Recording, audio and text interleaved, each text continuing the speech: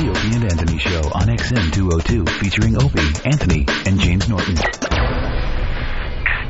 breaks, creeping through the shadows, an unstoppable force lays in wait, ready to strike. Oh my God! Oh, Jesus, Jimmy. I get scared. Oh, God. Holy mother of God. Oh, boy. Please don't. God damn it. What the? What? Oh, it stinks so bad. Oh, my God. This is killing me. You're killing me. Uh-oh. Just fart so we can start the bit. Oh, my God.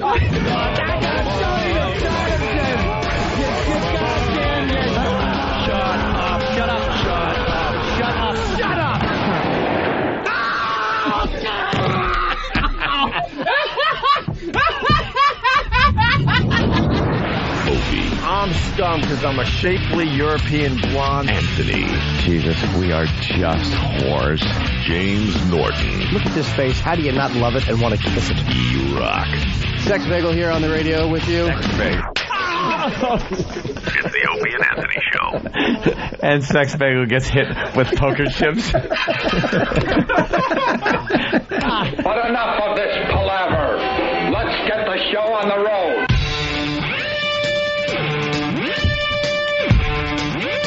This is what it sounds like when doves cry.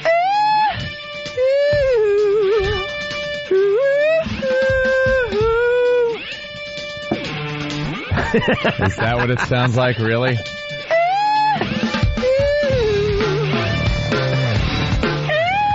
Is that it? Is that a dove weeping? Try it at home. It's fun. Very interactive radio show. We will get this stuck in your head today.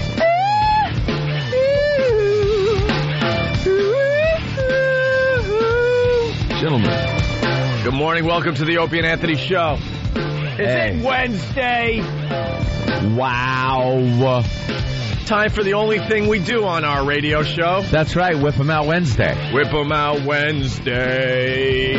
Whip 'em out. Hello, ladies. Whip 'em out. Good morning, ladies. Time to powder up your boobs for Whip 'em out Wednesday. Should they powder them? They should buff them up and get them ready for the ride into work today. That's like the 1940s. Wow. Let me powder up my boobs. Yeah. With those big grain silo pointy bras.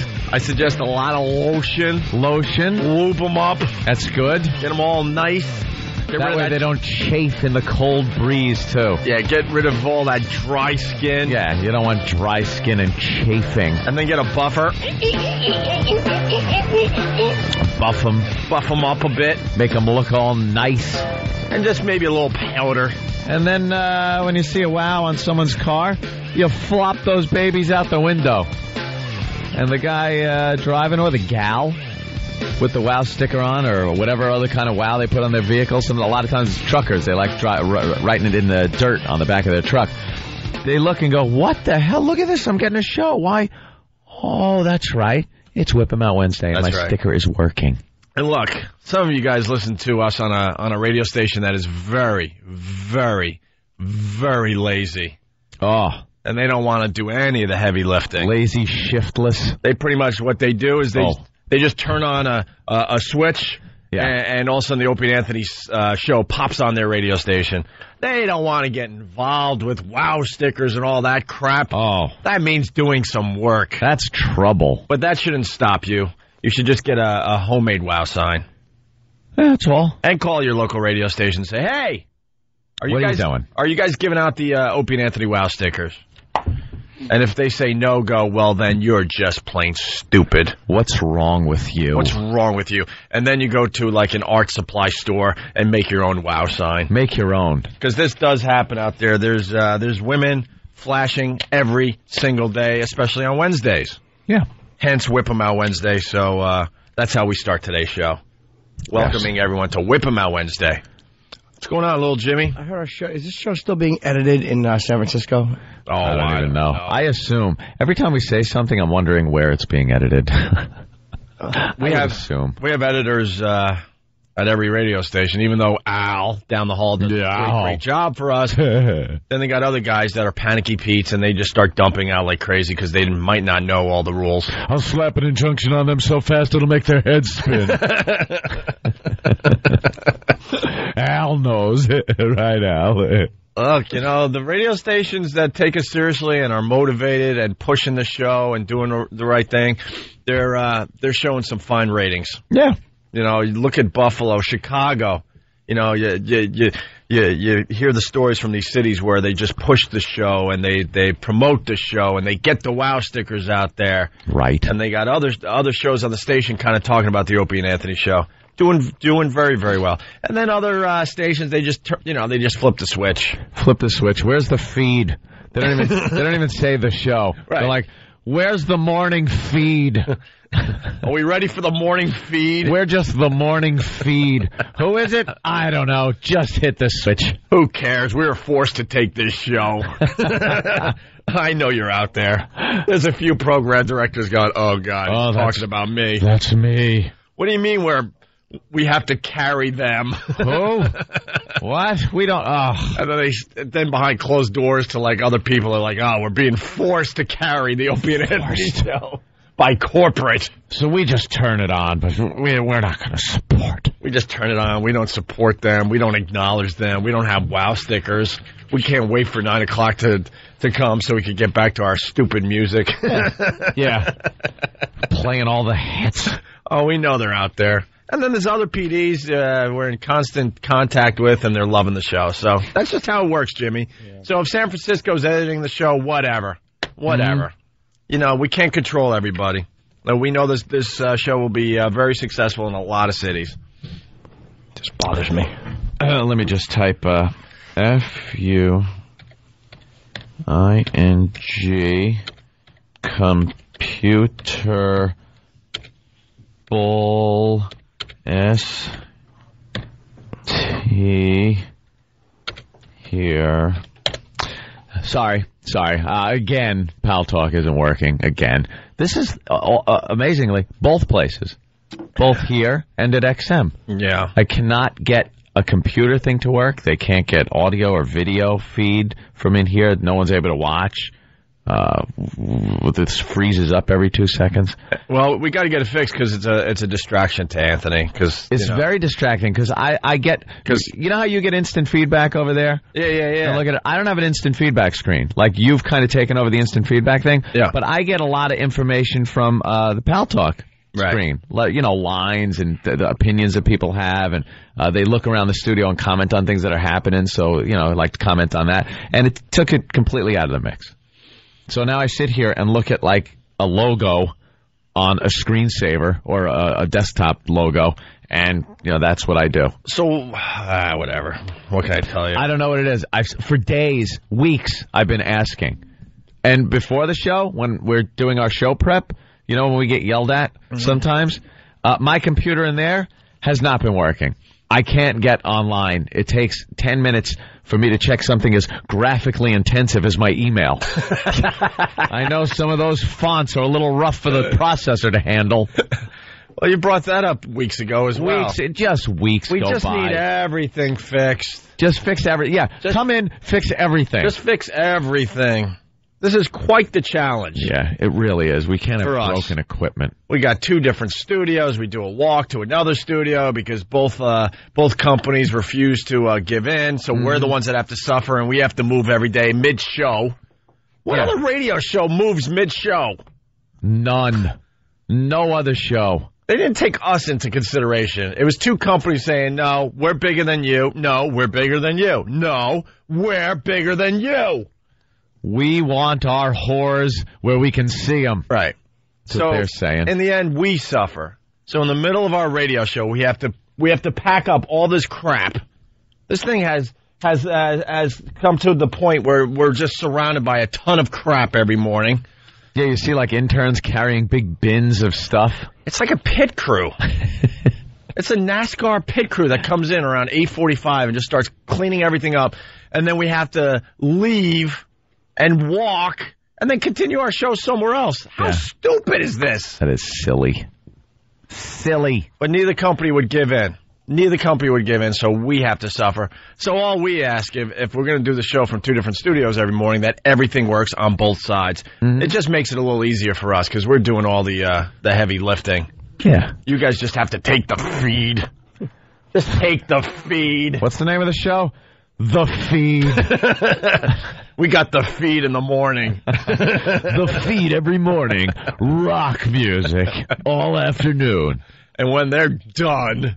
Yeah, when that distraction's over... We get to do what we really want to do, is make believe the music still counts. The Feed in the mornings with what's their names?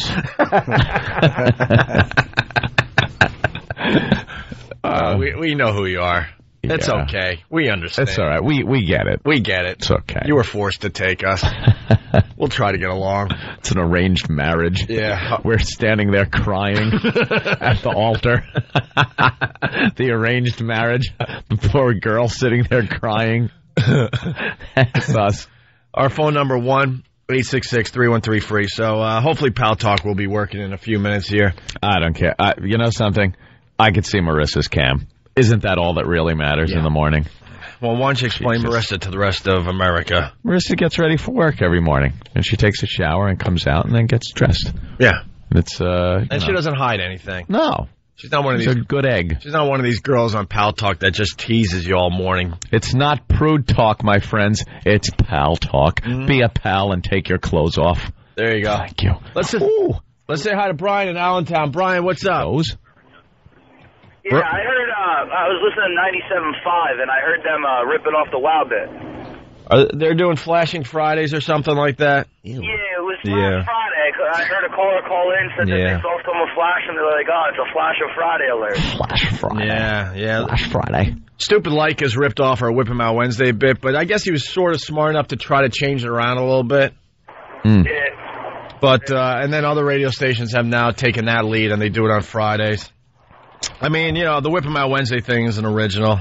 We got articles dating back to, I don't know, like 96, something like that. Easily 10 years ago. All right, thank you, Brian. I don't know what to tell you about that. It just sucks. The business is filled with leeches that just, like, troll websites and steal bits from other radio shows. That's what we have to deal with. And they get away with it because there's no, like, radio police. We should start the radio police. Yeah. All right, Brian, thank you. What's with Imus this morning? He isn't wearing his cowboy hat. I think he's going for the Sanjaya look. Got the long hair, looking like Sanjaya. He's popular on Idol, so I figured, what the hell, let me get rid of my cowboy hat. What do you think of Sanjaya there, Imus? You get those feelings? He's cute. Yeah, you get those feelings, right? Yeah, like to take him down to the ranch and ride him like a horse. Yeah. Oh, shut up, stupid jerk, idiot. Yeah, Sanjaya hair, all right. Sanjaya? Me, Sanjaya? If Sanjaya was a corpse. I'd like to have him on the back of my horse, maybe put his hands around me. I'll use that old gag. Hey, there's a handle up front. Yeah. Stupid. What a jerk. He's got the Sanjaya do. Speaking of... Getting a perm tomorrow. Yeah, imagine. Curly top, mop top Imus. Speaking of Sanjaya, front page of the entertainment section of today's paper in New York, just in huge letters, it says, America, vote him off. Wow, you know, people have being blunt. It. Well, Sanjaya will not be voted off Idol tonight. There's no way in the world. No, I think he was put over last night by that little crying girl in the audience. Yeah, if you haven't seen Idol yet, Sanjaya comes out. What does he sing? You Really Got Me? Yeah. The easiest song you could sing, by the way. I could even sing You Really Got Me and make it sound good. And I suck. You go to any karaoke, anyone can get up and sing that and sound halfway decent. He was horrid. He really was horrid. I'm not even attracted to him anymore. His teeth are too big. Are they? I think Patrice convinced me for like 2 days that he was something to kind of fawn over. Fawn. Now I look at him, I'm like, he's too toothy. Now you're criticizing him. You're critical. Yeah, you're critical like you would, criticize a girl that's perfect. You don't like the big smile? Yeah. Too toothy for me. Too toothy. But Sanjaya comes out, he sings You Really Got Me, And then they show a picture or whatever. They go to the audience, and there's a girl losing her mind, crying like she's seen the Beatles. And they're doing 60s songs last night, whatever. So, stupid me, I'm thinking they did a flashback and maybe it just had a little fun with it and decided to show, like, real footage of the Beatles performing, even though it was in color, I know. Yeah. Maybe they colorized it. I don't know. Go with it. I didn't think it was actually someone that would be that just, into Sanjaya. Emotional. Yeah, emotional. And she was just losing her mind and her hands were up in the air and she's crying as he's singing. I'm like, what is going on? And she was like all of but 10 years old. And then at the end, Sanjaya had to hug her, and, he wasn't into that. He was like, ew. At least she doesn't have any of those pesky boobies to get in the way. Ew. He's hugging her. Yeah, look at those old Beatles, the old Beatles footage, though, and see those girls screaming and realize, like, they were, 12 and 13 years old, and they look like they're 40. Right. The hell is going on back then? With those stupid glasses. I don't know. The ridiculous hairdos. They all look like the ugly chicks in The Godfather when Fontaine was singing. Yeah. Well, here's a taste in case you missed it of Sanjaya. This is like bad karaoke, you're right. You got me so I don't know what I'm doing. I think he misses every note. You really got me down. You got me so I can't sleep at night. Girl, you really got me now. You got me so I don't know what I'm doing. Oh yeah, you really got me now. You got me so I can't sleep at night. Yeah.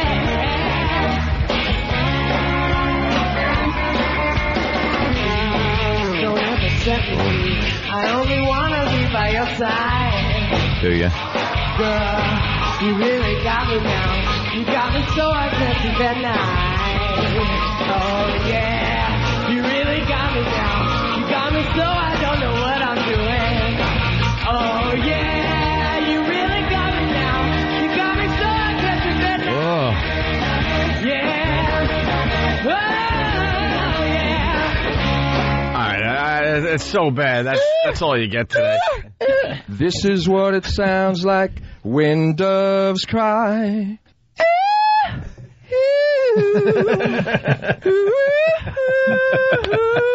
That's it. So that was Sanjaya. Like, just god-awful, but he's going to make it through again. Yeah. And if he makes it through tonight, elimination, then he goes on tour, because the top 10 go on tour across America. Yep. And the American Idol people, because I'm convinced in the end it's American Idol that really controls the votes for the most part. Conspiracy? Oh, yeah, they want Sanjaya to tour this summer. He's so popular, they need him on tour. Yeah. So he's going to make it. There's no doubt in my mind. I'll bet $1,000 right now. Whoever wants to take the bet. $1,000 Sanjaya makes it tonight. He'll, well, they have probably a thing like Last Comic Standing had this thing where people vote, but I guarantee you there's a little asterisk where it says it's only the producers have the final word. I mean, I guarantee. You think? Yeah, of course. Because that's never been presented. They've always said that it is completely up to the American public. Do you read all that stuff that goes by the screen real fast at the end of Idol? There's something in there. Yeah. Reading? That's what I'm reading. There's something in there. What do we say here? Look, we don't even vote for the President of the United States, so... Readings for queers. Exactly. Not if you're a speed reader, though. Oh. Oh, if you're a speed reader, then it's not gay. Then it's cool. Because you're getting it over with as fast as possible. Yeah, then you get back to the cool stuff. Yeah, you're not really committing to anything if you're speed reading. Yeah, I like pretending I'm speed reading. I just leaf through things. This stinks. Just leaf through it. I'm skimming. Hey, we got to deal with this early. Oh, no. John in Jersey, what? Hey. Johnny boy, is this going to be negative? No. Welcome aboard. All right, Johnny, good morning to you. I just want to know, how can someone who's got like a rock star job, make good money, you get to sit there and you look a little pretty with your hair. What are you bitching about? Pretty? Who looks pretty? There is no prettiness going on here, sir. Who looks pretty with their hair? Job and just taken in the butt, pretty boy. Who looks pretty? Who looks pretty, you idiot? Who looks pretty? I vote for Ope. Who looks pretty? John, who do you think looks pretty? Come on, John. John, you said it. Come on, John. Who looks pretty in here? Is it E-Rock or Who are you Jimmy? gay for, John? Who are you gay for? Who do you like? You faggot. Who's sexually frustrating you that you had to call? Who's the pretty one? John, who's pretty? Come on. Come on, say it. Who's pretty? Say it, John. Who's pretty? Who's pretty? I want to hear my name. Who's pretty? Tell Opie he's pretty. Come on, John. Who's pretty? You're pretty. All right, Opie's pretty. He said it. Great, another call that makes me feel fat. You're looking much better, Jimmy. Someday we'll be the pretty ones. A couple of wallflowers. I know. Open the wallflowers. I seem to get under people's skin because I wasn't even the one bitching this morning. Aunt was bummed about Of course. So I was just going off on a little rant. I wasn't yelling or screaming. I was just telling both companies they need to fix our stuff so they can make our job easier. That's all. I'll be the first to admit that I absolutely have the greatest job. Yeah. And I love what we do. But we also are very competitive, and we want things to work around us. And it's also, I've noticed, it's usually when you come into the job, whatever job it is, when you first get in the morning, that's when you notice what's working and what's not working. So that's pretty much when we say, oh, this isn't working, or there's a problem with this. It's because you're just walking, you're not going to do it like an hour, 2 hours later. Right. Oh, by the way, that was broken for an hour. You get it over with right away. And, then on to the fun. Sorry we show passion for what we do. Sorry about that. Yeah, we could call it in like most radio jocks in America and go, half the stuff's broken, whatever. I don't care about this job anyway, so I'll just sit here and not say anything. Well, just phone it in if the phones weren't broken. No, Pal Talk's important to us. The instant feedback is important to us. The computers in the office are important to us as we try to, find the best stuff to talk about this morning. Yeah. So if that stuff's not working, of course we're going to mention it. We've done it our whole careers. This is what they had to say about Sanjaya last night. I got to tell you shocked me tonight. Usually you're this kind of reserved, kind of like just mildly meek, kind of like cool, very cool guy. Dude, you came out of your shell tonight. Yeah. I think that was your best performance to date, baby. At least he came out of the shell. I'm still I'm in shock. That's what we've been waiting for. Well, at least we've been waiting for. The new Sanjaya. You know what? Go for it. You went for it. It was a lot of fun to see you like this. I hope you had fun up there. I did. Good for you. By the way, Paula was effed up last night. She wasn't making any sense. I think the little girl's face says it all. Referring to the girl just losing her mind. Just crying. Simon just is like, whatever. America's going to do what they do. Or the people behind the show. Something's going on. Well, who do you think is second? Like, who's going to be standing there up there with him? This is where we get into the who cares area of American Idol discussion. I don't know. I only know one other contestant's name. Melinda Doolittle. Doolittle, because she's going to win the whole goofy thing. Name. Doolittle. This whole show is a waste of time because she's going to win the whole thing. She is so much better than everybody else. Yeah. And the rest of them, I couldn't even tell you their names. That's her name, the girl who's really good, Melinda Doolittle? Yeah, Doolittle. She has a star's name. She has an awful body. She's like 29, but she looks 45. She has no neck. She's named after E-Rock Doolittle.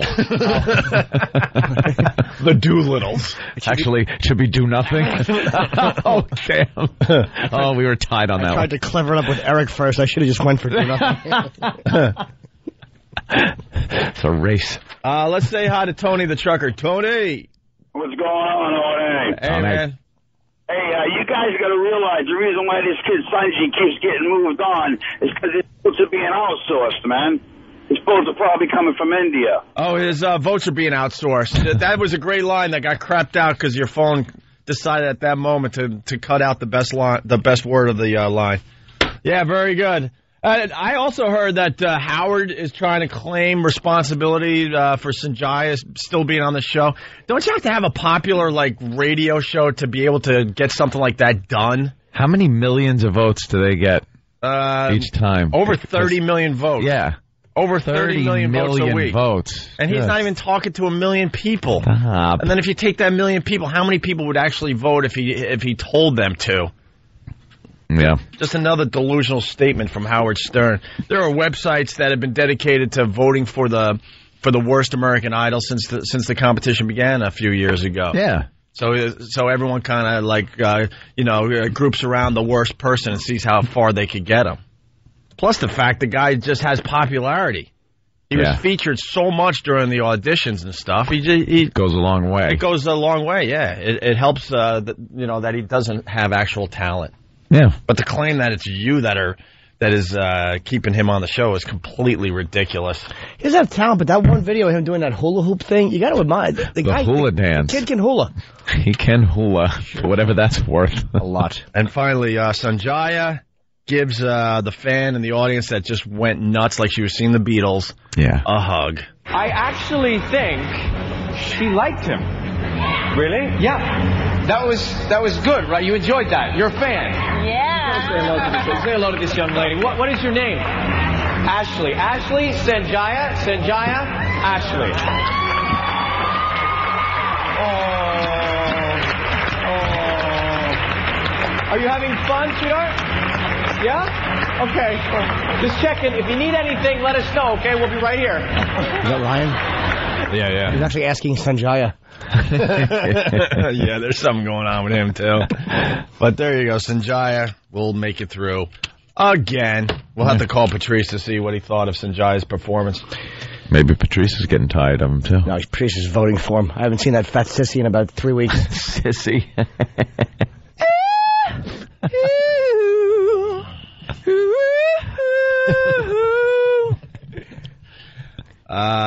We got to talk about Heather Mills after the break. You want to talk about creepy. I'm amazed. I finally saw her dance. They had a clip on The Insider last night. Oh, we'll get into it next. Yeah. Like you just said, coming into the studio, I'm starting to think she has 2 legs. Yeah, I think she's lying about losing a leg. I think it was a clever ruse. We'll discuss that and other things in just a bit. It's Opie and Anthony and little Jimmy Norton, who's going to be where? I'm going to Rhode Island tonight, and then Saugus tomorrow, and Boston for the weekend. I'm scared. You're on the road. It's Whip 'em Out Wednesday. Get a WOW sticker, get flashed, get happy. God forbid we mention a website. Hear what everyone else is talking about. O&A Uncut and Live, continuing the show on XM Satellite Radio starting at 9 a.m. Eastern. Visit xmradio.com to subscribe. It's the Opie and Anthony Show. The virus is spreading. Opie and Anthony! Hey, the Opie and Anthony Show loves women. And to show our support for females and all the joy they bring to our lives, we've developed the Money Snatch. The Money Snatch is an opportunity for those less fortunate ladies to make a little extra money and to have a lot of fun doing it. The Opie and Anthony Show wants to take a group of young ladies, put them in a room full of money, and whatever they can hold on to, they get to keep. And there's no catch. Seriously, no catch.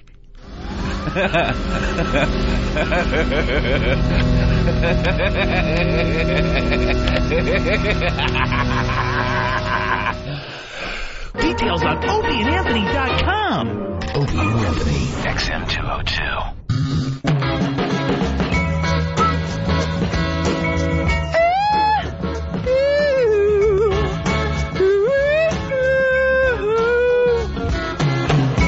Live version? What was that? Thanks for checking out the Opie and Anthony Show. The O&A virus spreading across America. Our phone number, 1-866-313-FREE. Did you see this Grand Canyon thing? What happened, Jimmy? What happened? What happened? There you are. The horseshoe thing that's coming out? Yeah. I guess it has a glass bottom. Yeah, it's like a glass floor. It's like a horseshoe, and it juts out over the rim of the Grand Canyon. And it's a sheer drop of 4,000 feet. So you get to walk out on this thing and look down through the glass floor, and it's like you're kind of just floating over the Grand Canyon. With special slipper shoes. Yeah, Jimmy brought up. I saw the news. It's almost like these booties. Little space booties so you can't scratch up the glass when you walk out, so you don't screw up the view for everybody. Man, they had something like that at the CN Tower in Toronto. Yeah. Horrifying.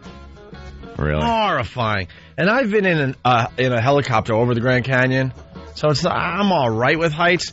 But when you're like standing on like just a glass plate and you can see all the way down to the ground, it's just horrifying.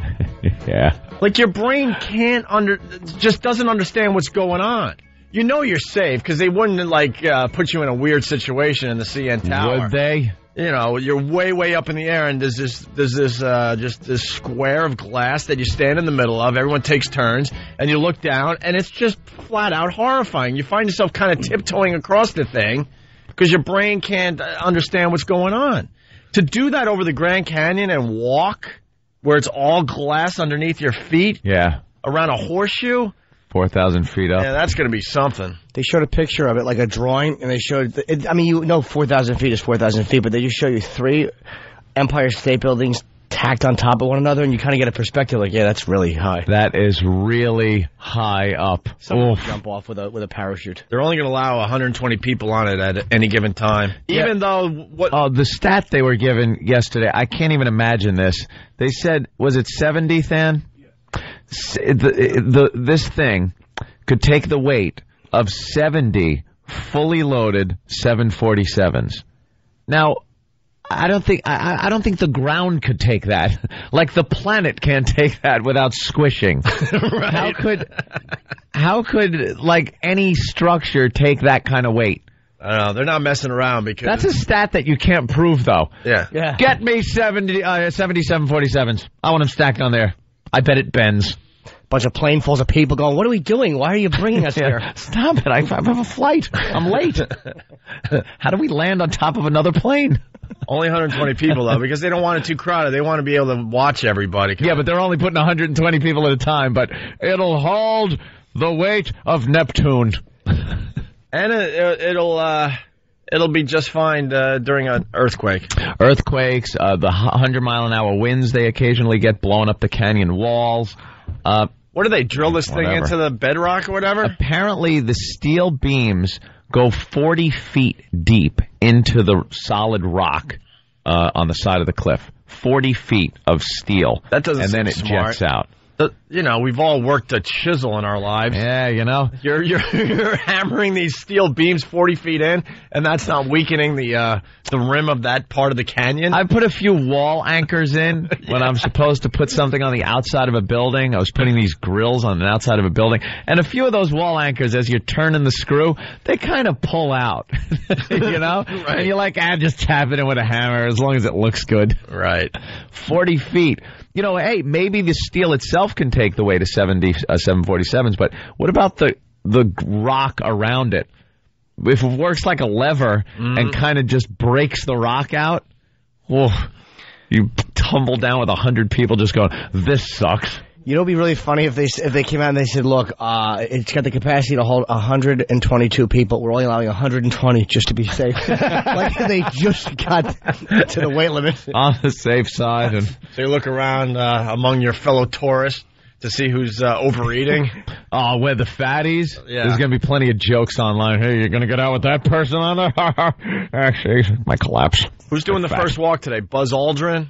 Yes, Buzz Aldrin. It's going to open it up officially? Really? Yeah. Yeah, he walked on the moon, for God's sake. What does he care? That's going to suck for him. 4,000 feet. He used to be on the moon. Now he's trying out a tourist attraction. I know it broke and he fell to his death. Yeah, I know. Going to the moon. I know it's a cool tourist attraction, but still, it's a tourist attraction. Yeah. Or if he just did something, like he stood there and was really quiet and he just took off his clothes and came out of the closet and said the moon landing was fake and then killed himself. Moon landing's fake, I'm gay, and heaved his body over the side. All he found is his shoes and some women's underpants and his slacks. It happened. This is a disaster. Happened to Buzz. Yeah, why don't you ever get to see some stuff like that? He's lived his life. Imagine he just does a swan dive in front of all the media. Buzz is all man. He punched the guy in the face once for saying the moon landing was fake. Yeah, he did. On some steps, a reporter got in his face and said, what about the moon landing being fake? And turned around and punched him right in the face. Old codger. He don't want to hear it. Hey, we had a great call, but he hung up on us, unfortunately. Maybe he could call back. He had a story about punching a hooker last night. Oh. He punched a hooker last night. We wanted to see what that was all about. This little horseshoe thing that they made over the Grand Canyon. Apparently they're looking to build a lot of hotels and stuff in between Vegas and that. because a lot of people take the trip from Vegas to go see the Grand Canyon, and a lot of people upset with that. Oh, the conservationists and stuff. Yeah, they don't want to turn it into like a bigger strip of Vegas. They want to put casinos and stuff like that. And apparently this a big investor put a lot of the money into it, and he's splitting it with this Indian tribe who's really poor. And then eventually, when he makes his money back and a nice little profit, it'll be turned over completely to these Indians over there. They're poor. I like the natural conservation. I think it's good. But let's be honest. Why not throw some hotels? I mean, it's a hole in the ground. Realistically. Have you ever seen it, Jimmy? No, I'd like to go see it. It's majestic. I can't even begin to describe. Hotels would be cool, though. Yeah. All on the rim. Honestly, yeah, there's not many places to stay, close to the canyon. No. Not many at all. They could use a few more hotels and stuff. That's meant for, like, campsites and stuff like that. You're supposed to be very, like, with nature when you go there. It's beyond amazing. Even if you just walk down into it just a little bit, you're just blown away. You can't describe it to anyone. I have hundreds and hundreds of pictures. Pictures don't do it justice. No, my brother and I went. I've told a story. We hiked all the way down the river and back in one day, which is a huge no-no. A lot of people die doing that, blah, blah, blah. But we took a lot of pictures along the way, and I brought them back, and I had a nice camera and all, and you still can't. You can't do it justice. It's one of those things your mind can't even wrap around. Like, you stand on the rim and look out over it, and your mind can't really understand something that huge. It's really weird to look at it. It almost looks like a picture when you first look at it. And it's just great, though. The whole thing of going there and just the smell of the area, it's really nice and, like, naturally. When the sun hits it. It's good getting back to nature. Yeah, when the sun hits it late in the day, just beyond unbelievable. Yeah. You ever been to that meteor crater out there? No. The Great Meteor Crater? Yeah, it's where a meteor hit, like, a million years ago or something. It's a mile wide and about a quarter mile deep. And it's a crater. Go there. It's pretty freaky that you're standing somewhere a meteor slammed into. It's probably safe to be, though, because the odds of one hitting there twice. Yeah. What's going to happen? You're sitting there and go, what are the odds? You watch some flaming meteor coming towards you. What are the odds this was going to happen? And instinctively you try to run, but where are you going? Where are you going? Yeah. Can you walk down into the middle of the meteor crater? I'm not sure. I stayed on the rim. Yeah. It's one of those, it's a tourist attraction. Apparently it killed, like, everything within a 100-mile radius. Further than that, but it happened so long ago. What the hell do they know? Hey, what about, how far out does that thing judge? Does anybody know? Like, how far out over the open air does that horseshoe thing come? 1 foot. Okay. Imagine. They wanted to really be safe. Go through all that for 1 foot out. I don't know. We'll get that fact for you in a minute here, Jimmy. Or if it was like walled in and there was no glass bottom, it's just like walking through a horseshoe hallway. And they tell you were out over there 4,000 feet. Photos, you have to believe them. Imagine it's just a really bad design and there is no walls or anything. It's just a floor. Oh my God. 2 feet wide. Right. Yeah. With a little roped off like thing to hold on to. Imagine. Some dummy. What?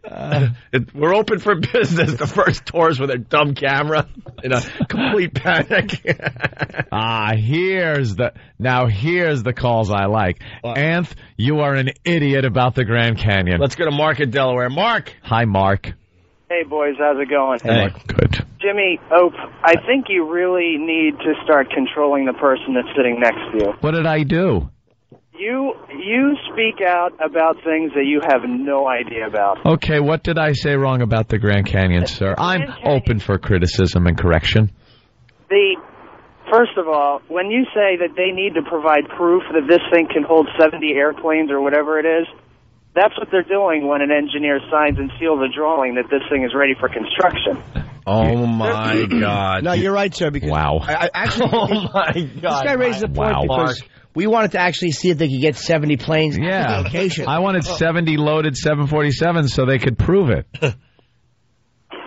Hold on, you guys are kind of breaking up. Oh, yeah. Use that excuse. I said I wanted them to use actually 70 loaded 747s because that's the only way to really prove it, right, Mark?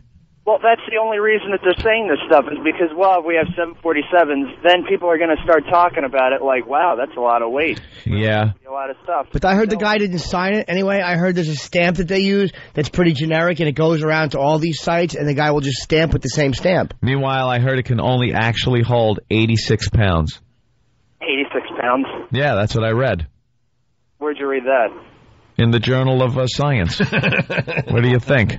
Mark, come on. I know everything. Mark, come on. Well, it's Professor Anthony, I know. Mark, are you actually calling me out on that, Mark? Because I thought maybe, because I'm trying to think of what I said about the Grand Canyon or something, and I'm like, I didn't say anything that even went out that... You're comparing laying structural steel into bedrock to anchoring a drywall screw into a wall. Oh, that's a goof, Mark. I think I was goofing around. You know, when I put a 3-inch drywall screw or a cement anchor into a wall, you got to assume. Now, you got to make this leap of faith, Mark. You got to think, I'm not really comparing it to something that can hold 77 47s. You got to kind of make that leap of faith when I say stuff like that. Okay. Mark, you are an ass. Mark, you realize what we're trying to do here? This brand new tourist attraction is such a bore to bring to a radio show that we're really, really using all our skills to make it interesting for you people. We're spicing it up. We're adding some hamburger helper to this one. That's right. That's the best we can come up with. All right. My wall anchor analogy. Right, Mark didn't like it. He thought they put a couple of plates with some 3-inch drill screws in the rim of the canyon. We want to discuss what America's talking about, basically, and find our little twist on things. This one's a toughie, Mark. That was the best we could do for you guys. Sorry you took it literally and thought I was an idiot. Like Anthony, a guy like Anthony's really going to be hanging over the edge with a hammer. Yeah. The other guys hold the horseshoe. Could you hold that? Prop it up. All right, Mark. My mallet. Thanks, guys. Big fan punching out. All right, Mark. See, it just gives us an opportunity to check off one of the things on our list. Talked about the Grand Canyon. Attraction. Check. Now, John can't get angry. We talked about it. It was in the news. Mark. Where's Manelli? Hey. Whoa. Did someone just walk behind me? I couldn't tell. What was that? It disappeared into the shadows. I think it was creeping John Manelli. Where was the flashlight I asked for? Our PD just kind of slithers around the studio. He just lurks. He lurks about. And jots things in his little notepad. We don't really actually see him. He just kind of lurks about and then writes down notes and sends them to the staff. Disappears like smoke. We know he's hiding in the shadows. Let's say hi to David. David, you punched a hooker in the face. Yeah, last night at a rest area in West Virginia. Why? Did you hurt him? See, that implies that you're... Thank you. I haven't had but 3 hours sleep since 6 a.m. Monday morning, and I went to bed at 9 o'clock last night. Go no further. Deserved a punch in the face. I know what's going to happen here. Let me play this out. David wasn't interested in having a hooker. He wanted a little sleep at the rest area. She's knocking on the door there. David's like, what the hell, and punches her in the face and goes back to bed. Right, David? Well, it's kind of like that. She wouldn't stop knocking on the door. I said, well, you want to play a game? I can, too. So I got up, rolled the window down about halfway, let her climb up on the step of the truck, and as soon as she got her face clear of the window, I just knocked her back off of it onto the ground. I went back to bed. I'm thinking, like, well, what the hell is she going to do? Call the cops and tell me that she wanted to do something to me for money? I didn't think it was going to go that way. I never heard another peep. So I went back to bed without any qualms until I got up at 2:15 this morning. Pulled out and felt a thud under his tires when he left. We got to explain to the rest of the people out there. We've learned a lot about truckers because of XM Satellite Radio. We had no clue about what are they called? Lounge lizards? Lot lizards. Or lot lizards. Lot lizards. They're hookers that just kind of hang out at the rest areas and bother the truckers to the point where a lot of these guys don't want to be with the hookers and they just want to get a good night's sleep and they're banging on the doors all the time. Right? That's it. And they do it at the truck stops. They do it in the rest areas or wherever they find they think it's convenient. There's no cops and they can get away with it. But can't you it's annoying. Can't you, like, I don't know, hang a sign on the door that you're not interested? Isn't there some kind of understanding with the lot lizards? You can go to the truck stops and buy these little stickers and put them in your window. It says, this guy, like the the circle with the line through it says no lot lizards, but I mean, they don't pay attention to that crap. All they're out for is to get money, but you got your suckers out there too. Yeah. You want to get the syphilis face bitches and AIDS and whatever else they can get a hold of. But Was she pretty? no, she looked like a freaking, I don't know, probably the ass end of a dog that's been dragging it across the carpet. What happened after you knocked her down? I went back to bed. Went to I sleep. ain't gonna say what I said because you're on regular radio, but How do you sleep after, like, not knowing if someone's going to slash your tires or brick your windshield? do what now? How'd you sleep? I mean, I would have been afraid that she was going to slash my tires or throw a brick to the windshield. Light your gas tank on fire. Yeah. If they slash a tire, I'll have it repaired. I don't worry about that kind of stuff. Or, dude, if she was really mad, maybe, like, take her finger and write, wash me in the back of the truck in the dirt. Oh, shenanigans. If they get up on my trailer, well, it's just going to be a cold sleep because I got a flatbed, so they'll still be outside either way. All right. Well, thanks for the story, David. You punched a hooker in the face last night. Very show, good. guys. Way to handle it. We try. We try, although there's haters out there. Thank you, David. It's the Opie and Anthony Show. It's Whip 'em Out Wednesday. Opie and Anthony just got me wild. I just got wild! We tell you how to get a WOW sticker, but we can't plug the website. It's the Opie and Anthony Show. The Opie and Anthony virus. You're checking out the Opie and Anthony Show. Going into break, I kind of heard something that was a little weird. It's Whip 'em Out Wednesday. You get the WOW stickers on your car or truck, and there are ladies out there that are flashing as we speak right now. They're kind of trolling and looking for the cars that have the WOW stickers on them. It's been happening for over a decade. And, you know, there's a lot of people that make their homemade WOW signs, but there are other people that just want a WOW sticker. Yeah. So going into break, we played a promo for WOW stickers, but we can't give out our website. What? We can't give out our website. They're just making it harder and harder to do a radio show. Why can't you get the website out? I guess because of the porn angle. That's really hurting us. We got to figure that out. We got to figure that out. Steve, we can't promote the website? Yeah, they're going to have another conversation today, apparently, Really? about why we can't promote the website. I got to tell you, and I don't want Tom in here or anybody, work it out behind the scenes. You guys are making it harder and harder to do a radio show. We're very interactive. Our website is very important to us. And I heard the promo going into break about WOW stickers, and well, we'd love to tell you how to get them, but we can't promote our website. Correct. That's not smart. That's not smart radio. It's hard enough in this day and age to do a radio show that people want to listen to. It's an issue that pops up every 6 months or so with this. I mean, I've noticed it for the past 8 years. It pops up every 6 months. Guys can't promote the website. It's got this content we don't like. Shut up. Hey. Go away. Was that your impression of Jimmy? Yes, it was. Yeah, it kind of was. Is it good? Yeah, it was very It's my I'm fed up with hearing you, not you, Jimmy. Yeah. It's the voice I'm tired of hearing nagging me, so I'm just going to shut my brain off and not listen to you. Like this. We prefer you didn't promote the site because there's porn. That's a much better impression. Alcohol's okay, but not porn. Is there I porn? like yours better. You know what? No. As far as content, no, there isn't. It's been cleaned up for ages, and you know what? I'm tired of hearing the argument. You know what? Give me a full report tomorrow. Okay. I mean, we got to work this out. We need our website. We need to be able to promote it. Obviously, it's the name of the radio show, so it's not too hard to find. I think it's easy to find. But still, there's a lot of dummies out there that need everything spelled out for them. Yeah. Oh, God. I want to ask for help real quick from the listeners, too. Go ahead, Jimmy. Whackbag had a great thread about what I should name my book. And I am honestly, the book is done. I am stuck. I have 2 days. So listener suggestions. I'm just stuck. I wrote this stupid thing, and I cannot think of a title because Simon can't think of a Schuster title? does not want to use the name I wanted to use, which, all right, it's a little too weird for them, so it's fine. Well, what's the book about? Because that'll help the people out there. A lot about my prostitution, my life, just like little entries. Some of the old blog entries, a lot have been changed, a lot of new stuff. It's just entries that are mostly about me and hookers. They're all true, though. Or most of them. My girlfriend.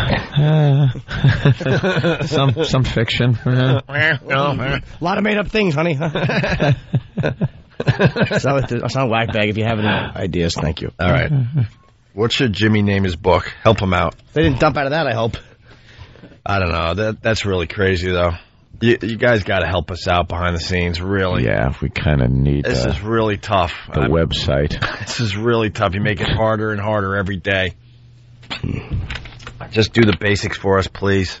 Hey, Todd the Beavis Kid. The video's up on YouTube. I think we sent it to break.com as well. The kid that was doing the a cappella heavy metal songs. Yeah, heavy metal doesn't work very well a cappella. This guy kind of pulled it off, though. Did he?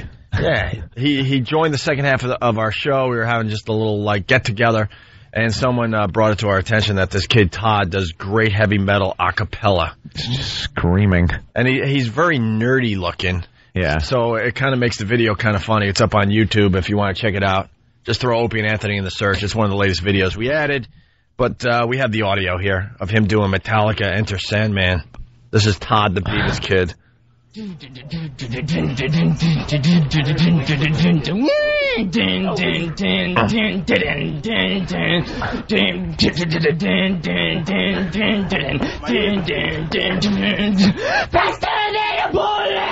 Terrified scream and raging full of anger. Different song. Yeah. Machine. Labeled wrong. Little monster. Breathing smoking fire. Closing you with vengeance. Soaring higher. He is the painkiller. This is the painkiller. Should have changed the butthead impressions out there.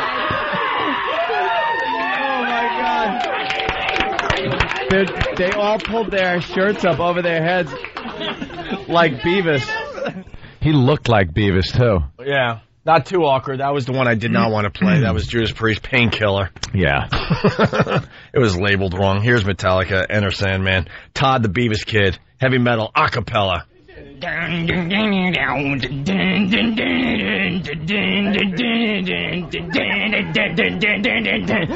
your prayers, little Lord, don't forget my son, to include everyone. I'll tuck you in, but listen, TV3 sin, tell the Sandman he comes. See with the one eye open, give it your pillow tight, exit light. And tonight, take my hand. We're off to Never Neverland. Wow, wow, I just told my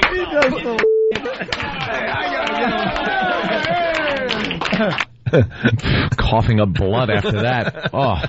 The visual's pretty good because God, you don't expect a voice to come out of this kid like that.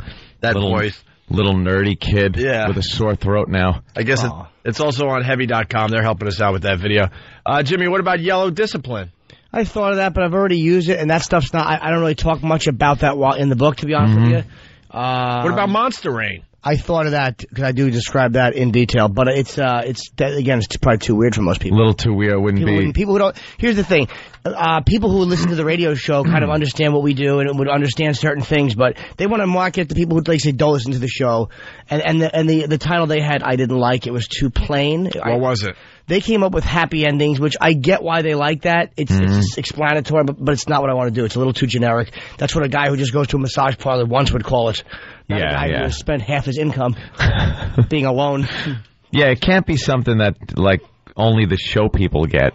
Right. People that are familiar with the show. Because one guy's suggesting, Frankus or something like that. No one would understand what that means unless they know the show. So, well, gonna have to think about that, Jimmy. Wrote the whole book and he can't come up with a name. Oh, that's good. It's in its final. The copy editor has it now. They're just going over quotation marks and commas and all that crap. Punctuation. Making sure your punctuation is right. Yes, because I don't use one period or one capital letter in the entire book. I have no chapter breaks. Just one big run-on sentence. One of the funniest suggestions I read. One guy said I should call it "My Act with Chapter Breaks," which it's actually not my act. I think it was very funny titles. That must have been a smart-ass comedian friend. That was very funny. All right, hey. It's time for MacBook karaoke. Yes. We're giving away MacBooks all week long. Mm-hmm. MacBook karaoke is a big hit with the listeners. Well, we've had such stars come out of this. I mean, it rivals American Idol. Yesterday, we voted for the Goof. Some gay guy, or gay-sounding guy, singing a song from Aladdin. From Aladdin. And then the day before, we went with a really, really good singer. Yeah, a girl could sing, so we went with that. And who knows today? See, it keeps them guessing. We don't know. Sam is telling me we have a doozy in the bunch here. A doozy, We Sam? got a doozy. I like one of them. I'll try to figure out which one that is. All right. We'll start with Time After Time by Carrie in North Dakota.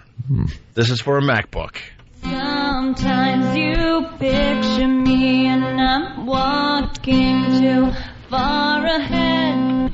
You're calling to me and I can't hear what you have said. Robot. You say, go slow, I fall behind. Is she playing too?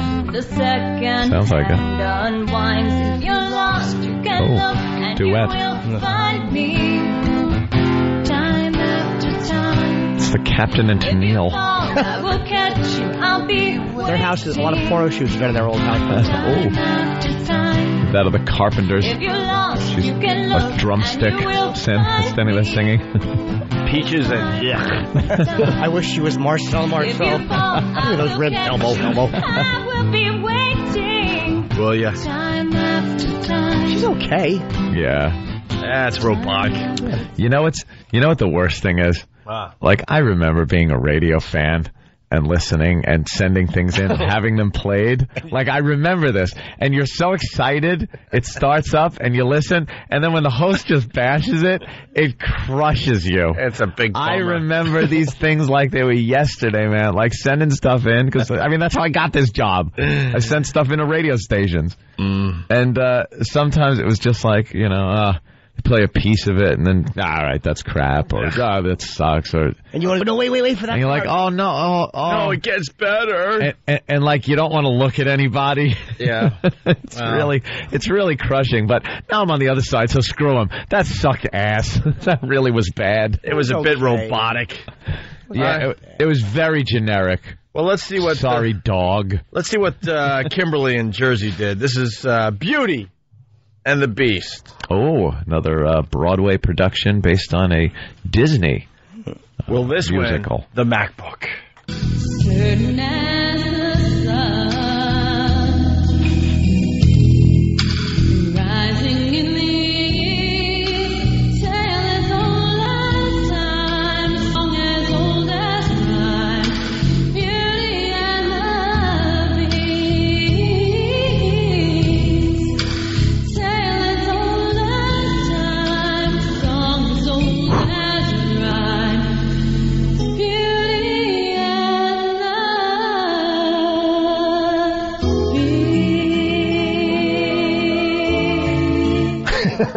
Yeah, that would have been a lot better with just a little more reverb. Yeah?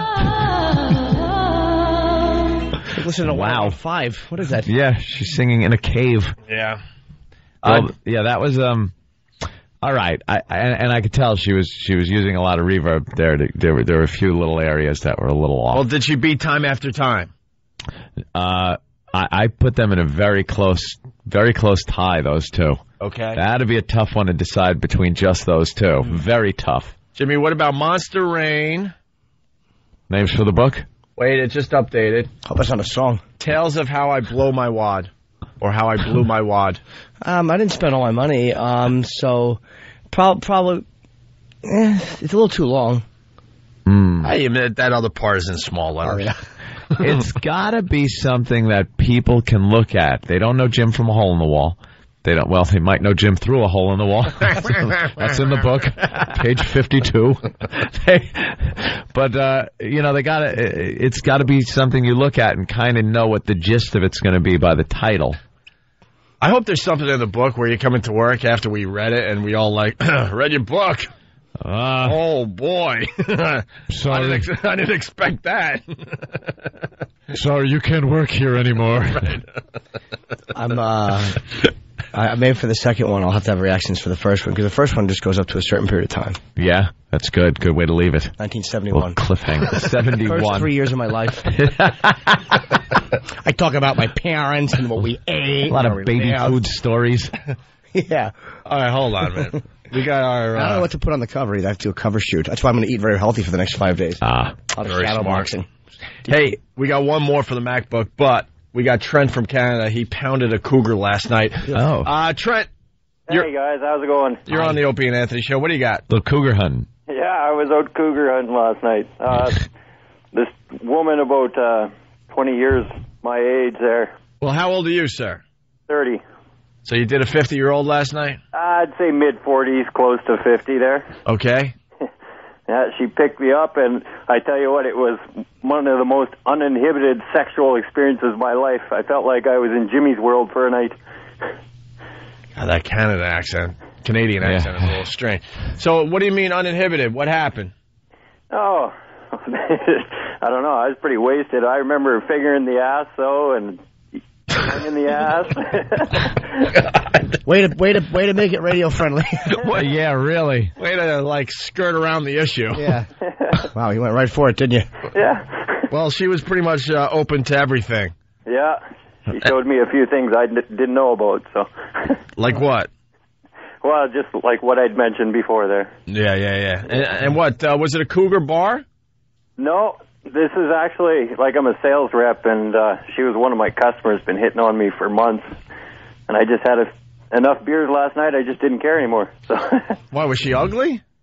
Well, it's nothing I'd write home about, that's for sure. She's, 50. Yeah, well, now he's saying mid-40s. Oh, really? Yeah, there's women in their mid-40s that are still rocking. When you think cougar, I'm thinking a lot older than mid-40s. Yeah, I'm thinking at least you got to hit that 50 mark to be a true cougar. But there are women in their 40s that qualify as cougar. That's for sure. All right, boys. Bye. All right, Trent. Cougar. We were hoping for a little more from you today, Trent, but... a lot of heavy breathing after that weird story. Yeah. Like Jimmy. I'm so nervous. All right, here we go. The final MacBook karaoke entry for today. It's Daniel from Jersey. And I would do anything for love. Oh, no. Mm-hmm. As long as the wheels are turning, as long as the fires are burning, as long as your prayers are coming true, you better believe it, that I would do anything for love. And you know it's true, and that's a fact. I would do anything for love, and there'll never be no turning back. But I'll never do it better than I do it with you. So long, and I would do anything for love. Oh, I would do anything for love. I would do anything for love, but I won't do that.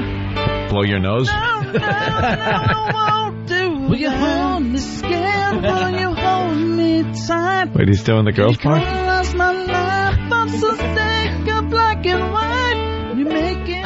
Oh, my God. Him doing the girl part is great. I'm so annoyed. You couldn't get a girl? Aw. Oh, wait, hold on. Guys, sorry. There you go. He sent in the full 5-minute version. Wow. Well, that's okay. Trust me. I had to go through and find the best possible minute. Well, you want that high where he has to hit the high note there. And that smooth transition into the girl. Into the girls' part. Wow. Well, what do you think? You know what? I'm thinking it's so hard to choose between those two ladies. Kimberly and Carrie. Yeah. They are, to me, completely tied. So I got to go with the easy move here and give it to Meatloaf. Really? Yeah. Jimmy? I can't disagree with that. I mean, that guy hit all the notes. Of some song. Maybe not the one he was singing. This is what it sounds like when doves cry. All right, well, this one wins. I love it. So, what are we thinking here? So you guys are voting for Meatloaf? I'd have to say Meatloaf.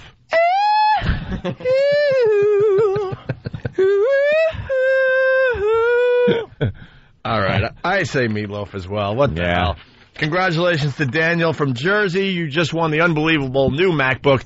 Create your own music, movies, websites, whatever, and bring it wherever you go. Head to the Apple Store or apple.com to check it out. We get 2 winners tomorrow, and then this contest will be over, thank God. Yes. Get ready for some angry phone calls from the losers today. Yeah. Don't they get consolation prizes?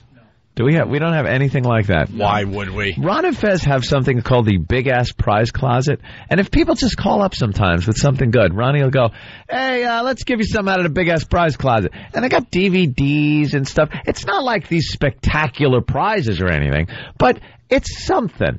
We got nothing. We asked about that too. Did we? Oh yeah. Did we? At this point, I've just given up. I just have given up. We actually checked the prize closet, remember, and there was not much in there. No. So I suggested that maybe we could get some things. Maybe some things. Where are we? A prize closet. Where are we as far as that goes? Did we get the things for the prize closet? No, Iraq. Not. Why would we? Shakes his head. Why would we? They just want to take the feed. That's all they care about. Just take the feed of the show. I have a suggestion. Yes.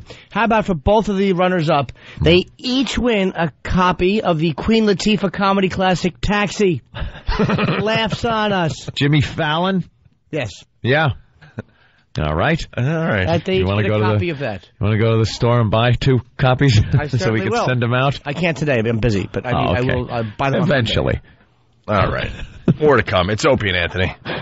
It's Whip 'em Out Wednesday. Get a WOW sticker, get flashed, get happy. God forbid we mention a website. It's the Opie and Anthony Show. Okay, Boston area. Wednesday, March 21st. Comedy Connection in Providence, Rhode Island. Thursday, March 22nd. Comedy Connection in Saugus, Massachusetts. Friday and Saturday, 23-24. Comedy Connection in Boston. That's Wednesday in Providence. Thursday in Saugus. Friday, Saturday in Boston.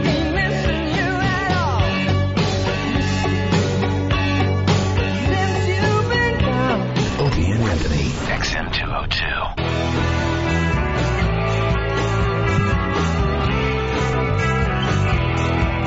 Good morning. Morning. Good morning to you and yours. You're listening to the Opie and Anthony Show. What's wrong? Jimmy just came out of the bathroom. Wow. Oh, my God. Jimmy, what are you doing there? Oh, Jesus. It followed you out. Wow, did that follow you? My apologies. It was not, normally it would be intentional. That was not. Wow. Well, you were so embarrassed you went in there to do your thing. Not the thing that people think you do in the bathroom, just a little thing. Yeah. Normally I just sit in there and eat egg salad. Oh, my God, it followed you out. Wow. Our phone number, 1-866-313-FREE. Couple things. Anthony wants to turn a lot of people onto a new website that's hot enough. Oh, I heard about it this morning. It's hotenough.org. I just thought it was a Oh, God, Jimmy. Yeah, that is really bad. Oh, filled the whole room up. I didn't. That was from the other room. Yeah. Yeah, well. Sorry. I think the door pushed it forward. Yeah. As you closed the door, some of it came out, and then the door propelled it toward us. Followed me. It followed you. Watching like fat chicks. They just follow you around. Shaking when they're like, wait. Wait. Yeah, I saw it on the news this morning. Apparently getting a little bit of attention. There's a lot of dating sites. There are thousands of them out there now. And you really can't sort out. You got to fill out a bunch of stuff, I guess, and see if you can get the right girl. And the pictures are like MySpace pictures where you see maybe the eyes or some distorted thing of a side of the head. Or a picture when they looked good 7 years ago. Yeah. And then you go to the rest of their pictures. At a wedding. Yeah. Looking their best. And you go to the rest of the pictures and, there's a problem.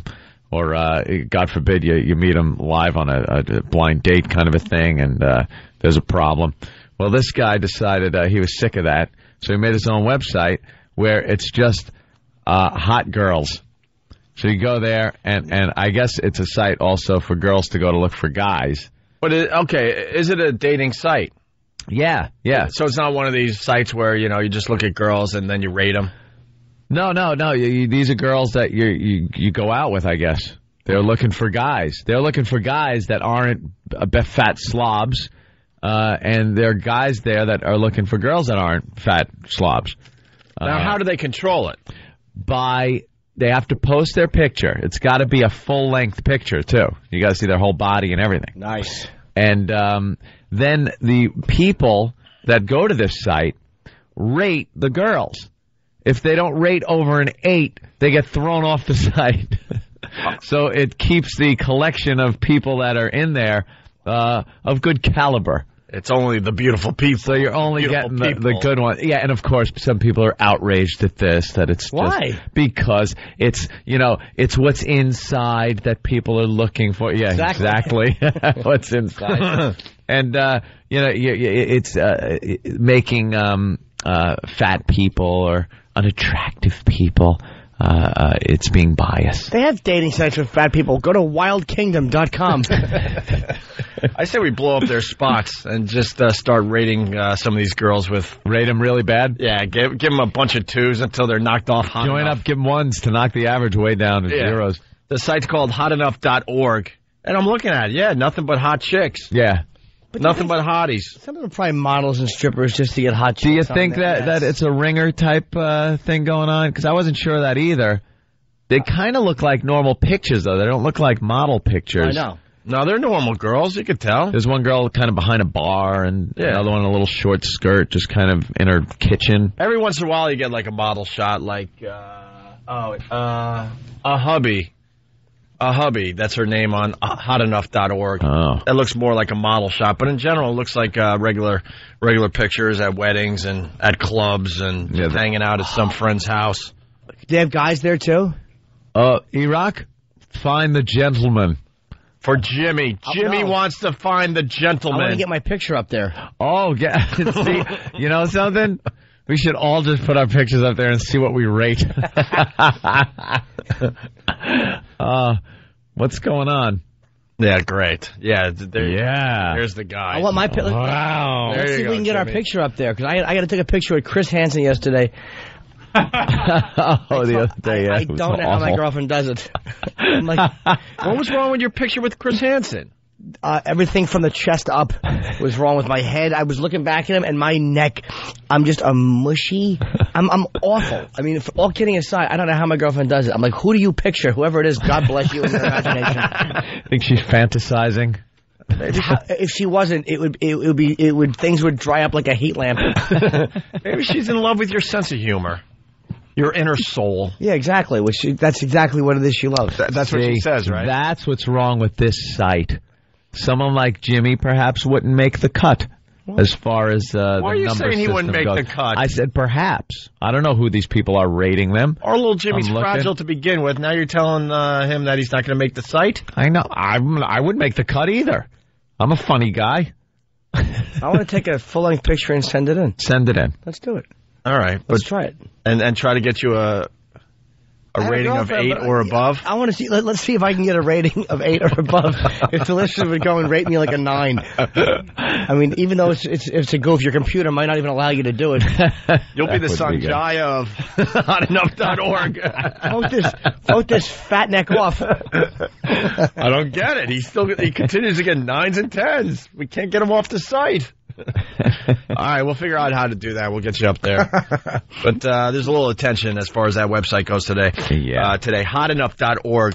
Also, we're looking at the top 10 gay animals in the animal kingdom. Oof. Have you checked this out yet? I could say no. One of the listeners sent this in through the instant feedback. Thank you. Now, what's the criteria here for if an animal is gay? I would gather the same as it is for humans if they like getting together with their own sex. Well, stupid me, when I heard about this, I thought animals that just look gay. Oh, okay. Like a peacock. Yeah. A male peacock looks gay. Yeah, there's nothing... Very flamboyant and colorful. nothing really manly about the peacock. Yeah. So stupid me, I'm like, oh, it's just animals that don't look manly. They look gay. All the decorative stuff is around his ass. I know my thinking is unorthodox. I'm sorry, but I didn't hear you. All right. Thought that was going to get something. I look over at Jim, see if maybe he was reading. He's looking right at me. That was great. I say it. I expect a laugh, and I'm like, no one's laughing. I look over at Jim, totally expecting to see him distracted. He didn't hear it. He's just looking at me with that smile like, you just bombed. There's nothing more fun than bombing in front of Jimmy. He gives you a look that is so pleasing to him. He gets very happy. He gets very happy. It doesn't happen often. He loves when people bomb. Well, you want to run through this list? Oh, Christ. I guess the criteria, you got the animal people out there just kind of watching the animals, and then they decided. They decided who was gayer. It's actually a numbered little thing here, and it goes from 10 to 1. For example, the 10th gayest species is the bonobo. Bonobo? Bonobo!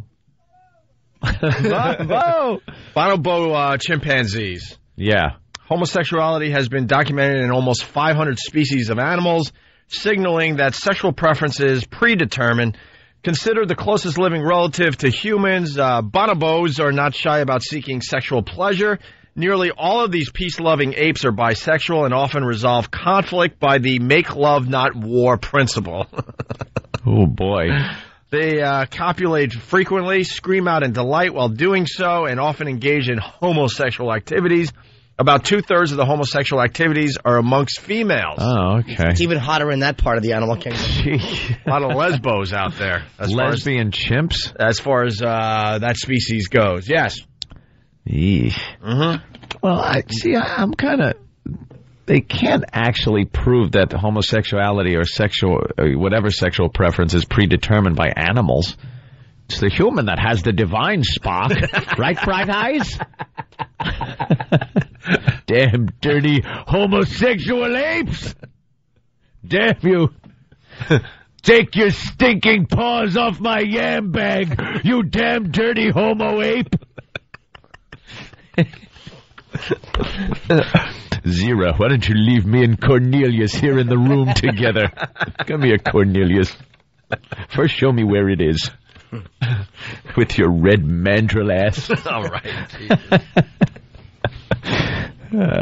What happened? There's a scar on your head there. There's like a scar. What? A scar. They might have... Damn you. Cut out his brain! That's right. You queer! You home monkey! Yeah. Homosexual activity. My God, look what they've done. They've posed my two friends I came with in the museum doggy style. The ultimate embarrassment for eternity. Dr. Zayas, another prostate exam, Dr. Zayas? Is that all you do to us? Damn you to hell! Planet of the homosexual apes. Planet of the homo apes. Me and Dr. Zayas and Cornelius visited a cave at the end of Planet of the Apes. Do you remember? Yes, I do. Remember what was in that cave? It was a big mess. Glasses. Here's a heart valve. This shows that people... Look, a double dong dildo. This proves that there was intelligent homo life before the homo ape. Damn you. It proves your sacred scrolls are wrong. If you'd read them instead of using them on each other, try unrolling one time and read it. Damn homo ape. Damn you. Why is the Statue of Liberty holding a butt plug?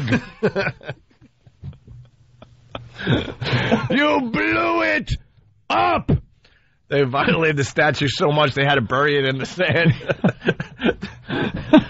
to hide what they did to the damn thing.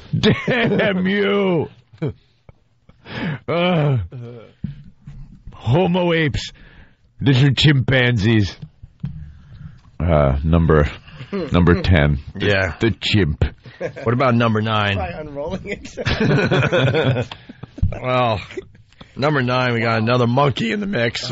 We're looking at the top 10 gay animals out there. The Japanese macaque. The hell is that? Macaque.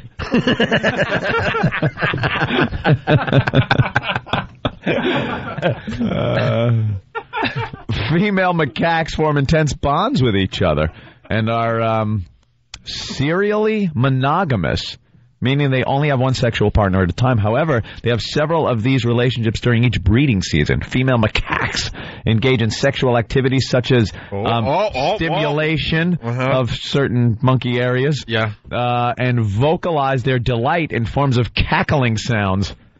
Ugh. Males also take to homosexual play, but tend to leave their partner soon after, making it what we call in the human world a one-night stand. Great. It's funny. See the male macaque in a robe, a small dog, sipping banana broth.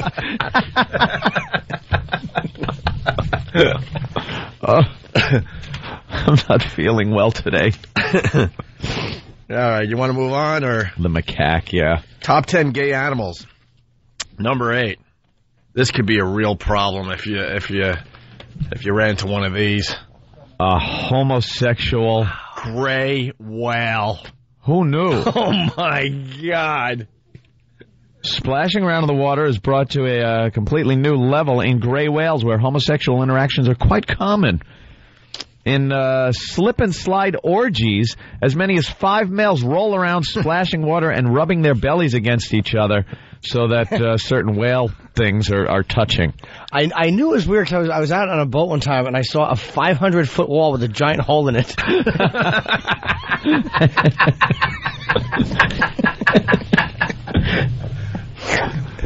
Oh my God. How does a gray whale go?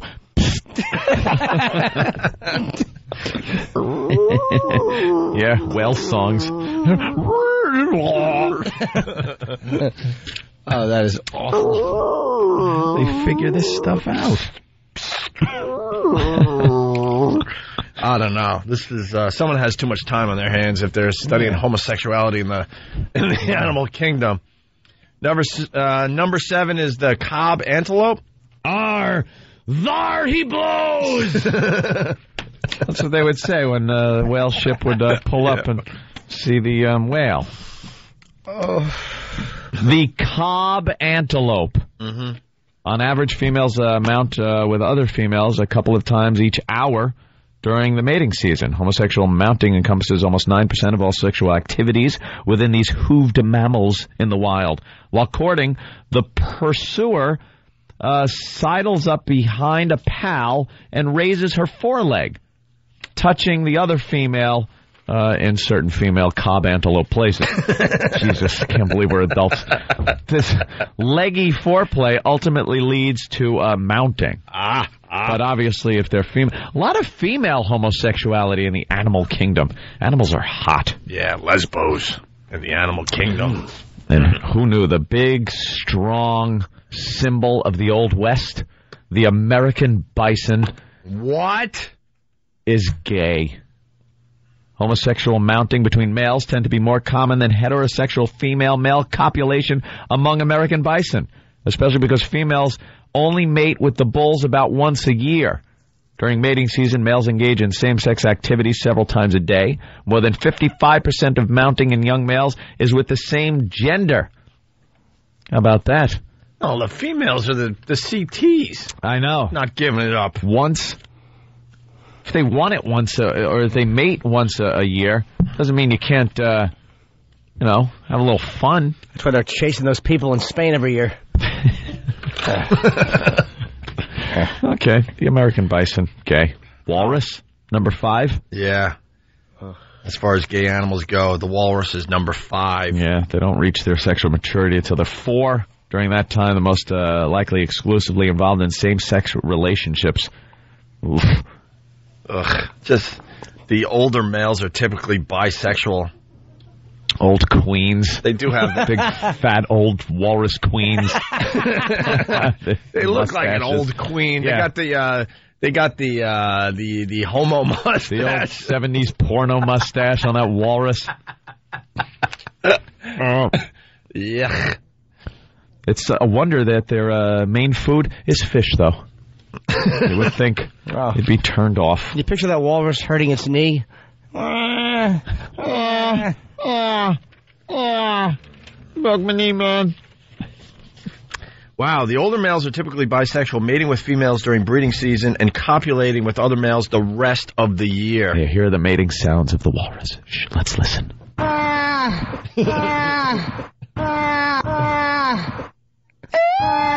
Oh.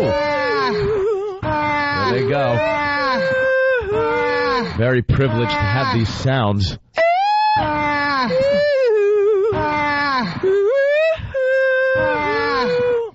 Yes, I am gay. Oh, wow, that sound good. That was a walrus that wasn't really into it.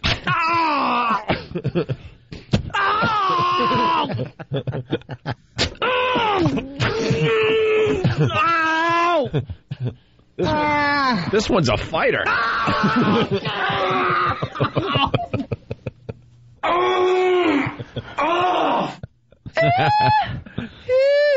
All right, enough. Enough. Stop. Please. Well, yeah, the walruses, they rub their bodies together, embrace each other. Ugh. Wow. Yuck. And even sleep together in water. There you go. Moving up the charts here. Number 4. Oh, no. Top 10 gay animals. Oh, this is the name. Oh, boy. Guyanan, yes. The Guyanan cock of the rock. It's a bird. Males of this stunning perching bird delight in homosexuality. Almost 40% of the male population engages in a form of homosexual activity, and a small percentage doesn't ever copulate with females. Wow. A bird. How do they tell? Come on, stop. How do they tell? Little bird brains. Just being... Because when one tries to, instead of like eating the worm, he just slaps his friend in the face with it.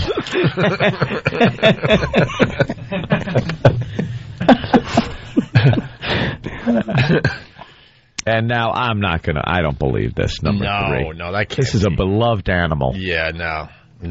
The giraffe. Oh. Gay giraffes? Gay giraffes. Gay giraffes, number 3. Male courtships are frequent amongst these long-necked mammals. Often a male will start necking with another before proceeding to mount. This affectionate play can take up to an hour. According to one study, 1 in every 20 male giraffes will be found necking with another male at any instant. 1 in 20? It's 5%. It's less than humans. Why aren't humans in this before the giraffe? I think the problem is that their necks are so long. It's just not worth it to go all the way down. It's just yeah. You're right. They just do some necking. That could be a problem. You can't get your hoof up that high behind his head to push it down. Stupid giraffes.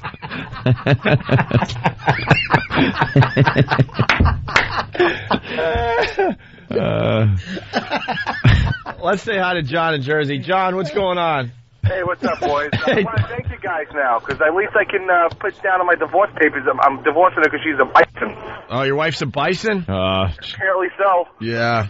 All right, sir. Thank you. Goodbye, boys. Goodbye. In many cases, homosexual activity is said to be more common than heterosexual. In the giraffe. Well, we've heard about this, number 2. Another beloved mammal of the sea. Very, very, very horny animal. But we've heard, that Jay Moore actually told a story about him going out and swimming with the dolphins, coming in number 2. Bottlenose dolphins, and being, sexually molested by one. Homosexual activity occurs with about the same frequency as heterosexual play amongst these marine mammals. Male bottlenose dolphins are generally bisexual, but they go through periods of being exclusively homosexual. The homosexual activities of these mammals include oral sex, during which time one dolphin stimulates the other with its snout. Males also rub their male dolphin parts against the body parts of their partner, their dolphin partner. That seems needy. Hey, hold on. I'm laughing my ass off because it's Sean in Illinois. It says, I have a homosexual dog. Sean, what's going on? Hey, not much. Hey, I got a lab that will hump my boxer, and she's fixed. That's the crazy part. Wait, she? Yeah, they're both female. Oh, they're both female. Oh. Okay, I got you. Yeah, dogs just... any dog, a male or female, just jumps on... They have no preference whatsoever. Yeah, they don't care. They don't know. All right, I thought there was more to your story, Sean. I mean, not really, but hopefully punching out. All right. Bye. Bye. And finally, the number one gay animal. Number one. In the animal kingdom. Who knew? How's the gerbil not on this list?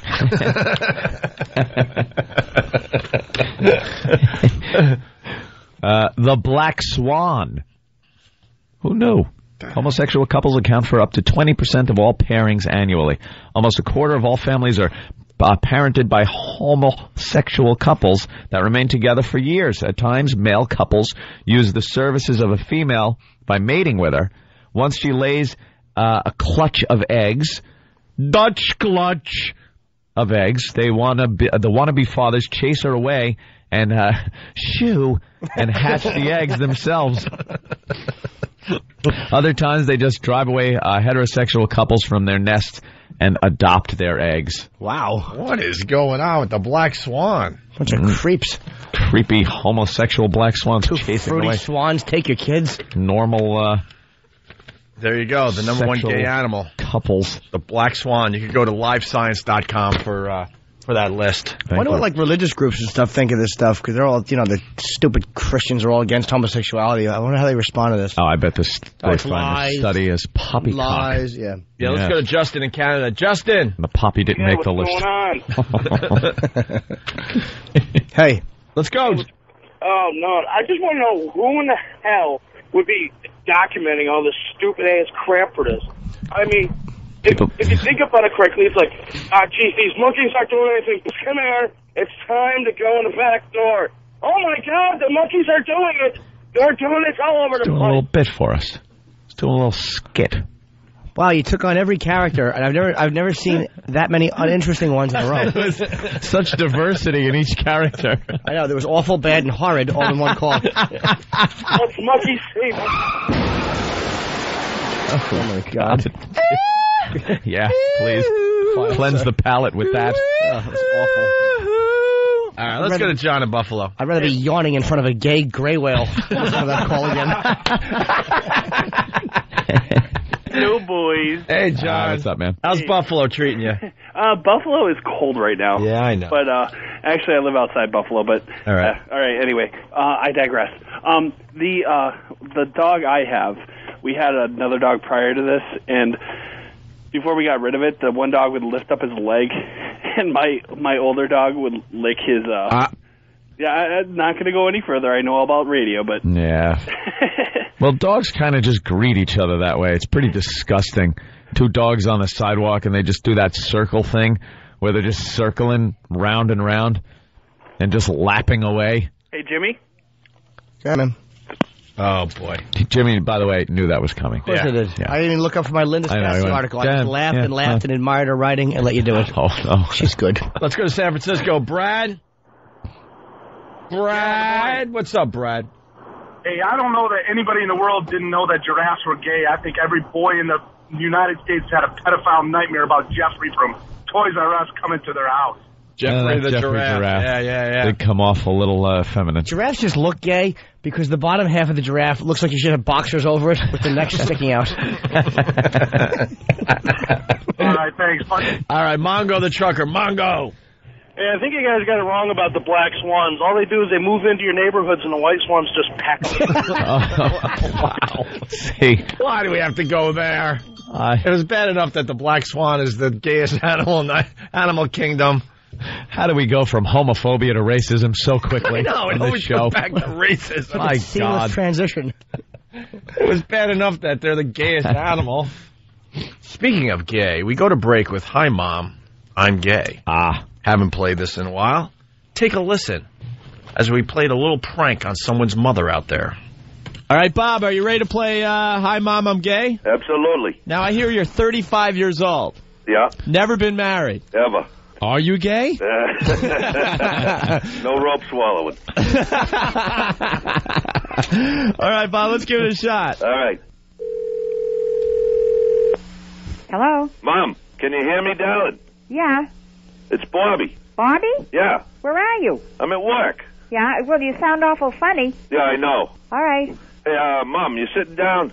Why? I got to tell you something. What? Don't get nervous. Something I've been meaning to tell you. I was going to tell you when you called earlier today. Yeah? I'm gay. Oh, you're full of I'm a Twinkie. I swear it. Bobby, will you stop it? You know, I have enough aggravation. What? How come you never believe me? Because I don't believe you. Why? Well, you just had a child, Bobby. Yeah. That was to throw you off. Yeah, okay. You know, I wanted to tell you that. I was hoping you wouldn't take it lightly, but... Bobby. What? Are you trying to be funny? I'm not. I had to tell you, I just don't feel right. I've known it ever since I was a kid. Bobby, are you with Donna? Not at the moment. Not at the moment. All right. With okay. You can tell your father that. I'm not even going to bring it up. All right. You're the one that's always said some terrible things about those people. So what's all of a sudden? Well, it was to throw everyone off, Bobby, I don't believe it. However, You still love me? I've had enough heartache. I think, good You still love me? Of course I love you. You just won't kiss me on the lips anymore, huh? What the hell are you doing, drinking? No. No. Yeah, all right. Okay, I'm working. Your father's out to lunch. Have you told Gene this? No, I was going to spring it on him tonight. Yeah, that's nice. Yeah, you do that. Stand a long distance away, will you? I will, out of arm's reach. Bobby, don't give me that baloney, please. You break my heart when you do things like this. I'll talk to you later when I can sit down with you. Yeah, that'd be nice. All right. All right. I love you. See you later. I love you, too. Okay. Holy Jesus. Dude. I got to get back to her quick, man. Yeah, she's going to put a knife in her wrist. You better do that. I will. Do you? With Mount Wednesday. Hear what everyone else is talking about. O&A Uncut and Live, continuing the show on XM Satellite Radio starting at 9 a.m. Eastern. Visit xmradio.com to subscribe. It's the Opie and Anthony Show. Wow across America. True tales from the road. Real people, real stories, real rules. A wow sticker from OpieandAnthony.com. Free. A wow sticker on the back of your car in Daytona Beach during spring break. Priceless. Love those boobies. She was a MILF. It was Saturday, about 4 o'clock. They were firm, about D-cup size, I'd say. That was a wow I'll never forget. My master pole. Just got wowed on the way to school, boys. Big pair of brown titties on the 101, California. Punching out. Just yesterday, I was driving on 580 over in the Bay Area, and I'm actually driving my mom over to her job, and next thing you know, I forgot that I had my wow sticker on, and sure enough, I got flashed, and my mom went straight into praying. It was the funniest thing ever, and sure enough, I had to tell her about it, and she smacked me around a couple of times. If you get wowed, call the Opie and Anthony Wow Line, 866-WOW-ME-05. And if you need a wow sticker, go to opieandanthony.com. You got that right. You're checking out the Opie and Anthony Show. Most ridiculous conversations go on in this place during commercials. That one we got to just save for XM. Yeah, well, or not. Or not, we'll see. Adam in Wisconsin, what's going on? Adam? Yeah? What do you got, buddy? Hey, I had to make a comment about the black swan. Look, we talked about a lot of gay animals. Why are we going after the black swan? Well, it is number one. The number one gay animal was the black swan. All right, what's up with the black swan in your world, Adam? Well, it's just black taking care of their young. Oh, boy. Your phone sucks. Let's see. You want to say, nice to see something black taking care of its young. Oh, wow. Why does it have to always go down that road? Let's say hi to Megan in Boston. Megan. Hey there. Hey, what's up, Megan? I think white swans are gay, too, because a couple years ago, the ones in the Boston Common were named Romeo and Juliet. They found out they were both girls, and everybody got pissed off, even in Boston. Really? Oh, Yeah. you saw some lesbian activity with the swans in Boston? I think they might have done it when it was dark. I missed it. They were a couple, I guess. And what did they, like, make... But even Boston got pissed off. Like, everyone in Boston knew Romeo and Juliet, the swans? Yeah. And then they turned out to be gay? They didn't know that they were male or both great, female or man. something? That's awesome. All right, thank you, Megan. Yeah. Hey, guys, we've been waiting all morning, but Steve Harvey decided to go into the Department of Funny. Oh, thank God. Today it only took, 2 hours, Sam? Yeah, more or less. Yeah, see, we're very obsessed with Steve Harvey this week because an AP article came out a couple days ago now, or yesterday morning, and he's just bragging about his ratings and how he's doing so well, and they kind of take some shots at us. You play urban music. Of course you're going to do well. He starts his show with gospel music. He talks about God. He's really not really doing a funny, creative radio show, but for some reason people are into the God thing, I guess. I guess God's pretty popular. Is he? He's making a comeback. He's making a comeback. Yes. That's what he's supposed And to do. people enjoy a gospel song. I don't know. But this AP article went everywhere, and we're mentioned throughout the whole article. Steve Harvey arrived 18 months ago in the kingdom of the radio shock jocks, where the royalty included Howard Stern, Don Imus, and Opie and Anthony. The king of comedy surveyed the raunchy landscape and launched his morning drive time show with some trepidation. Now, we talked about Steve Harvey yesterday, and we got a lot of pissed off people calling the show for some reason. Well, a couple, and they were... And we're just presenting the facts. The guy's not funny on the radio. I think they were more his demo than just the average fan, let's say. Yeah. Yeah. The article I could tell somehow through the phone. Well, maybe we get some black people on the phone. I know what you're getting at. Well, yeah. We'll play another clip from Steve Harvey as he enters the Department of Funny. And you as a black person, you tell us why it's funny. Because he goes, when it comes to the funny department, no one's better than him. He credited God, but also his own comedic skills. Yeah, this is his quote that is driving us nuts today and yesterday. You can't beat me in the funny department. I guarantee this show is way funnier than Steve Harvey's dopey show. I think Bob Edwards' show is. Creep. Oh, we bomb. We know when we're bombing. But every morning we give you definitely a bunch of laughs. But he says, you can't beat me in the funny department. Oh, you can beat him in the information department. And you can get me in the looks department. But you can't beat me in the funny department. And he thought that line was so clever, it's used 2 or 3 times in this AP article. And then they basically say that all we're good for is, our weekly Wednesday hunt for female flesh. Of course, talking about Whip 'em Out Wednesday? Whip 'em Out Wednesday, which is happening as we do our show right now. Can't call it a weekly hunt for female flesh. The Black Swan has a better shot getting a rack flashed at him. A bunch of fat guys enjoy it. So we're obsessed with the Department of Funny. So Sam's whole job the last couple of days, he's just listening to Steve Harvey's show.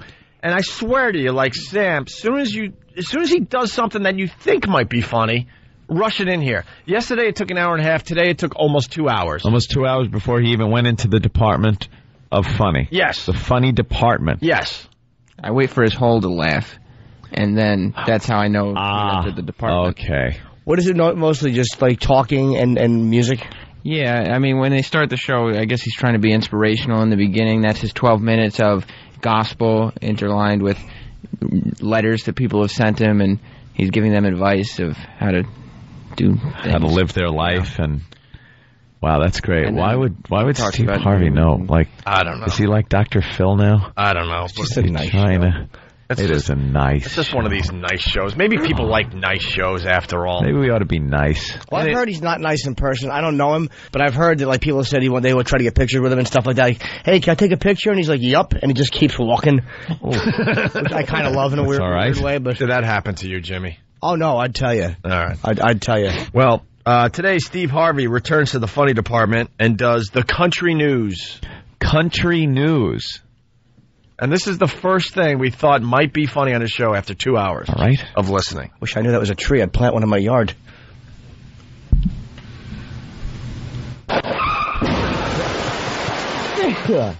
Wow. You made Anthony sneeze. Down my shirt. What I did there is I poured gas on the floor of the funny department, and I burned it to the ground with children in it. Oof. And I also think he has like an afro helmet of hair, hockey helmet thing going on. Yeah, it looks like, you ever see the late night commercials for the hair restoring, for hair replacement, and they always show the black guy and his little, it looks like snap-on fro, kind of clicks right on there. That's what it looks like. It's like That's like not Brillo. Snap-on.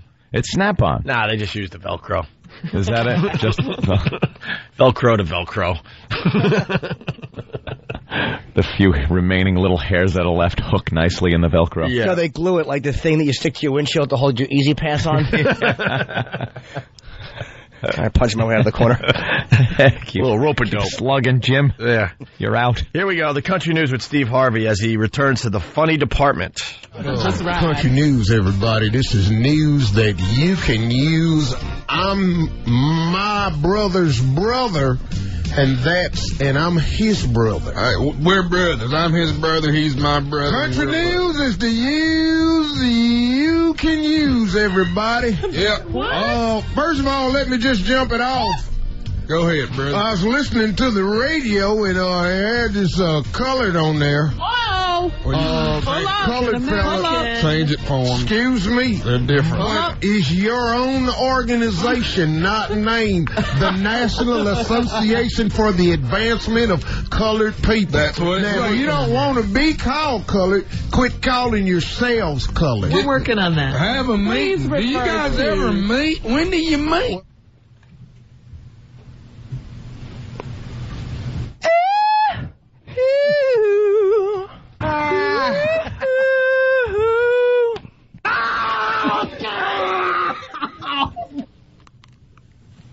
Are you kidding me? That's terrible. I'm sorry. That made my tree joke look like Woody Allen's moose bit. I love that reference, Jimmy. I get it. I have a problem with that. I know. On a couple of levels. Of course. First of all, as far as being in the funny department, I don't see it as being in the funny department. Maybe in the black community it's funny. It's the Department of Funny. Department of Funny. Yeah. Black community might find that funny because he's doing a takeoff on white hicks, the South, on people from the South. Okay. But it was incredibly racist. But it was an awful takeoff on the South. Pryor did on Bicentennial Nigger. There's a great opening bit, which is him being, just a whole thing on country idiot white people. Yeah. And it's brilliant. It's hillbillies. It's funny. That's not a good... That was like hack. Everything he did was hack, too. Like, my brother's brother. All right, we get it. The South, they're having sex with each other. That's kind of hack. Incest, yeah. And then... Yeah. Well, and then the other piece of that... there's more, Ant. No, stop it. Yeah, there's more. Please. Hey, he challenged us. I mean, this AP article, he says you can't beat me in the funny department. So we want to see what this guy's all about as far as his radio show goes. The funny department, the country news continues. The country boys talk about black people food. Yeah, but now we're going to have to start y'all barbecue.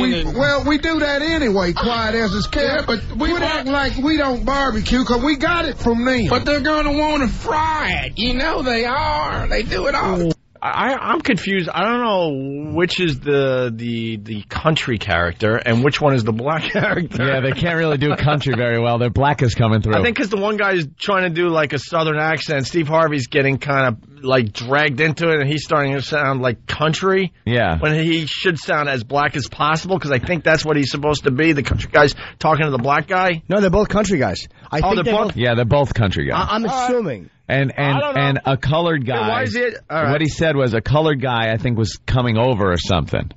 Oh, okay. Or something like that. And they have to now figure out what they're going to do as far as barbecuing and all right. making them feel welcome. Here. Okay, here we go. Anyway, quiet as it's kept. Yeah, but we act like we don't barbecue because we got it from them. But they're going to want to fry it. They are. They do it all the time. Let me ask you a question. What do you have against fried chicken? And as much as Mama done made. I know Mama made it. And tater salad. Yeah, and sweet potato pie. That's pretty good. And collard greens. And turnips. And black-eyed peas. Crowder peas cheese and cornbread. You know what, brother? Hell, let's just go home. All right. Y'all eat all that? Right there. And I'm telling you, it's the same thing. We've got to stop this confusion between the two. Okay, terrific. Look, I really don't get it.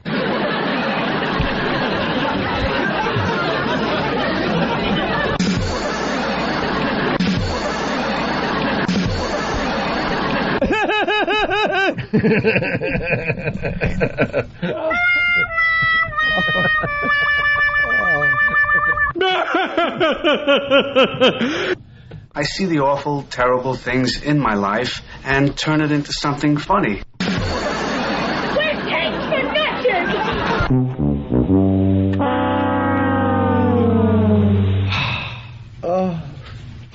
Ring, ring, ring, ring, ring, ring, ring, banana phone. Well, we're waiting. We're waiting for the funny. Where's the funny? You're going to be in the Department of Funny. You better get some laughs out there. Man, that was not a good bit. That is being heard in 40 cities, by the way. I get making fun of the country people and how they criticize black people for the same things they do. All right, I understand that, but yeah, it's not a good. They might own a frat. Will you think so? You know, they got a frat. I mean, and was it news? Were they doing news? No, it's just... It was country news that was presented as, wasn't it? Yeah, they were trying to do the country news, and then they branched off into opinions. They went on and on. I turned it off after 10 minutes. Are you kidding me? They went on and on. I just pulled some clips and came in. You couldn't take anymore. Nothing. Yeah. There was no point. You might have missed the funny, narrative. Sam. You might have missed the funny. Yeah, they gem right next. They might have been at the entrance to the Department of Funny. Yeah. Maybe it's just hanging out in the vestibule before they start their day. It's like the Department of Motor Vehicle. How long are you standing online? Maybe you were just online for the Department of Funny, and you got to get up to the counter. Yeah. Yeah, it takes a long time. And then there's the eye test. Maybe you got to take an eye test before you could hear the funny. I don't know. Wow. Awful. I read again from an article from yesterday. You can't beat me in the funny department. Oh, there's more. This is the last clip, I promise. Oh, Christ, help me. I want more. I can't get enough of this. This is how twisted we are. We love punishing our listeners. We love making you guys suffer. Yeah, I don't know why it's compelling to listen to this awfulness. We hope the listeners feel the same way. We're hoping. Hold up, let's just go on and country news is going to be, let's just talk about what's the same between us. There's a lot of similarities between blacks and hillbillies down south and rednecks, and we got a lot going. We've had our differences, but let's cut it out. My daddy one time, actually, let's just talk about what I've been hit with. I got beat one time with an entire Lazy Boy recliner. You did not. Yes, I bet I did. Pick that up. Come on. No. Oh, my, I tell you something. How did that not go in? Back goes Griffey looking up, and it's out of here! Or is it? No, it's off the wall. My mistake. Negro. I was only joking. Were ya? I bring nothing to the table. Someone's got to suffer for that unfunny bit. That's right. That's right. That's right. That's right. Hey, that's a joke, son.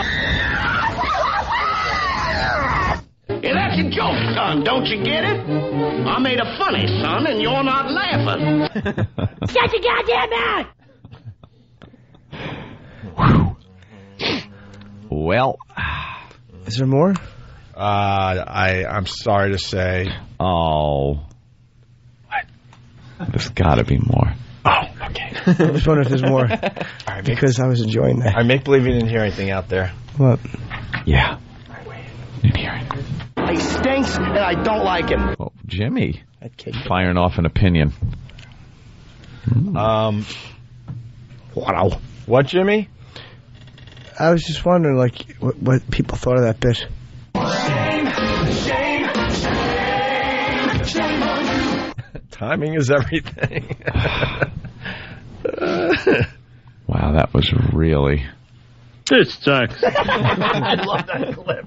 Just the disappointment. When we were watching... You invest in your radio show, you're tuning in, you're all excited, and this is your sucks. reaction. I love that one. This sucks. You don't use that one enough, Ed. Yeah, I like that one. Because the disappointment, you get excited for your show, and it could even be our show, and we're off one day, and the next thing you know, you're sitting in your car in traffic. This sucks. Now we're having fun. This sucks. When we were watching Sting do the loot, yeah. I couldn't stop laughing because all I was thinking about was the clip. This sucks. Yeah, the loot playing. This sucks. Let's go to G Baby. G Baby. Hey, what's up, guys? Hey, I'm sorry, I'm still recovering from all that funny we just experienced. Yeah. But I was telling my dad about the break that you guys did yesterday on Steve Harvey, and we got into an argument because he was sure that it was not Steve Harvey comedian. He was sure it was a preacher. He's like, I listen to it every morning, and it's my church. And I'm like, no, it's the Kings of Comedy guy. But he did not believe me. Well, tell your dad that he's wrong and a queer, and it is Steve Harvey the comedian. Yes, I know. Well, punching comedian. out. All right, thank you. That's about it. Oh, we lost Chicago. What? We lost Chicago today. What happened? Technical difficulties. They're running yesterday's show. Are you kidding? Oh, no. That We need every day. All right, we got Mick Foley standing by. We're going to have him join the program next. Once again, though, from the AP article on Steve Harvey, you can't beat me in the funny department. Mm-hmm. And we're really trying to find something that we would think would be funny. I'm not looking for bad stuff. It's pretty much the first thing he goes into. Yeah. Yeah, great. Good stuff. All right, well, who else is here? That's it? Oh, Twitchell's in Big A here. Ah, Twitchell's in Big A. Where's Otto? Yeah, the reason they're here is because of Otto. Otto wants to promote a show. What happened? He's not in Rhode Island tonight, is he? Huh? Otto's not doing Rhode Island. No, I think Jimmy Norton's going to be in Rhode Island. I thought Otto was. All right, I'm at the Comedy Connection. Yeah. Thank God. You're playing Comedy Connections all over New England this weekend, starting today. Rhode Island tonight, Saugus tomorrow, and then Boston Friday, Saturday. Boston. Say hi to Bill Blumenreich. Bill Blumenreich. And his big horse, you know what? Of course. With Magnum bag sitting all over his house. They look like those things at the airport when you're ready to get taxi onto the runway. All right. We say hi to Mick Foley. We haven't seen him in a while. It's Opie and Anthony. Stay there. It's Whip 'em Out Wednesday. But I just got wild. I just got wild. Oh, thank God for Opie and Anthony. Thank you, Opie and Anthony. Get a wow sticker, get flashed, get happy. Details on... God forbid we mention a website. It's the Opie and Anthony Show. In studio, Mick Foley. This is the Opie and Anthony Show. But first, we got Troy, a black guy from Brooklyn. He wants to defend Steve Harvey. Go ahead, Troy. Yes, I want to beat you guys in your head because you guys are Steve Harvey haters. You guys ain't funny. I've been listening to you guys for a long time now because I'm a truck driver on the road.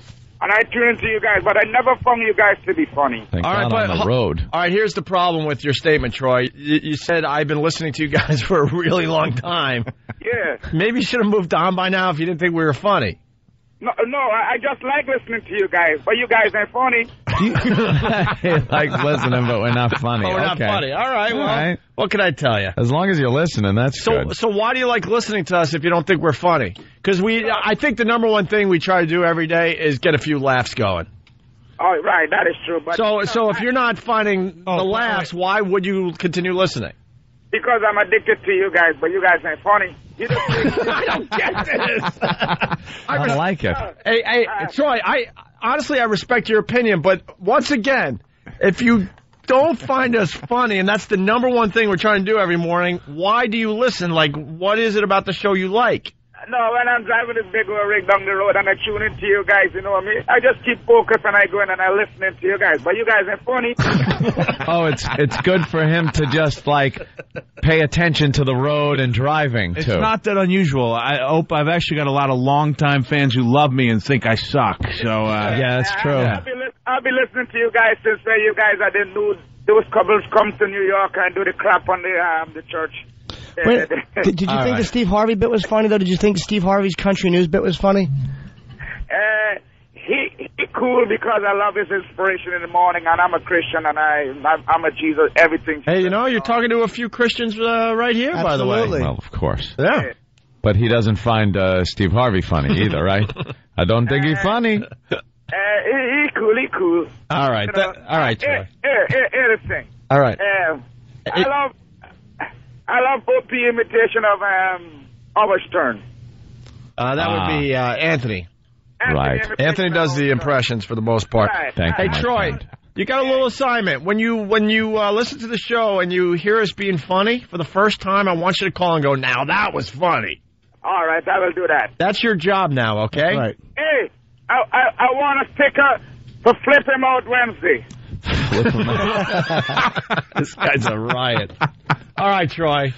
Get back to driving that truck of yours, okay? Look for those FOW bumper stickers. Yeah, there. right? Flip them I out. will do that, buddy. And when you guys get funny, I will call you. All right, thank you. Okay. There goes Troy. I don't think we'll be getting a call from him. We got Mick Foley in studio. He has just written his third autobiography. His third. Man. What is left to say there, Mick? What is going on? You know, there's actually a lot left to say. It was Vince who convinced me that the world needed one of these. Right. You know, I thought he was just being nice to me on the plane. He's like, "Hey, pal, you ought to think about writing another autobiography." I said, "Yeah, that's just what the world needs, Vince. A third volume." Are you getting to the point where you've just decided to start admitting things that aren't true? Like, I'll tell them. Let me write You know, the truth is, you know, you operate within this world. It's like this surreal world. If you've ever seen the backstage area, and Vince McMahon is like, you know, you couldn't come up with a guy like that in a science fiction movie. Right. You know, so you can just take people in this case on like a 6-week journey behind the scenes. I had an idea, thought it'd be the greatest idea of my career. That's it. I'll just write it like it's a diary. Follow this idea, you know, throughout the course. And you know, Oh, so the book is about you backstage at backstage WWE? going through, getting ready for what I thought would be the greatest idea of my life. Pitching storylines and stuff. Exactly. And how it plays out. Yeah, and when it was obvious that things were not going to turn out like I wanted them to, I also realized that, hey, actually, I guess it makes for a better book if you, have a disaster on your hands. It's like nobody went to see the Titanic because it was a good cruise, right? You know, I mean, Sure. a disaster. And Vince said, "Hey, pal, how's that book coming?" And he had told me when I agreed to write it, he says, "No, I want you to be brutally honest." And I said, "Well, Vince, you know the way I am. You know," I said, I kind of want to be upbeat and optimistic." He goes, "You can be upbeat, but I want you to hammer people." So a couple, good Vince, by the not way. bad, right? I'm not an Anthony voice guy, but not bad. A couple weeks into it, when it was obvious things were not working out like I wanted, he said, "How's that book, pal?" I said, "Well, Vince, I've got good news and bad news." He goes, "Okay, let me hear it." I said, "Well, the good news is I definitely hammer somebody." He says, "Oh, that's what I like to hear." "The bad news?" I said, "The guy I hammer is you." He went, "Oh." He doesn't care. You know, I mean, there's even a thing in there when I was talking about Vince, making fun of JR when JR had the colon surgery, and it was like one of those things like when I was watching it when Vince was Dr. Heine, and he was, and he had Nurse Slobberknockers, and Vince was essentially, pulling out objects from, what was supposedly JR's crevice, his anal cavity. And at first it was kind of funny. It was like an Oklahoma, football helmet being pulled out and go, but by the time he pulled like the 12th or 13th object out, it was like the guys were like just kind of looking at the floor like, "Oh, I can't believe I work for this maniac." And so I wrote in the book somewhere in there, "Hey Vince, colon surgery is not really that funny. And as a matter of fact, I only know one person who found it amusing, you." And when it came to WWE Legal, once they realized, geez, this book is kind of critical of WWE, they brought certain passages to Vince, and you can picture lawyers hovering over his shoulder. Stupid lawyers. We were waiting, because Vince has got a temper, I mean, he's been known to erupt from time to time, but in this case, he read that and he went, "Oh, that was funny." So, I actually, the only thing he got mad about me is that I thought, hey, this is granted, I'm kind enough to point out his faults throughout the book, but the fact that he let me write it and didn't censor it was something I really admired. So I went to him and I said, "Vince, I dedicated this book to you," and that's the only time I got mad. He said, "Oh, damn it, why'd you have to do that?" So he was offended by the fact I dedicated the book to him. He is one of a kind. I think we're talking to him tomorrow. WrestleMania is right around the corner, so. Over the years, he's just been great. I was just thumbing through the book, and a lot of pictures, which is good. Yeah. Good pictures, I like a lot of good pictures, some of the old-time pictures of you. And there's one of Vince with his pants pulled down and just bare-assed, and you are about to kiss his ass. Yes. I remember that storyline. Not a high point in my career because, as you remember, I was trying to save Melina's job. Right. She was a young lady I was very fond of. And, explain that storyline. I mean, you would have to kiss Vince came in. He was having a bad day, so the way Vince is, he would take it out on somebody who had nothing to do with it, you know. And honestly, he got so irate, and I'm not trying to make this up. And I said, "Hey, Vince," and he went, "You just called me Vince." And I'm thinking, I've been calling this guy Vince for 15 years or 10 years. Like, what am I didn't realize he was talking about calling him Mr. McMahon, so he was so into it that I was like, what is he getting to, and his key line was, you better, I have a special club, and if you don't join that club, somebody's getting fired. And so I went out and I said, Vince, look, I don't know if you're aware of this, but, I've saved a lot of money on clothes over the years. I don't get many haircuts. I drive a used minivan. I don't need you or your stupid job. And then he said, "No, Mick, you don't understand. I didn't say you were getting fired. I said someone's getting fired." I said, "I'm going to fire your friend Melina." And then she breaks out in tears. Like, it's this weird world where, like, you kind of know what's happening, but I'm not expecting her to start crying. And she's going, "I'm not worth it, Mick. Don't do it." And then I gave this impassioned speech that my wife got really hot about, because in what was our biggest, sticking point ever, I called my wife when she was on a cruise, and this is after I talked to Melina exactly twice, I was kind of impressed by her. And I was like, "Colette, you know what, that girl I mentioned, Melina, and she goes, "Yeah, I think so, the WWE girl." I said, "Yeah, what do you think about her being Huey's godmother?" And oh my God, dead silence. Like, I was like, but honestly, I had this vision from God, and just thought that would make sense. No. So, apparently I ruined the cruise, and and my wife was not that fun. I thought, well, if I'm just with this girl on TV, people are going to think I'm hitting on her, because that's what, guys do, wrestlers on TV. And I thought, you know what, in order to make my wife look good, I'll let people know that, that's not the way I feel about her. So I said on TV, I'd only talked to you twice when I asked my wife if you could be my son Huey's godmother. Never mentioned my wife. Cut that idea down. Saying, "What are you, insane?" Yeah, exactly. And so I went for the big kiss, and then I got fired anyway. Kiss my ass. And then he would just drop his pants, and you had to kiss his bare ass. You're fired. He's amazing. I remember one of the great things he said was he went up to me and he said, "Mick," and this is on air. He might feel the same way in private as well. He goes, "You know what? As a human being, you may not be bad, but as a businessman, you suck." He got like the Hebrew K's in there. Here's some of my favorites. You're fired. You're fired. Get on your hands and knees like a dog. That's it. Crawl around like a dog. It's too much, man. He's not that good of an actor. There's some realism. Some rage in there. There's some realism in those clips. He really gets off saying that stuff. You remember the infamous Bob Costas interview? Oh, yeah, where of he course. went off on Bob Costas. Leaned right into his face. Yeah, I mean, and Costas thought he was going to kill him. And I said in the second book, not that I'm here to plug my second book, I'm here to plug the current book, The Hardcore Diaries. Yeah. And I said it was weird because, like, if this was 1996 and I was talking with, you guys or like a weather station, they would insist on us being in character. So I'd be here going, "Oh, tell you something, Opie, it's a nice day out." And I'd sound like a jerk. Yeah. It's no wonder that people are like, "Oh, I don't want those stupid wrestlers on the show." And so I said in the book that it's ironic that the guy, talking about Vince, who made it acceptable for guys like me to be ourselves on mainstream shows, is the only guy who feels compelled to become his wrestling character when the light is on. And so I asked Vince, I said, "Man," "can I ask you something?" He said, "Sure." I said, "Were you in character on the Costas show?" And he looked at me and he said, I don't know.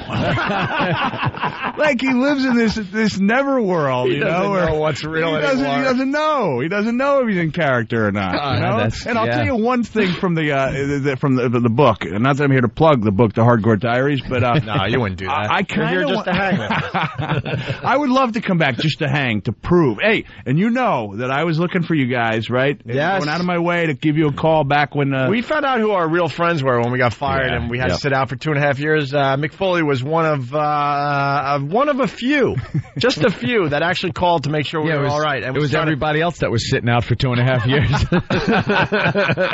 I did, man. I called my old publicist. Like, can you get a message to those guys? Can I call them and let them know that was beyond cool? Actually, we feel for them. Well, thank you. So you know, I'm not just here for the plug. I would love to come back on a more regular basis, but in this case.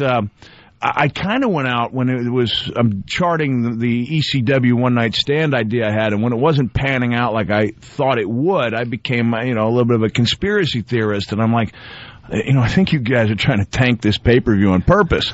And, that's a hell of a thing to say to Vince, and I kind of, I didn't put it that, that boldly. I said, Vince, we do want this thing to be successful, don't we? And he looked at me and he goes, Mick, I may not be a good person, but I'm always a good businessman. And I shook his hand and I said, Vince, I think you're wrong. I said, I think you are a good person.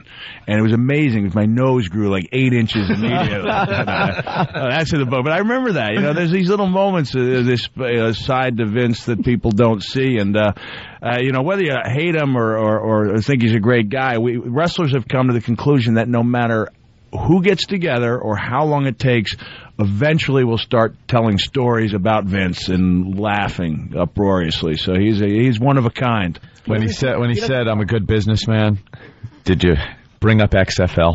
That would have that might have knocked him down a couple of pegs. Hey, we believed. I'm sure he'd like to fire off that Men in Black flashlight thing in people's faces for that one. Don't remember a thing. I called the office one day. Can I talk to Vince? They're like, no, Vince is out of the office. Oh, what's he doing? He's starting a football league. It started like the next week. It wasn't like there's a lot of long-term planning in here. How much work could it take? The biggest problem with the XFL, we were involved, obviously, was trying to get people to sit in Giant Stadium in the middle of January, early February. Like, what are you thinking? Yeah, this is the middle of winter. And I don't know, in retrospect, if bragging about how little money the guys made was the big draw, And it's like, man, if you see guys who are earning less than your plumber, you need to make that January journey to Giant Stadium to see him in action.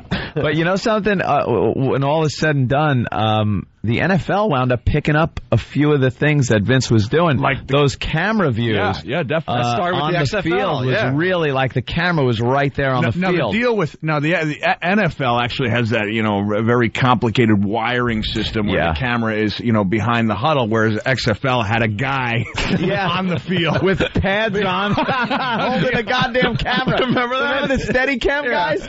They'd be dressed like gladiators going out there going, I'm screwed.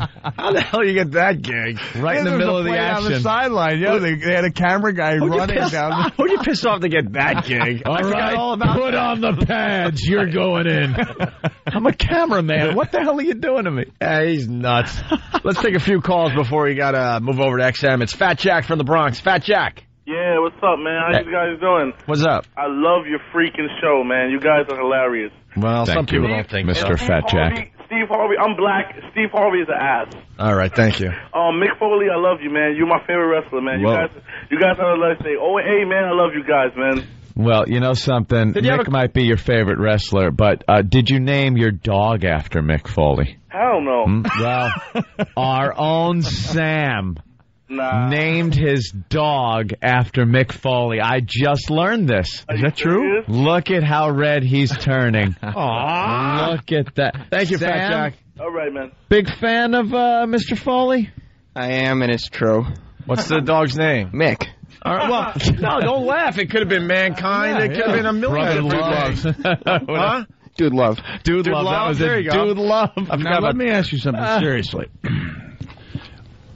You have a dog named Mick. Yes. Male dog. Yeah. When he starts doing that thing that dogs do, do you say, that a boy, Mick? Oh, Mick. He's been fixed. You got a question for your hero? No. Come on. Ask him anything. I got to interview my heroes. Ask him a little bit. Ask him how large he is down there. You feel right doing that, No. Why? Look him in the eye and just ask.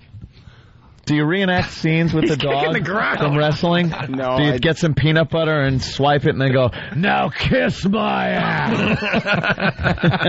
No, I don't do that either. Honestly, give me a question. Anything. Yeah, go ahead. Come on. I got a lot of diva information. By the way, they believe it's Stan and Sam show, a Sam and Than show, however it works.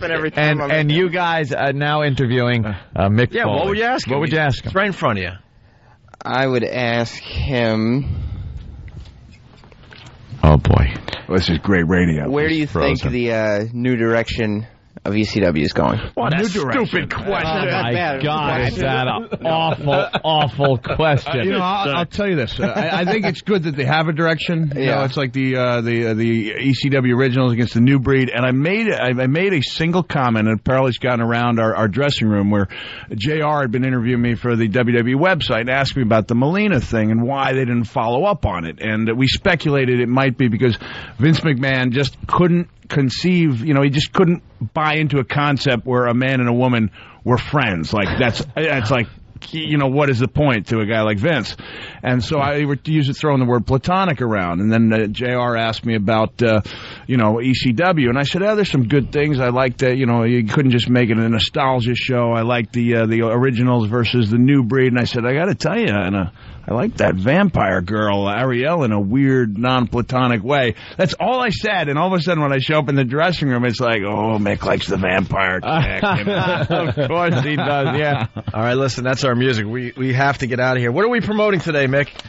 We're Fan promoting Access Fan Access. That's right. It's going on all day, but I'll be there at the South Street Streetport from 5 to 7, signing anything you want, but including copies of the Hardcore Diaries, my new book, which is number 7 on the New York Times bestseller list. Nice. How many books you got out? This is your 4th? No, well, this is my 5th real book. I wrote a couple novels that people chose not to read, and a 3rd memoir, and then a few children's books. I read your first 2, and I loved your books. You're a very good writer.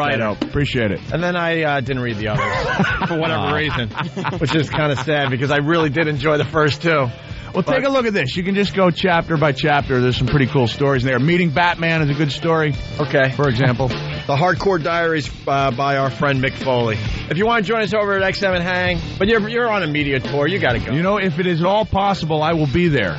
What? It doesn't sound like a genuine invitation, though. Well, you can join us, but I know you're really busy. Wait, probably got a lot of... They're telling us you got to go. That old gag. You're more than welcome. If I can, I will. If not, I appreciate the chance to talk to you guys and hope to do it again soon. All right, very good. Mick Foley, everyone. We're off to XM. Jimmy, you're off to Providence. Rhode Island tonight, Saugus tomorrow, Boston Friday, Saturday. All right, guys. One thing I want to find out is Sam has made paintings of Mick. That's all it says. I want to find out about this. Wait, what? Sam has made paintings. We had art classes in high school. Oh, Did you bring one in for him to sign? No. See, they're big. You still have them? Yeah. You painted Mick Foley. My mom hung them up on the wall. Oh, my God. She hung them up. Yeah. Did she hang them up well? They're very well. Indeed, are they well hung? Yeah, he wants you to ask him. Look how embarrassed he is. His normally red, rosy cheeks are even redder. He wants you to ask him the hung question. How are you hung, Mick? I've never been asked that before in my life. Why would you do that, Sam? You're supposed to be a professional, Sam.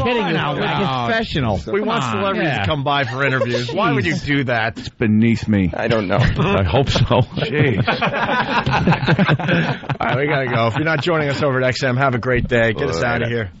Prepare to be wowed. What? Knockers. Rhythm Out Wednesday. Okay, fine. Wow me. It's the Opie and Anthony Show.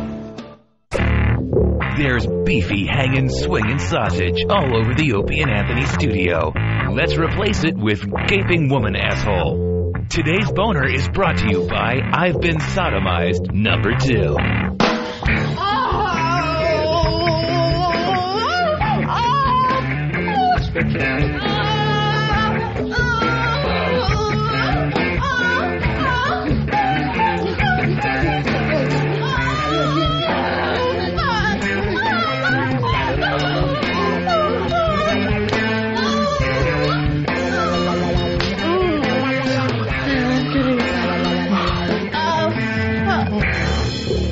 tuned for another edition of Today's Boner, only on the Opie and Anthony Show.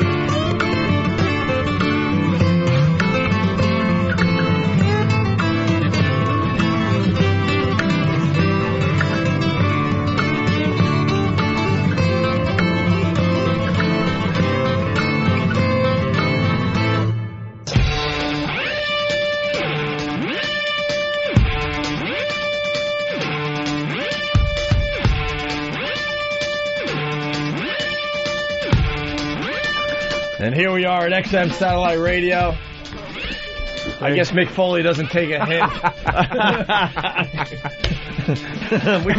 we must be really good actors or something. I don't know what's going on. Come here. on over, Mick. And I detected just the slightest hint of disingenuousness. Did I get that word right? Disingenuousness. You're asking the wrong But I person. thought, hey, hell, they've got a hell of a big audience. I don't care if they don't want me there. I'm going to plug my book a couple times before I take off. No. Yeah, it's there somewhere. Yeah, Hardcore Diaries. When we first met Mick Foley, Anthony and I were definitely into the wrestling thing. We did a lot with the WWF when it was called the WWF, to the point where, you know, Vince McMahon invited us to do the pregame for the XFL. So we had a really good relationship with you guys. But what I liked about you was you could just hang.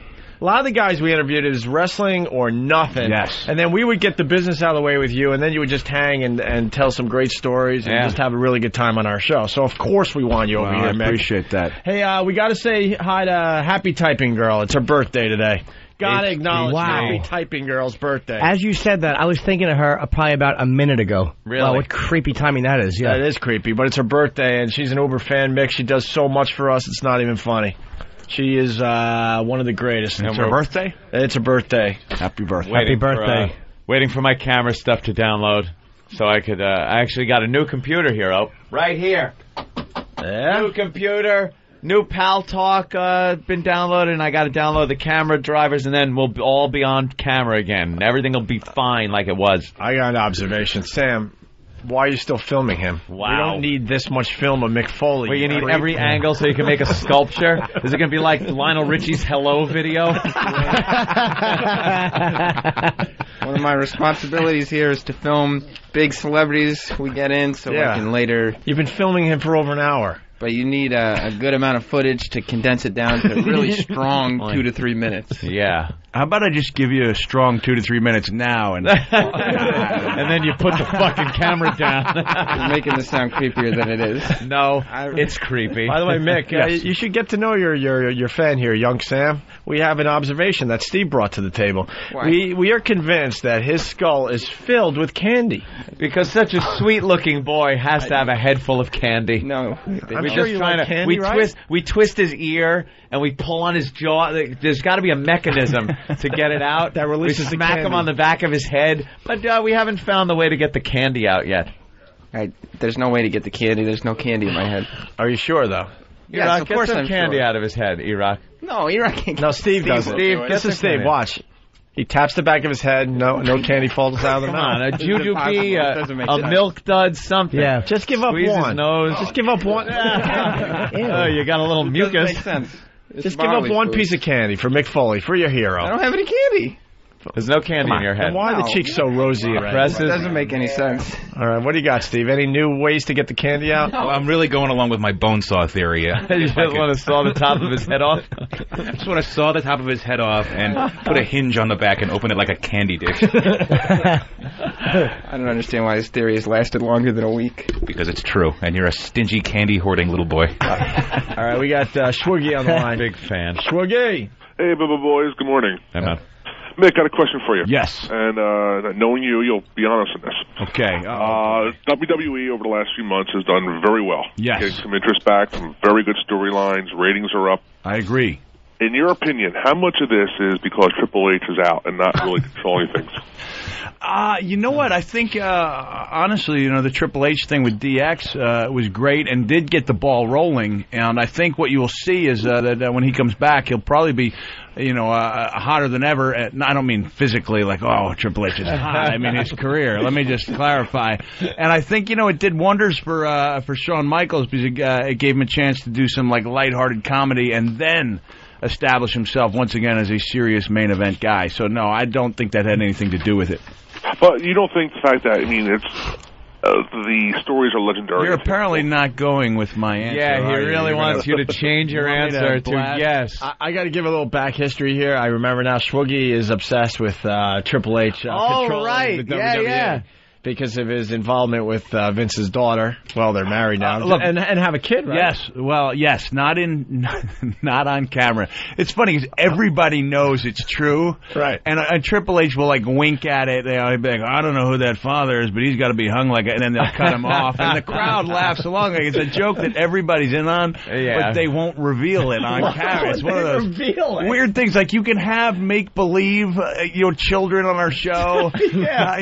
Married couples who aren't really married, but here is a couple that's married, and they will not admit it. I imagine they will somewhere down the line. All right, did I evade that question? That's good. Thanks, guys. All right, okay. All right, Schwoogie. Yeah, he calls all the time and just has nothing nice to say about Triple H, man. We love Triple H, actually. He gave a girl the best spanking we've ever seen. Really? Mm-hmm. Yeah. Wow. A girl I even remember her name and everything. Peaches. Didn't she get brought in by... This was before he was married. Before he was married to Vince's daughter. You know what? This gives me... You guys are on XM, right? Yeah. I can curse. No I don't curse, right? What's your favorite curse, by the way? We know your favorite holiday is Christmas. Yes. So. Well, you know what I find is that, like, when it comes to curse words, it reminds me of a story about Jack Nicholson, not Nicholas, because there's a story about me meeting Jack Nicklaus, the golfer. That's not the guy I'm talking about, Jack Nicholson. And it was in England after Batman had wrapped, and they were at the post-Batman party, and a girl came up to him, and said, Mr. Nicholson, care to dance? And he looked at her and he said, wrong verb. And I thought, man, well, that's great. So my idea, when you use the big word, the curse word, so many of the wrestlers use it as like an empty, adjective. Like, all right, I shot him into the effing ropes and I hit him with the big effing foot. I dropped the effing elbow on him. I'm a firm believer that when you pop that word, use that word, you use it as a strong action verb, and you use it sparingly. So therefore, you know, when I use it once in a while in the Foley bedroom, it carries considerable weight. But I will curse for you guys in just a second, all right? But keep talking as I try to find this story. Well, I want to let Jimmy know his favorite holiday's Christmas, and you still have a room in your house that's always Christmas all the time? I do, yeah. Aren't the kids starting to look at you like, come on, Dad, this is lame. We're teenagers now, They've been looking at me like that for a long time. But it was supposed to be my sanctuary. It's like where I wrote most of this book, you know, and it's supposed to be my room. At one point, I'd even lock it when I left. What do you have in the Christmas room, though? You know, I've got some nice framed Santa Claus artwork. Do you have Santa Claus tied up in there? But I would like to be Santa Claus one day. I would, you know. You can pull that off. I've got, you could see that, right? You're jolly. Yeah. I'm actually going to, now that the heat is off the French a little bit, I'm going to pick up some French, so about 10, 15 years from now, I can be Santa at Santa's Village in Jefferson, New Hampshire. That's not a joke, by the way. That is my life's ambition. Is this? Yeah, so I've got this. I've got the still room. has goals. I like that. But it's become like the all-purpose. How do you tell your 5-year-old he can't play his video games in there? You know, and how do you tell the 4-year-old he can't do his artwork and play with his action figures? The only problem is my 4- and 6-year-old are under the impression that I sucked as a wrestler. Like, they can't conceive, you know, they see guys like Batista and Triple H, and they can't conceive how a guy who looks like me could hang with them. And I finally, you know, I was like telling my wife, I was like, this is starting to hurt me a little bit. You know, they've got the action figure, they've got me on the video game, so I said, you know, I'm going to go downstairs, I'm going to prove it. Because I remember when I won the title from The Rock at the end of '98, that my older kids, who were now 13 and 15, you know, they were literally dancing around the room. They were so happy, and then I pulled the belt out, and they had the belt. So I figured this is going to be the same thing, just, you know, 8, 9 years later. And I put on the DVD, me, you know, battling The Rock, and my kids start cheering for The Rock. And, like, they don't, you know, they haven't conceived the idea that wrestling, you know, it's not an out-and-out, you know, mortal struggle for life. And so I'm like, my kids want me to get hurt. And even then, after that, I thought, okay, I'll show them the match with Triple H from the Garden. And my 4-year-old's going, I want Triple A to win. I want Triple A to win. How depressing. Wow. That is really sad. Those are sad stories. I know. Nick. All right, can I drop the F word on you guys? Oh, yeah. All right, let me just give you a little background, okay? I'm at a show. And by the way, you have to go, so you... No, I do, okay. Your guy's freaking out. I'm going to drop one F-bomb, and then I'll be Let out him of drop here, his okay? F-bomb, All right, and F-bomb. get him out of here. I want to meet Batman, who's at a science fiction convention, but I'm getting worried because the fans are coming back, and they're hanging their head down, and they're like, oh, Batman's being a dick. He won't look up when he signs. He won't sign stuff that Which Robin Batman signs. is this? This is Adam West. Okay. Because apparently, you know, Burt Ward wrote kind of an expose that made West come off a little bit bad. And I thought, man, you know, my kids love Batman. Like, I wanted to get something signed, and I wanted to show them that I wrote something cool about him and have a nice day. And so, okay, just trying to find it. Okay, there it is, okay.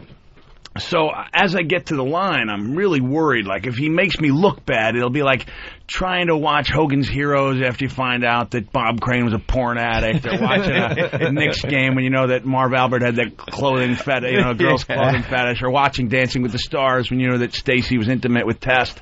And I'm worried about that happening, you know. And as I get up there, fortunately, Adam West's manager goes, wow, Mick, you sold quite a few copies of that book. And I was like, yeah, I did. He's like, Adam, this is Mick Foley. He's written a couple bestsellers. And yes, sir, Mr. West. And I'd like to show you a little something that's in there about you and the effect you had not only on me and my children. And he starts reading it. And he's reading it out loud. You know, and he's not giving me any feedback. And I'm like, man, I'm looking for feedback from Adam West. When he finishes his thing, he's rifling through the book, and he goes to the front page. If you remember, you know, Have a Nice Day had that unique opening. And here's Batman. You have to remember the voice, right? He goes, I can't believe I lost my fucking ear. Batman, reading my book. And then he turns to me and he says, got a very dynamic writing style. Captures the reader right away. And then he signed it for no charge. He signed his autobiography, and while the rest of the guys were walking around like going, oh, Batman's a dick, I walked away. I was like, Batman rules! Yeah, so, Batman all right, listen, I have to go. Where are you going? I have to go TV? do some of these. I tried telling them. Saw you earlier. I saw you on TV behind on the Opie CW earlier. show. I'm like, hey, look, there's Mick. I mean, I'm doing the math in the car, and I'm like, okay, all these other stations combined add up to about a tenth of O&A's audience. Can't we just stay there? We'll just do one. But apparently that's not in the cards, so I got to run around and talk to guys Sheboygan. He is panicking. panicking. Blackberry and everything. Right. Well, we'll be a few minutes late. Get out there, pick up the Hardcore Diaries by Mick Foley on the bestseller list. It is, yeah, Great. cool. A lot of nice pictures in here too. I love the pictures. Nice one, a couple nice Melina photos. Yeah, Opie said before your writing style's really good. Appreciate it. No, I enjoyed two of your books. I only read two, so it wasn't like the other ones I didn't. I just didn't read yet. Okay, rifle through this when you have a chance. I was on vacation, went through one of your books. Well, in a week. It was his on writing. the beach, right? Yeah, his writing was unbelievable, and you just wrote it all out longhand. You're just I like the Foley family at Walt Disney World with your son over here making a face. That's hysterical. He was in that period where that's all he ever did. Even when he took the school portraits, they're like, Mr. Foley, he's going to pull you out of here. We couldn't get your son to smile. He kept making it would be like his Power Rangers pose. Yeah. So his portrait is like, bam. He's got his tongue. That's hysterical. All right, guys, I got to run. All right. Mick, Thanks a lot. Appreciate it. Thank you. See you, Mick. Thank you. Are you on TV? Because our listeners will, turn us off to watch on TV for a little bit. No, they Take a don't break care. from us. But I have a major announcement to make the day after WrestleMania. So What the hell is that? Major announcement. Wow, what a tease. Why don't you give us the major announcement? That would kind of ruin it for the rest of the audience. Who cares? Who cares? How about a hint? Huh? It involves Vince's ass. Ew. All right, there you go. Vince and Vince's ass. There you go. Mick Foley, everyone. Very cool. One of the good ones, Mick. He's a nice fella. He is. Otto's here. Otto's Where's here. Otto? There's a whole collection of people out there. Yeah. Well, God. this whole crew is supposed to help us out on the other side, but they're all late and this is turning into like a live show. It's just there's audience members out there like every day now. Well, these are all people you know, though. There's only one audience member today, the creep in the WoW hat. Yeah, we knew. He's a good boy. You didn't have to wave your hand. We spotted you a mile away, bro. All right. So once again, happy birthday to Happy Typing Girl. We'll take a quick break. It's also Travis's birthday. Oh, two little girls having a birthday today. Why don't you two trade like makeup secrets and do fun girl stuff? Play with dolls. It's not his birthday, is it? I don't know what. It's his birthday. Happy birthday. What does Happy Typing Girl do for fun? Folds laundry. Yeah. We know that. Ties sweaters around her neck. All she does is dress wholesome. It bugs me. Yeah. It should be a new year for her. I want filthy see-through bikinis. Mesh white bikini bottoms. I don't think you're going to get that. We're going to take a quick break. When we get back, we got Lily Tomlin being a potty mouth. Oh, I like her. Quite the potty mouth. We got BJ audio. I don't know if we want to play this for everybody. Oh, that guy stinks. Yes, he did stink, and that's why maybe we should play it.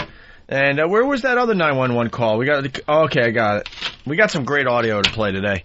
That's what we will be doing over here today. Over here. Who just showed up? What? Who just showed up? Otto. Wow. Otto. Otto's going to be doing some of the O&A Traveling Virus dates, right, Otto? He's doing Vegas? Where is he? He's doing Vegas April 14th. Tickets on sale now through Ticketmaster. Ticketmaster.com. The lineups are all on OpieandAnthony.com. All right. Wow across America. True tales from the road. Real people, real stories, real rules. A WOW sticker from OpieandAnthony.com. Free. A WOW sticker on the back of your car in Daytona Beach during spring break. Priceless. Love those boobies. She was a MILF. It was Saturday, about 4 o'clock.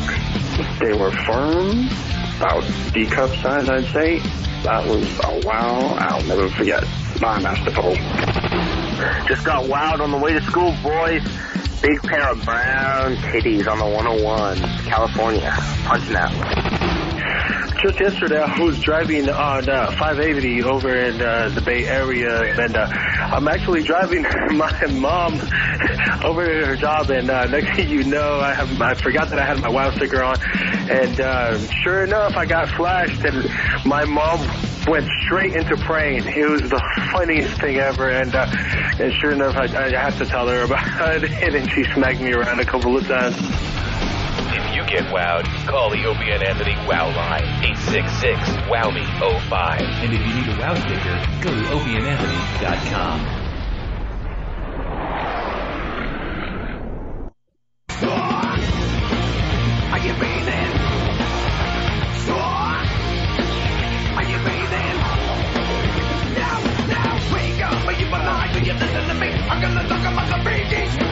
Where's Otto? Come on in, Otto. All right, we're in the middle of doing the Opie and Anthony show. A lot of birthdays today. I forgot about Kenny's birthday. Club Soda? No. Oh. I know more than one Kenny in my life. You do? LL's Kenny. Philly's own Kenny. Happy birthday to Kenny. Oh, Kenny I know. How do you know him? I'm thinking, Brother Kenny. My girlfriend's brother Kenny. Brother Kenny, that's what I'm saying. LL's Kenny. What's LL? I ain't saying. Wait, but that's not her. It's her first name, Lindsay. But what's the other? It might be an adverb or so, or like an adjective, or one of those things. Like a noun. Just tell me this: is the name first or second? Oh, that's good. I'm not. Just first or second. That's fair. Because then there's gonna be a whole thread as they try to figure that one out. They will anyway. It's first. The name's first. All right, good. Second. Good. That's what I had. I know you thought you did. What's up, Otto? Hi, guys. You got stuck in traffic. I'm terribly sorry. I left at 5:30, man. I had a ham sandwich and went to bed very early, and my fat friend James was glad to pick me up right on time. There you go, James. 5:30 was pickup. Silch. What the fuck? Where have you guys been? It was just crawling along. It was a fucking living hell. That turnpike. It was just awful. How far do you live from the city? I live, about a half hour. That's it, right? South of here. It's a nightmare. Yeah. That's why. Terrible. It sucked. That's why I gave up on the commute. Nothing I could do. There's no good time to leave to get here. Dude, 3 in the morning and then go to a diner for 7 hours. Yeah, I'll tell you when. Yeah, 4. Yeah. Like that's when I leave. Around there, 4:30ish. Yeah. Anthony, because we've 20 minutes. We've switched the time of this show over the last couple of years. We started at 7 for a while. Now we're back at 6. Yeah. And when we moved to 7 for a while, Ant was like, "What a difference in the traffic!" And he was leaving at 5:15 in the morning, whatever it was. Yeah. From 5:15 in the morning, there's a traffic jam getting into the city. What is that about? It's never going to end. It's ridiculous. Ridiculous. Yeah. So you must be on edge, huh? I mean, I'm okay. This is fine. I mean, I'm doing this thing with Twitchell's and this other freaking... I know, we want you over there. Stammering friend over there. More people hear you over there. Fucking nerve damage. Big A? Yeah. You don't like the Big A? No, he's great. He's a cab driver. I was just talking to him. Yeah. He looks like Paul Bearer. Yeah. You want Big A in here? Yeah, of course. All right, Big A, get in here for a second. Big A. Yeah. Cody from Louisiana, why do you guys play commercials? I don't know, so we can maybe, take a piss. What's your problem? We can't talk for 5 straight hours, or XM-wise, whatever, a little over 2 hours. A little over 2. Relax yourself. So we have to play commercials so we can do, things like take a leak and dump and stuff. What's up, Big A? How are you? How are ya? You like looking at other people's cards.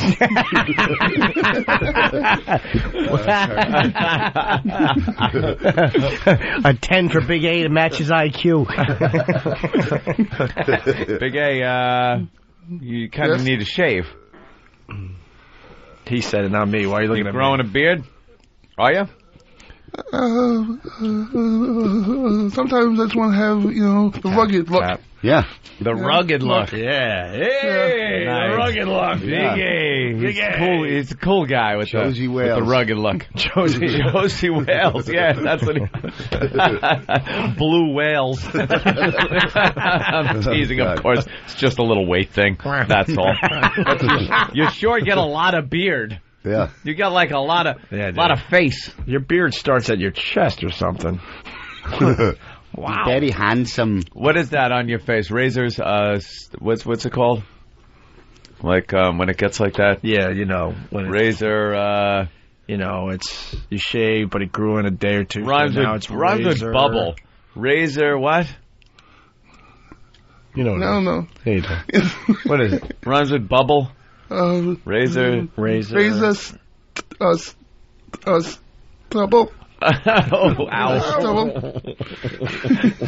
Sounded like it hurt when it finally came out. Trouble. Guys are terrible. Why are we terrible? This is great. We can do this all day. Yeah, well, I'm just saying, that's a lot of beard. Yeah. If you grew a full beard, that fucker would look like an Afghan. Be big. What Don't look at Like me. you. He's saying it. Big A with a big beard. That look of yours is downright creepy. He's from the Bronx, my 5th favorite borough. Jimmy, did he fart again? No. Yes, he did. I heard it. Big A, did you You're fart? lying. When? I heard it. Otto? What? 20 minutes ago. No gas.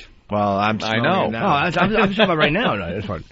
20 minutes ago. Yeah, but not now. Like, not anything that would still be lingering. I'm teasing. No, I wish they lingered like that. I just got a whiff. Oh. Hey, you want to... Yeah. I pray that's mine. Let's get into the Lily Tomlin thing. This is just terrific. What did that snatch licker do now? Is she? Yeah. Oh, yeah. You know, yeah. Gay? Very Dyke. gay. Yeah. You never know that. The haircut is very feminine. Is it? Yeah. Also, happy birthday to Club Soda Andrew. He's 21 today. What's going on with our listeners having the birthday on the same day? He's a huge fan. That's from Steve from Bayshore. All right. The Lily Tomlin. It's from I Heart Huckabees. Yeah. What? You Remember the movie? I Heart Huckabees? Is that Gene Hackman or Dustin Hoffman? Yeah, Dustin Hoffman's They're all like the in same it. movie. All those late, recent Bill Murray movies. Yeah. They're good, but they're all the same or something. Same thing. Yeah. Well, and it was an argument that she was having with the director. What's his name? David O. Russell. Yeah, David O. Russell. And this guy apparently directed like 3 Kings. 3 Kings. Then there was 3 Kings. I Heart Huckabees. Yeah. That could be the worst movie title in the fucking history. The title alone makes me never want to even fucking pass it on the channels when I'm changing it. What's a Huckabee? I don't know. Why would you heart it? Hound.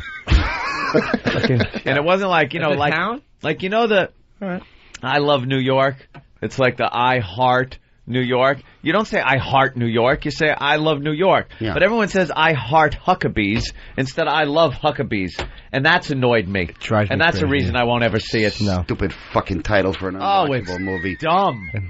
Jesus. It's Should've also put Rosie Ray Romano O'Donnell's in it. birthday.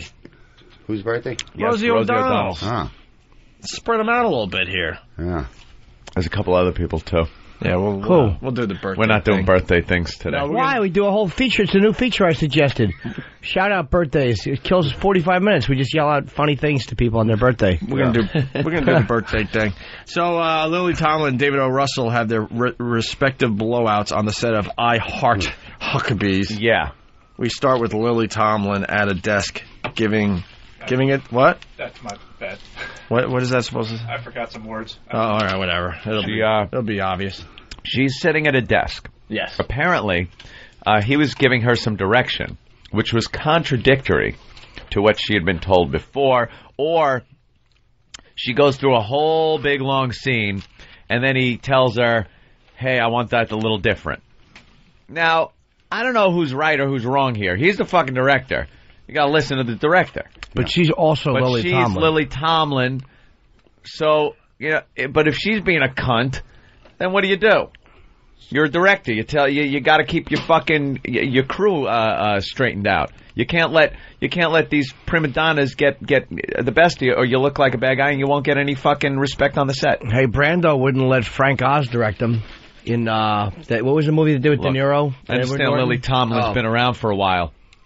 Some heist movie, right? Yeah, but don't compare her with fucking The Score. De Niro. By the way, Brando. Someone's yelling at us. He wouldn't take direction? He wouldn't let him. De Niro had to direct the scene. Someone's yelling at us on the instant feedback, Jim and Philly. This bit, it's in capital letters. This bit was on Ron and Fez yesterday at noon, you jackasses.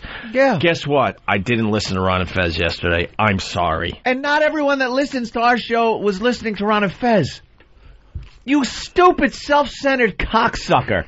How the fuck... Just because you heard it on Ron and Fez means everyone did and we shouldn't play it, right? How about we take 5 minutes of phone calls from people that did not hear this yet? Let's do that. Oh, you monkey fucker. God, I hate people. Enough with the complaining. All right. Fucking turn, less complaining. You know what? I heard it on Ron and Fez yesterday. So believe me, we know Ron and Fez played it. But who cares? This is our fucking show. I want to play it so we can comment on it. Who sent that in? What was that? That's Fez from NY. Yeah, Fez from Retard Island. All right, well, here we go. Here's Lily Tomlin going off. and take your legs off the desk and a whole bunch of other stuff. It says you gotta keep it. You can take your legs down. We could buy food. Okay, for Christ's sake, let's just take it one fucking line at a time. Instead of changing everything it's very difficult to even create what you're going to do when it's constant, a barrage of change this, do this. No, wait, do it a different way. Don't get me started. Okay, so I'm just saying, let's just, it's impossible. One actor's doing one thing, another actor's doing another, and I'm not as brilliant as you. I can't keep up with you. No, but we're being very patient. We're being very efficient? Be patient with you. So you can Let's rehearse. You're being impatient. No, I said patient. Let's rehearse. I couldn't understand you. And it's not the first time. Wow. And they're making a comedy, right? Yeah. Oh, wow. See, to me, even though it's Lily Tomlin, that's kind of being fucked up right there. Like, regardless of how this guy's directing or whatever, she should just fucking do her job. Maybe she was, and maybe his direction is annoying. You don't know what led up to that. Like, for instance, when I'm on a set, if someone says to me to do something else, I'll immediately put my foot down and go, I'm the actor! I was actually looking at Jimmy serious, like, what do you do? I'm the actor. I don't know. I think of the director as the captain of the ship. Exactly. And if he steers it into the rocks, that's his fucking problem. Maybe he's rambling about fucking keys for strawberries and Lily didn't want to listen anymore. Strawberries. Lily Tomlin is fucking dyke. She wants my strawberries. She wants these 2 balls in a cunt. Yeah, why would he go after her just for the hell of it when he's trying to make a comedy? Yeah. Because now there's nothing funny going to be done that day. Now that she's annoyed. It seems like maybe he is a little off with like she was doing something and she gets it done and then he makes her change it again and she probably gets sick of it. But isn't that part of fucking movie making? Maybe the director thinks, hey, I want it done a little different this way. Yeah. Take your feet off the fucking desk or move some of that shit around. We'll do it again. Yeah. There are directors that do 50 fucking takes sometimes. Let me see this twat work with Kubrick. I know he's dead, but, the guy took fucking 800 takes of a goddamn shot. Well, he's Kubrick. Yeah. What are you going to tell him? But again, then she's not giving him respect because he's not Kubrick? Right. He's the fucking director. By the way. Yeah. Because that guy decided to yell at us. Yeah. We punished the whole audience. What happened? That guy, Jim. Yeah. Said he heard this on Ron and Fez yesterday. Uh-huh. All right, so instead of playing more Lily Tomlin, we're going to play this for everybody. Now we make everybody suffer. Okay. Everybody suffers now. Everyone pays. And whoever's left will get to hear the rest of the Lily Tomlin. Thank you, Jim. This is for you. Recording. Okay. That's such a training cat. Deep throat me, babe. Oh.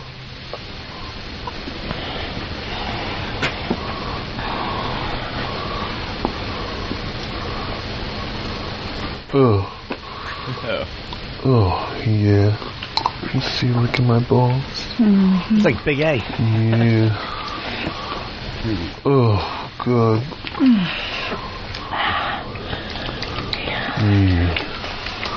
Would you? Suck it up. Yeah. Oh, fuck. Deep throat me. Oh. Oh my God. Oh, Lily. God, it fucking feels so good. Oh my God. Oh, fuck, baby. God. Swallow that dick. Swallow it. Oh my God.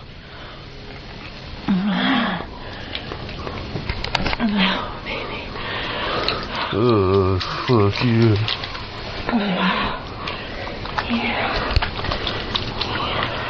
Yeah. Suck Take those. that cock, dude. Yeah. Suck those balls. Ugh. Yeah. What's so he sounds fucking retarded? Yeah. Nasty girl.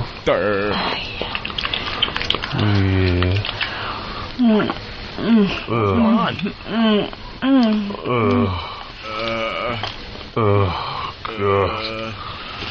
Oh, shit. Oh. I'm gagging on that cock. Yeah. I'm gagging on that big fucking cock. Yeah. Oh, fuck. Oh. Right in your throat. Oh, yeah. Oh, yeah. Oh, fuck, yeah. Feel it all the way in my throat. Me too. Yeah. Oh, God damn. Oh. Oh.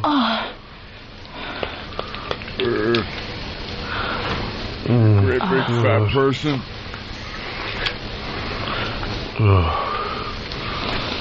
Oh my God.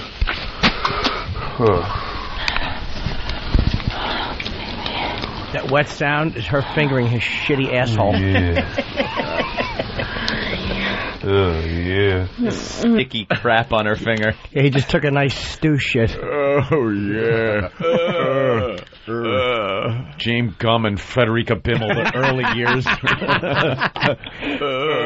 Like when I cut those diamonds in your back. Jeff the gay guy, this is suffering. Nice. Thanks, Opie. Fuck. That'll be in your head all day. Disgusting. That's just some random fucking blowjob audio. Some listener decided to throw himself under the bus and send that in. Don't make us play the 5-minute version of fucking MacBook karaoke today. That disaster of a segment today. Anyone else pipes up, you get 5 minutes of that awful guy singing. That's right. Singing that Meatloaf song. Don't tempt me. All right, back to the jackasses. For everyone that's left, now we've cleared the palate.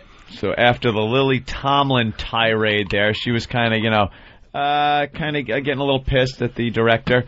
The director finally just loses it on her. Just fucking loses his mind.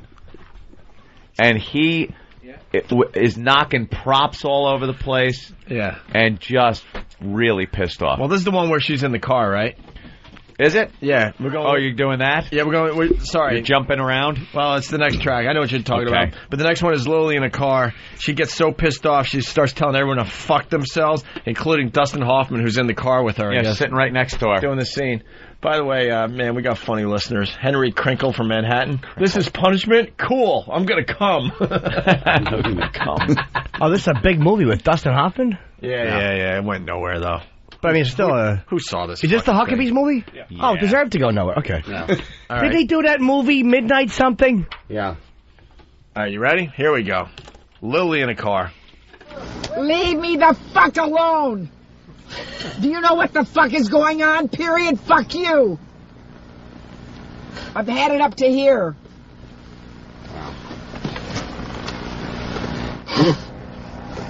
Who's reacting to what, for God's sakes? Fuck you, motherfucker. Fuck you, fuck you, fuck you. Get the fucking thing together, fuck you. Oh yeah, bullshit. That's why we spent 5 or 6 fucking hours doing something else? No! God damn it!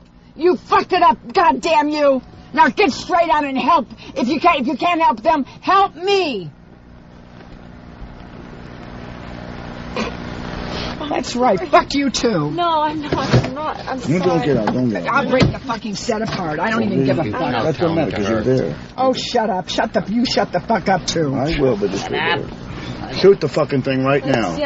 Shoot. Yeah, you'll get a shoot. I'll be angry as she's angry. That'll be good. You guys a riot. Yeah, it's Dustin Hoffman. Just shoot the fucking thing. Oh, well, I will shut the fuck up. I'll shut up. I can't believe I gotta listen to this cunt. Oh, man. Fuck you, too, you fucking... Oh. Do we know the back history? Why does he gotta listen to that fucking bitch? Yeah. No surprise the movie Dustin went Hoffman. nowhere. He's an icon. But what's the back history? She turned into Ratso Rizzo again. What are they fighting about? She was doing a scene in the car, and Hoffman was there. Yeah. Oh, Jimmy. That's pretty much it. That's all I know. Apparently, I knew halfway through that. As he was making this movie, the director intentionally tried to make it very tense around the set. Is that what they're trying to say now? That's what I've read in some article. Maybe they wanted her to quit. Maybe they realized that it was a mistake having her. Well, I think what's they're her both great being assholes. Contribution anyway. Laughing sucked. It was lame, wasn't it? Ronan Martin's Laughing. Yeah. She was good. Pryor loved her. She was good, like a sketch show. Pryor won an Emmy writing for her. I mean, that's her. 35 years ago, she did something once back when. I remember once on Laughing, there were two flies, and they were talking to each other, and one said, "Hey, your man's open." And I actually remember that from Laughing. Hey, oof, you bet your bippy. Suck it to me. Reading from Whackbag, so I wasn't completely listening. So Lily Tomlin yelled at the director, then gave him a sloppy blowjob. Yeah, right? What the fuck? Mixing the clips up. Yeah, if you're half listening, it makes it a little more fun. All right, so that's what we know? Yeah, I'm just reading this quick article. And there's video of this, right? We're just playing the audio. It's on YouTube. Obviously. It keeps getting yanked. Yeah, they keep yanking it, but it's up there. And then someone else throws it up there. Yeah. They're trying to make it go viral. Now, the director just loses his fucking shit. He's storming around the set, and there is a funny part, actually. Oh, did you hear it? Because Dave brought it up yesterday on Ron and Fez's show. I thought it was really funny. What? The director gets all pissed off. He's screaming. He's throwing shit. And then he walks behind the camera. So, he comes toward what you're looking at, and he disappears behind the camera. And you can still hear him yelling. And then he shows up walking through a side prop door back on the set again. So it's like he disappeared and just came popping through a doorway. Much like Laughing, where they would open up those doors. Hey! Yeah. Charles! Yes! Oh!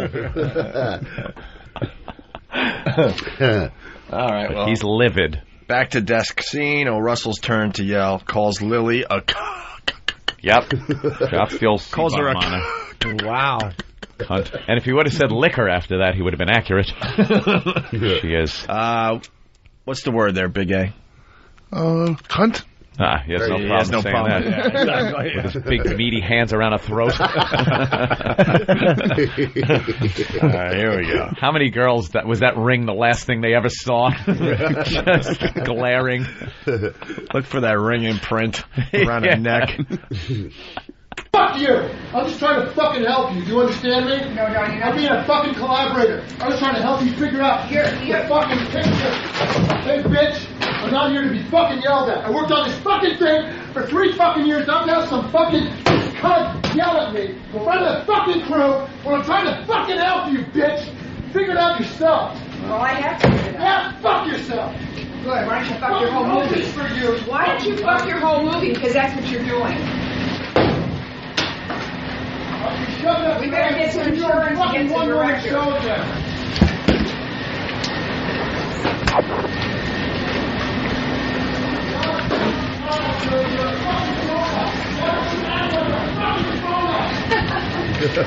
You're a fucking grown-up. Act like a grown-up. You're not a baby. You're a fucking grown-up. I'm here to fucking help you. That's all I was doing, was trying to help you figure out anything. But I'm yelling. You talk to me. But I'm yelling. You talk to me. Do I yelling? Do I fucking yell at you before right now? No. I never fucking yelled at you. You fucking That's the yelling standard for the whole set. Why do these clips always end? You know there's more. Oh, I know. Where's the more? Do you know how great it would be if he was really yelling at Dakota Fanning like that? Calling her a little cunt. And a cock tease. And you fucking cunt. I'm trying to help you, you little cunt, because she cried on the set because she was scared. The set fucking dressers must have been just pleased as punch with him throwing everything around. He's throwing lamps and fucking shit on the desk. The continuity guy has to make sure, like, the stapler is just so. Yeah, exactly the way it was before he fucking had his tantrum and threw everything off of there. I think it was right here. And toward the end of the argument, you just see one of the people with headsets come walking in front of the camera and just ushering everybody off the set. You just see a big line of people just leaving. Sounds like he was close to hitting her. Oh, he threw some shit like at her, and she flinches at one point where she's convinced like he's throwing something at her or gonna hit her. She doesn't or seem something. to be a happy person in general. No. You hear things from time to time about her. She doesn't seem to be too happy. Too happy. So what ends up happening? Did they end up... the movie came out. Yeah. So they went back to working eventually? Yeah, at the end of that, she actually ended up apologizing to him. He pulled an Opie. Wow. He pulled an Opie on her. Well, she probably had been yelling at him through the whole fucking movie, and he just snapped finally. Finally had it. That doesn't sound like something that happens on the first, occasion of... Like, if somebody's being a little prima donna-ish or something on the set, that doesn't sound like a director that just snaps like that. Because that obviously she's yelling out in front of the whole crew. Yeah. Like, you got to yell in front of them. When you say that in front of the whole crew... Yeah. Like, you're embarrassing me in front of the whole crew. It's like, R in front of the whole crew. R. You need discipline. Yeah. See, there's a way to do that stuff. You don't have to take the direction. There's a way to do it. Yeah. Like, I would, a lot of times when I wouldn't want to yell, so I would tell me to do something different, I would just go, who's the actor here? You find that work, Jim? Yep, and I would put my hands in front of me and look up at the sky and just ask, who's the actor here? And I wouldn't work until someone said you are. All right, let's go to Dave in Dallas. Dave, what's up? Dave, let's go. Hey there, Dave. Hey, Dave, welcome aboard. Yeah, it sounds like it's staged to me. No, stupid. That's not staged. Everything's fake. What do you mean? Or No, everything's if you've real. If you've ever seen the movie, Yeah. that's what kind of movie it is. Oh, yeah? It's got that feel to it. Oh, yeah? Really? The movie came out already? Yeah. I Heart Huckabees. It's a classic. That's from I Heart Yeah. Huckabees? I Heart Huckabees. I didn't know. It's 2 years old, fellas. Yeah, we know the movie's old. We're joking. What about? Oh my God, these people. It's like that We gotta though. explain everything. Like there's arguments in it. Yeah. Well, it's got that tense kind of feeling. My only weird... Well, the reason is because they didn't get along when they were filming the damn thing. Why would she yell at Dustin Hoffman? Unless they're friends, she's like, oh, fuck you, too. I can't picture anyone talking to Dustin Hoffman Well, like that. no, wait. Yeah. Dustin Hoffman and Lily Tomlin are competing psychiatrists. Right. So there is that tension Oh, shut up. Yeah. It's just because there was a wrestler in here earlier. It doesn't mean everything's fake. Right. Nothing beats fucking YouTube or any of these other video sites when it comes to people that see something that's real and insist it's fake, and then see something fake and insist it's real. Our own Steve C. You know, it was a great fucking video that was fake, obviously. It was, did you see the UFO in front of the World Trade Center years ago where the couple's in a helicopter? Oh, yeah. And they see it, the UFO comes up to the helicopter and goes phew, up the side of the Trade Center. That was damn well done, man. No. I really thought it was a flying saucer. It scared me. I called people. The fact that it was done in 2004 might have been a problem, though. Trade Center. Oh. That was hurtful. When things are hurtful, I can't help it. I know. Don't laugh at him, The goodness Jimmy. comes in and pushes the hurt out. Oh, no. There it goes. Oh, no. That was goodness coming in and getting rid of the hurt. Well, you must be completely devoid of hurt. Nope, that was goodness comes in through my heart and pushes hurt out. Oh, boy. Why does hurt smell so bad? Right. Hey, we got Rosie versus Elizabeth still to go. We got Heather Mills and Larry King. What's she doing there? What do you want to do? Talking about her stupid dancing? Well, she was with on that leg that I'm not convinced she's got a fake leg now. Oh, see? I say Heather Mills. Let's just ignore it. I don't just... I say Heather Mills. Quick part of it. Ignore it, You're Jimmy. eating healthy, too, man. Oh. That's the problem. Yeah. Parts get worse when you eat healthy. What did you eat, Jim? Some of that fucking dog food that was killing people's pets? Yeah. Jesus Christ. No, I didn't. I'll take that. Let's go to... I say Heather Mills, man. Pass the shield spray around. I need a shield. Oh, there we go. Motherfucker. How bad is that, Otto? It's so fucking goddamn bad. Pretty goddamn bad. Spray. Pretty goddamn bad. Anybody that Just thinks... spray right at him. It doesn't matter. Anybody that He's thinks... not human. We don't care. Anyone that thinks this is a pompous show is fucking 2, 4, 6 men in a room alone I'm farting. We're spraying Febreze. This is not a fucking rock star vibe at all. No. And we say auto. Should all be laughing. Auto. Should all be laughing at your fart. Just giggling, not spraying stuff. Putrid. Only 007 could get out of this room without smelling that. That's like a fucking... Oh, It God. is the worst. It really is bad, Jimmy. Well, then don't say hurtful things, and goodness won't have to push hurt out.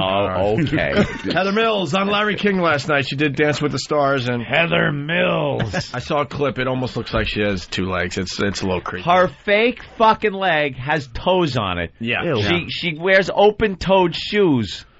The fuck? Really? Well, she goes Paint to the little best guy. toenails on there with a roller. She goes to the best guy. The best guy. Latex. Yeah. There's a place actually that opened up recently. It was called Bill's Leg Shack, and it closed because they were all one length and none of them bended.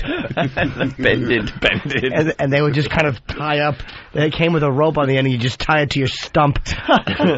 Hey, they would fly off a lot. Yeah, Bill's Leg Shack was a bust, and I invested everything in it. Leg Shack.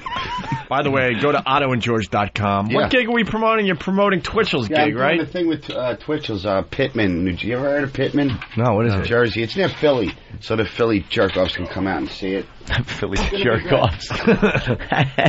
All right. You should be doing the TLA in Philly. You should be doing the when Theater are you of going to Living start Arts. performing at comedy clubs? What do you mean? The Theater of the Living Arts. I You just should did do. Zanies in Chicago. All right, there you go. I sold out three shows there a night. It's great, right? Fucking great. Me and John Valby worked after me at midnight. Oh, how cool is Yeah, I'm that? glad I'm doing that Vegas thing. The money is shit, but, with you guys, but it's going to be good. Why am I on the list after Ralphie May and who's the other one that's not as big as me? Frank Caliendo. Who the fuck is that guy? Yeah, move Does on. John Madden? Move Otto up. It's not a list of prestige at all. No. It's just it's actually a list. No. Let's just move. Put my name up further up in the... Put Otto first. Been on this show Well, forever. you're first, Jimmy. But there's all right. Well, there is. I don't care. Put me in the see? middle. What do I care? Ralphie May is below you. Yeah. Right above you is Rich Voss. Uh-oh. Okay.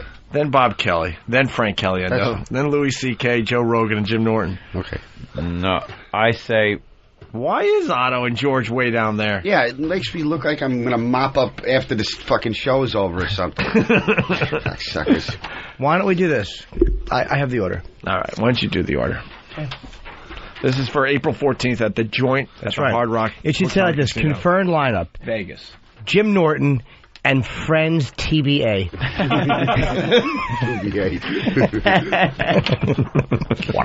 Auto. All right, here's Heather Mills last night on Larry King. Heather, does your leg ever come off? It does normally if I go dancing, but I've put a great big strap on it, which doesn't look so elegant and limits it in movement a little bit. But I just can't imagine if my leg comes off and I knock Len Goodman out, one of the judges, I'll be in big trouble. Very easily. That's funny. Talking about a leg flying off. How about this? Why don't you pull it off and make Larry smell it? Yeah. Oh, smell the inside where the stump goes. Yeah. All those fucking dreams were shattered. Silly motorcycle accident. Yeah. And Goodman out, one of the judges, I'll be in big trouble. You took it off here once. It comes off very easily. It does. It comes off very easily. But And goes on very easily. Yeah, but I've put a strap on. I'm doing a little Strap trick on. with Jonathan that'll surprise people next week when we do the Mamba. A trick. Yeah, Doing the mambo. yeah. And it could come off then. There is a chance. But it won't hurt me. It'll just hurt Jonathan. Oh, she's obviously she's going to take the leg off. Oh, you were injured in a sidecar accident, were you? That's what my understanding. Guy doesn't understand anything that happened after 1940. Yeah. Fucking out of touch dope. What's that? They can make fake legs now? I remember when they would just saw it off and then put leeches on the wound. Tomorrow night, Danny Thomas. Oh, wait, he's dead? When did that happen? I'll send a card. Out of touch cock. It annoys you, too. That's what I love Oh, about he it. is just annoying. It's like, how does he get this huge gig on CNN? He doesn't know anything. What was it? The small back wheel or that large front wheel of the bicycle that your leg got caught in? Sort of an 1800s joke. All right. That's a good one. Thanks, Stan. Oh, now you're playing bad. I have to. Wow, if it worked, you would have let it just sit there. Fan fat's like 999. That was one. All right, here we go.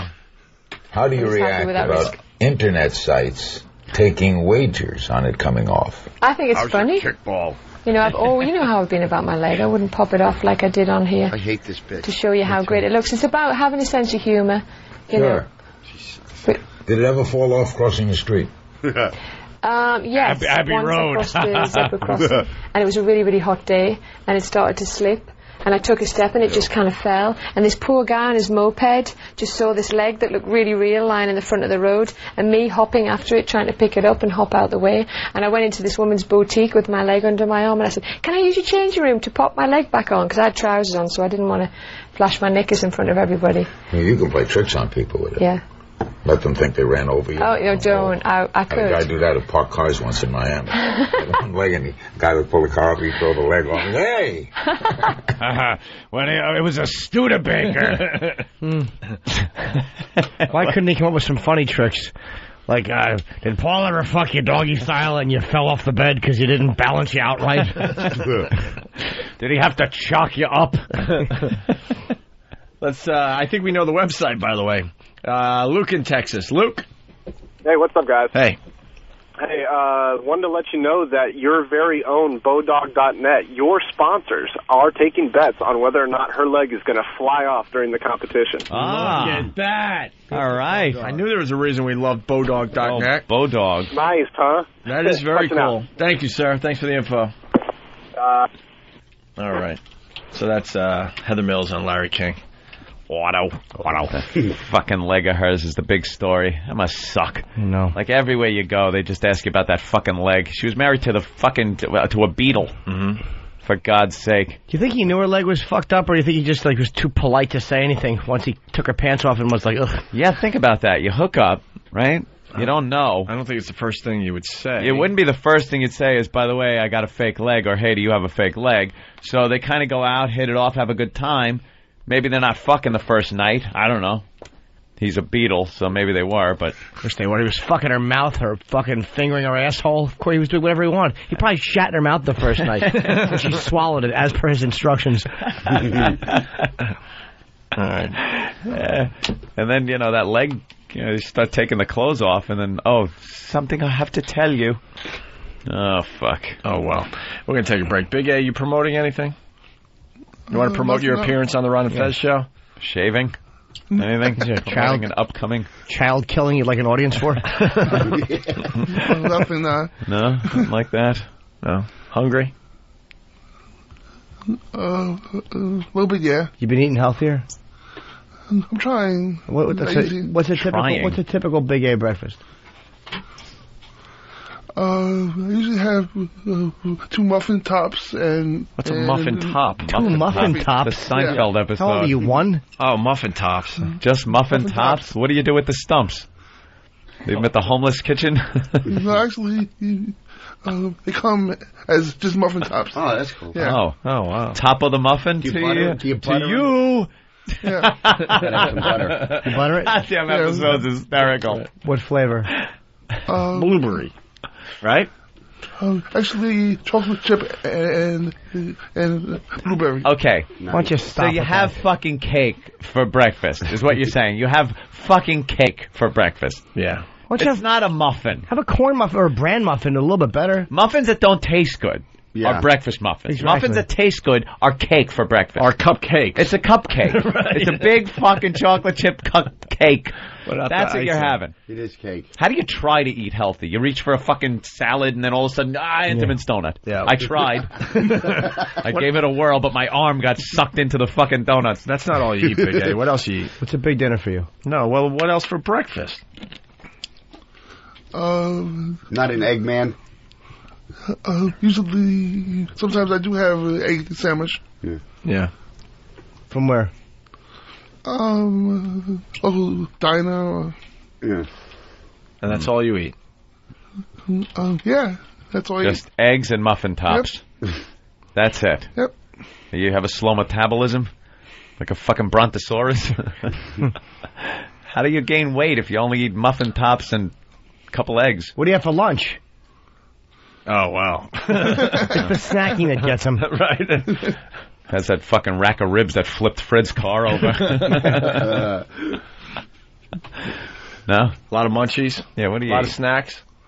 What is the snack? Sometimes. What is Big A's favorite snack? What's your guilty pleasure? Yeah. Well, besides baby toes. Yeah. They always blame rats, but it's just him. He breaks into homes and eats Nibbling. baby toes in a crib. Oh, just crunches them off. Dips them in mustard. So how else would you eat a baby toe? Yeah, what's your guilty pleasure? What's your snack of choice? Nothing too special. I like pretzels or chips. We're not buying Now this. he's eating pretzels. There's got to be something that is 1,000 fucking calories per bite. That you're eating. He dips his pretzels in lard. What do you eat that's fattening? Yeah, what's the fattening stuff you eat? Yeah. And don't lie or I'll know. You don't want to lie in front of Otto. Otto's shy. Otto. So what is it? What's the fattening thing you eat? Gotta be something. We'll wait. Guess cookies, chocolate cookies. Would you get a box? Get a whole box? No, a you whole finish off the whole conveyor box. Whole conveyor belt. Just puts his head on the side of it and lets it flow. Wait, you actually, how many cookies will you eat in a sitting? 2. No, you won't. Holy shit. All right, we're in the middle of the bit now. You should fucking. Let's You start should it look easy. like Travis. Travis eats more than that. Get me the karaoke bit. The whole audience is going to suffer unless you tell us what you eat that's fattening. Hey, do we have any of those fucking Pugs and cookies. Kelly, any Kelly cookies left?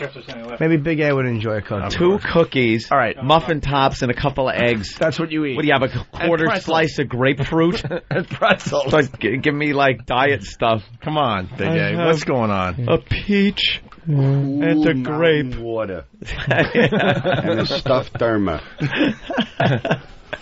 Come on, Big A. What are you eating? Come on. What are you eating? For There's dinner. something got to keep that body the size it is. I think you're supposed to eat about 2,500 calories a day. Yours adds up to about 600.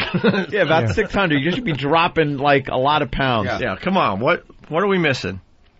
Are you snacking in the cab? The midnight snack? All right, what's the midnight snack? Now we're on to some. Hooker womb. Go ahead. What's the midnight snack of choice? I don't know. Whatever I can find, leftover food. Leftover food. What, in the back seat, you mean? What? No, Where? refrigerator. In your refrigerator. But it's got seat. it's got to be leftover from what? If it's leftover, it's just you open your fridge. There's 2 eggs. There's a fucking muffin top and 2 cookies. What's left over? All right. Leftover food, like what?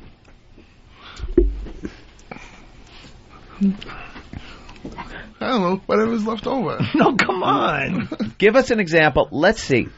Tell us everything you had Yesterday. to eat yesterday, starting with breakfast, ending when you fell asleep. There you go. Everything you ate. I got 5 minutes of awful karaoke. You don't want the audience suffering. They'll blame you. They will blame you. So what did he eat? Let's go. Breakfast. Okay, I had 2 muffin tops. All right. Write this down. 2 muffin tops. 1 chocolate chip and 1 blueberry? No, he was humoring me. It's chocolate chip. I saw through that. No. I also have blueberries also. Yeah, you wouldn't. And how much butter? Actually, I don't have any butter. All right. I take it in my cab, and I don't have any All butter. right. 2 muffin tops. What else? This is what you ate yesterday. Okay. And 2 eggs, bacon, and cheese on a roll. 2 eggs, bacon, cheese on a roll. Okay, right, that's we're different getting than up there. just 2 eggs. Yeah, now the calories are moving. That's the 2 eggs, bacon, cheese on a bacon, roll. Yeah, it's a little different than fucking egg whites. Nice. Yeah. And any butter on that? No. Ketchup? Okay. Just the nice runny yolk. All right, we're getting somewhere. What else? I used to have those. Now, was that it for breakfast? Yes, it is. What kind of beverage? Just water. Poland spring water. Just water. All right, cutting down. All right. All right, now, how about a snack? What else did you eat yesterday? Maybe a snack between breakfast and lunch? No, actually, I didn't have a chance. Just had lunch. Do you normally snack between breakfast and lunch? You might stop somewhere. No, lunch is 8 minutes after breakfast. There's no time. All right, we're into lunch. Lunch. What'd you have for lunch? I had a grilled chicken with cheese and a little mayonnaise on a roll. Grilled chicken, started off good. Cheese, mayo. That lunch got shitty fast, didn't it? Yeah, I know. Grilled chicken. It's like I had a grilled chicken salad with, grilled chicken, with dump some steamed cheese, broccoli, mayo on there, cheese, put a roll mayo. down. What else? You never. Now, where do you get this? A deli? Yeah. Okay. You never walk in, and I know this. You don't walk into a deli and get a sandwich and fucking leave. You get something to drink. And you get something else. There's racks of fucking cookies and chips and shit all over the place. Chips, maybe. So what else did you get? Yeah. I got those little donuts, little chocolate donuts. Yeah, there's like 10 of them that come in that sleeve. Yeah. Yeah, those are good. How many of those did you get? Just one package? One, yeah. And how many of the pack did you eat? Oh, you eat the whole package. Yeah, you can. Pack. Those are good. One whole donut fits in your mouth. Oh, yeah. Yeah, those are really good. What else? It has the miniature of the miniature muffins. Mini muffins. Where do you get the mini muffins from? What are they? I like muffins. Yeah. Like Hostess? Yeah, Hostess makes them. Yeah. Hostess mini muffins. Yes. So Hostess mini. Now we're talking. See, this is what's going on now. All right, and what else? Big sugar-eating baby. What'd you have to drink? What'd you have to drink? Actually, I had my favorite Snapple white tea with green apple. Yeah, I'll just write Snapple. Okay, so you had that grilled chicken with mayo, cheese, and cheese on a roll. Both sides of the bread with slopped over with mayo. I don't know. I didn't make it in okay. myself, so. You just ate it. And a little thing of the little teeny muffins we all love, and a little thing of little donuts. Yeah. Yeah. Small, fun They're size. little. Is that it for lunch? They come 100 to a pack, but they're small. That's it for lunch. That was lunch. Wow, that's all right. That's got to be a good lunch. Yeah, you up the calories there. Yeah. Any snacks between lunch and dinner? Lunch and dinner. No. Well, come on. About 3 o'clock, you're not getting a hankering for a candy bar or something, or Actually, I was totally full. Totally Okay. full. Yeah. All right, then dinner rolls around. All right, as now do we're you. up to So, what did you have for dinner? Just soup and sandwiches. Soup and sandwiches. Okay, that was very telling. What kind of soup? Yeah, what kind of soup? Please say, it's some kind of creamy shit. Cheese on cheese. Yeah. Chocolate soup. Creamy chocolate soup with mayo and cheese. Lentil. Lentil soup. Lentil's good. Lentil soup. Wait, now how big a helping? Yeah. How big a bowl? Bowl or a cup? Or A bowl. Okay. What'd you dip in it? No bread to dip in a soup? No. Yeah, You that's queer? good shit. Any cheese on top? No. You didn't dress up the soup No, with anything? not at all. All right, so some lentil soup Yeah. to start off with, and then I still think he's lying, but all right. Lentil soup. You said sandwiches. Yeah, what kind of sandwiches? Just cold cuts. Ham and cheese. Okay. What was it? Ham and cheese? Ham and a lot of cheese. On what? I'm noticing he loves his cheese. Yeah. On a whole wheat wrap. Oh, nice. A whole wheat wrap. Well, he's eating healthy. See, that's what's confusing. I mean, like the grilled chicken sounds good, the whole wheat wrap sounds Whole wheat good, wrap. but it's ham and cheese, lots of cheese, mayo, Some probably. mayo in there Yeah, too. of course. Now, how many of those did you have? Just one. Oh, you said He sandwiches. says sandwiches. Yeah. Did you have two? Come So on. I had one and potato salad. That's good. Yeah. All right. Potato salad, nice mix with a lot of mayo. Potatoes and mayo, so you can put them both in there. Yeah. Potato salad's not healthy because I heard you say healthy. It's really not. Yeah, healthy. So potato salad. Because of mayo and all that. And then again. And potatoes. Again. Potatoes healthy. But I mean, they're kind of fattening though. Yeah, potato salad very not healthy. Oh, yeah. Healthy. A lot of mayo mixed in there. Where'd you get that? A deli or? Oh, yeah, A&P. Okay, A&P. Now again, there are things, the impulse buy items that are very tasty, tasty treat racks around. What was your dessert for dinner? You must have had some tasty Not even treat. dessert. We're not even getting to dessert. Yeah, The other thing that you bought soup, when you got your wrap lentil soup. Ham and cheese sandwiches with mayo. Lentil, a ham and cheese wrap with mayo. Okay, Right. and what else? Oh, potato salad with Potato salad. with mayo. And then A pickle. A pickle. Yeah. And then what about the little racks of sugary treats? Come on. What did you get? Come on, Big A. What did you get? Chips. What? You got to get something to look forward to when you're eating that sandwich. Actually, it was just cookies, I think. Just some cookies, all right. Just some cookies. What kind of cookies? Moderate. You got a little sweet tooth. Yeah, what kind of cookies? Snackwell, but not the chocolate ones. The vanilla cream. Like, vanilla cream. Stick-to-itiveness. That's what's helping you. Some vanilla cream cookies. Yeah, that's good stuff. A whole package? only 2 of them. 2 packages? That's not bad. What? Now, after dinner, that was your little dinner dessert, was your Are snack you sure, rolls? though? Was that Yes, dinner? yeah. Nothing else? All right, what did you have to drink for dinner? I had water. All right, water. Keep the calories down. Where'd you eat? In my house. Okay. Where's your apartment? Seriously, is it in Manhattan or the Bronx? I don't even know where you live. In the Bronx. Okay. The Bronx, okay. All right, now, do you have bugs? Seriously, in the apartment building, you can't help it sometimes. I didn't mean to laugh. Opie has them sometimes. He's mice. You have roaches? It's not too bad, no. Sometimes? Sometimes not too bad. Where, in the kitchen? Yeah.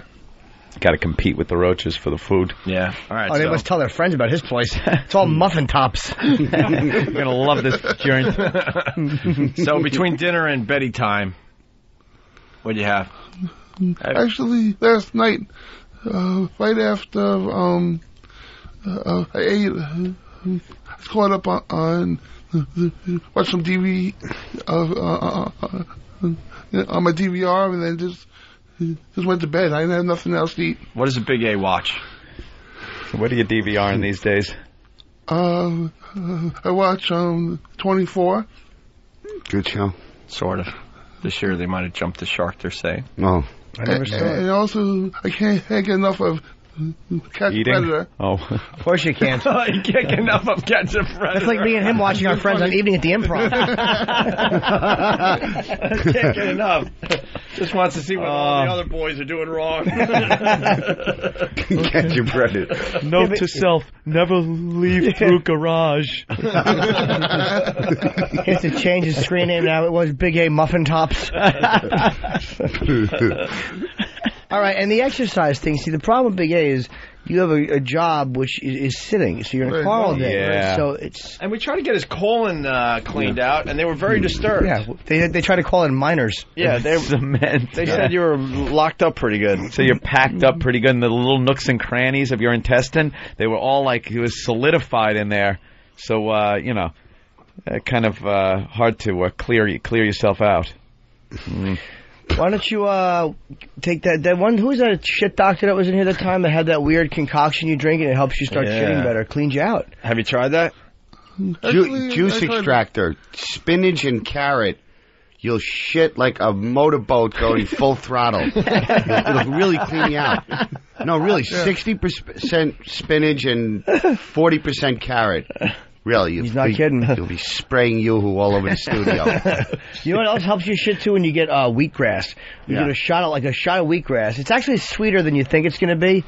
And I used to drink that vegetable juice every day, and it really does. You almost shit liquid. Yeah. It's almost like there's no process it goes through. God. But it's good. It was apple juice for me. Your IQ goes up when you take a good shit. Your head clears up. Yeah, it's true. You can think clearer. Let's go to Rick. Nothing worse than having to take a really bad one. It becomes all-consuming. You can't think of anything else. Oh, yeah, the toxins are building up. Yeah. You can't concentrate. Let's go to Definitely. Rick. Rick, what's up? Hey, I just, I'm trying to figure out where you're going with this, because I really don't give a rat's ass what this guy eats. But I think you do, because you called the show to talk about Fascinating. Well, I call the show, like millions of other people call you guys and tell you, hey, where are you going with this? We don't care. Well, why don't you fucking stop listening, stupid? Big A is our friend, and we're trying to figure out what he eats. Jimmy, you little faggot. I'm hanging on every word. I think it's fascinating what he had for lunch. I know. Yeah. Jimmy. Go ahead, man. What? You're a little guy, Yes. You should be careful what you eat. I am, sir. See, this is the kind of stuff we should be putting on the air. Well, sir, are you fat? No, sir. Well, then why are you telling me I should be careful what I eat? I am a little guy, so I kind of do watch what I eat. Well, because you're awfully concerned about what crawls up your ass, so that's why I say you got to be careful with what you eat. This is the kind of comedy and commentary we should be doing. I know. You're a peon. You're just a listener. Rick on the phone every day. You mean nothing. Don't punish the listeners, Ope. Don't and then he punish laughs the rest of them. nervously. Ope, don't punish Shut all up. of them. Yeah, well, way to bring this on, everyone. Yeah. You're ruining everything. Thank you, Rick. Oh, no. It's good stuff. I'm running out into hell and back. I would do anything for love. Karaoke. I'll never lie to you when that's a fact. Anthony is fucking on fire today. Yeah. But I'll never forget the way you We can't do that to the people. No, can't do that to us. We're selfish. We'd love to do that to the audience. Yeah. Unfortunately, we're stuck listening to it, too. Oh, I know. Yeah. What's the gig again? Twitchell's, come in here and tell everyone about the gig. Yeah. And then we gotta take a break. You know something? That guy may have been right. I don't know. But I found myself fascinated with what he eats So is when he was everybody. trying to lie. And then he just I was fascinated. finally came out with it. Andrew's a regular on the show. He's not just some slob. Right. He's our friend, and he's I mean, he happens to you he'd be a slob, Yeah. but to us Right. he's a person. I think he was being a little dishonest at I'm first, kidding. too. Absolutely. He didn't want to fess up. We had to, drag it out of him. At first, what do you eat? 2 pretzels and a water? Yeah. And then it turns out to be fucking some kind of ridiculous amounts of sweets. Twitchell's, what do you got? Cheese and mayo. The show tomorrow with Otto and George is going to be at the Broadway Theater in Pittman, New Jersey. Why does this happen? It's 8 o'clock tomorrow at the Broadway Theater. You can get tickets at PittmanBroadwayTheater.com. Who else is on the show? It's Gino Biscani, Chris McDevitt, Round Boy Jimmy Graham, who you know. Jimmy Graham, who's he, the fucking guy from the radio? You know Jimmy Graham. He used to tour with you when you drove Levy. Or at least that's what he said. Oh. I'm sure I know him. I used to drive Levy, yes. I used to drive Otto, too. Yeah. Absolutely. Me and Otto did many gigs together. I can't drive it. I don't have a license. Driving Miss Otto. Hundreds, yeah. You're the best friend I ever had, Miss Otto. Hey, Twitchell's, I hear your boyfriend did a karaoke entry. What? I don't have a boyfriend. Oh, he won't commit to one cock. Yeah, that's the only reason he's yelling. He wants to keep his possibilities I have open. the fucking chick right in front of you guys for you to stop hounding me about it. I'm not gay. All right, well. We don't think you're gay. I'll do it. I don't think you're gay. Thank you. Would you be able to get a ride in front of all these guys? Huh? Would you be able to get a hard on in front of all these guys? Jump. I guarantee I wouldn't. Okay. Guarantee it. So how are you going to fuck the broad in front of us? Just mush it in. Get a broad in here. No, I said you can put me in front of a bunch of guys. I won't get hard. Not at all. See, your own friend saying that you're gay. What? Your own friend just threw you under Do the you bus. have Wizard of Oz posters in your room that you have downstairs in your parents' house where you live? Yeah, I kind of do. Yeah. I love the movie. It's my favorite What noise movie. did you just make? I think he was doing a cowardly lion. You always pick it on me, you bastards. I just want to go to Oz. He's scaring me. It's a great movie. Peter Lorre. Oh, it's my favorite character, too. Yeah, do a little more. But I'm straight. Wait, everyone close their eyes. I'm going to hear a little more of that. Gotta hear that. Wizard of Oz. Oh, Dorothy. I don't want you to leave. You bastard, don't you leave, you little cunt. I want to stay here. I want you to stay with me. You do. The Wizard of Oz. That's my employer speaking. I like The Wizard of Oz. It's a great movie. Kind of makes me feel, Your good. friend, the son from the great Santini, seems to think that you're a homosexual. Hey, Well- sports fans, is he gay? Hey, just because he is doesn't mean I am. Is he gay? I don't know, are you? All right. Well, that's Big Jim from Ron and Fez. He used to, the gay guy on the show. Yeah. Mm-hmm. Is he gay? Can you do the courage speech? The courage. I can do the song, I think. I remember it. I was Cowardly Lion in my senior year in high school. All right, why don't we hear the song? Go ahead, a little bit. If I am a king of a forest, I'm not duke, I'm not queen, but I'm king. I command these things, these fish of fowl, with a rough and a high ground. He does these impersonations. I swear, you would think it was the real people.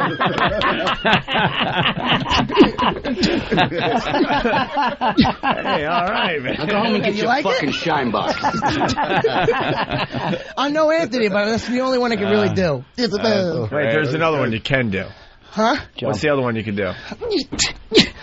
I don't want to start getting my impressions. No. Come on, you did Cowardly Lion. What's the matter with you? Of course you do impressions. Let me think. You're getting... I'm breaking your balls and right away you're getting fucking fresh. Nervous now? Where you getting fucking fresh. Getting fucking fresh. Yeah. I can do His stupid party. What? Greatest observation about the party made by fucking Otto Peterson. Otto. And Goodfellas. You're breaking up my fucking party. Party. So what do you say? I'm trying to think of who else. I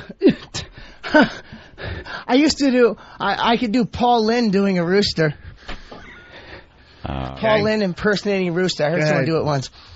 Cock-a-doodle-doo and all that jazz. See, I knew it was going to go nowhere. Yeah, it was horrible. He does these impersonations. I swear, you would think it was the real people. I got to think of it. Oh, come on. You know your act. You know who you do. No, I never did impressions, though. I just do. I just watch movies and, I watch them. Just do it, man. Just use your mind, jump. Just fucking get on. Trying to think here. I know what your worst impression is. What? A straight guy with Tourette's. Do an impression of a guy who doesn't jump. I do a horrible Jack Nicholson. Do it. It's great to be here. Actually, George Bush or Paul Lynde. That was more Paul Lynde. That's actually not bad. I didn't do it. That's actually not bad. You're busting my chops. See, I think it's horrible. This is horrible. This is why I don't do it. The lion's all I got. That was actually a good one. That was all right, that was Steve Nicholson. That was Jack's cousin. You better go back to the lion. Go back to the lion. Yeah. Bring him back on your side. I dare you to do him. A pot of a face of one hand behind my back. A face of stand on one foot. Pot of mom. What? Get out of there, you tin can. What'd you hit me for? I didn't buy him, but you tried to. I was just kidding.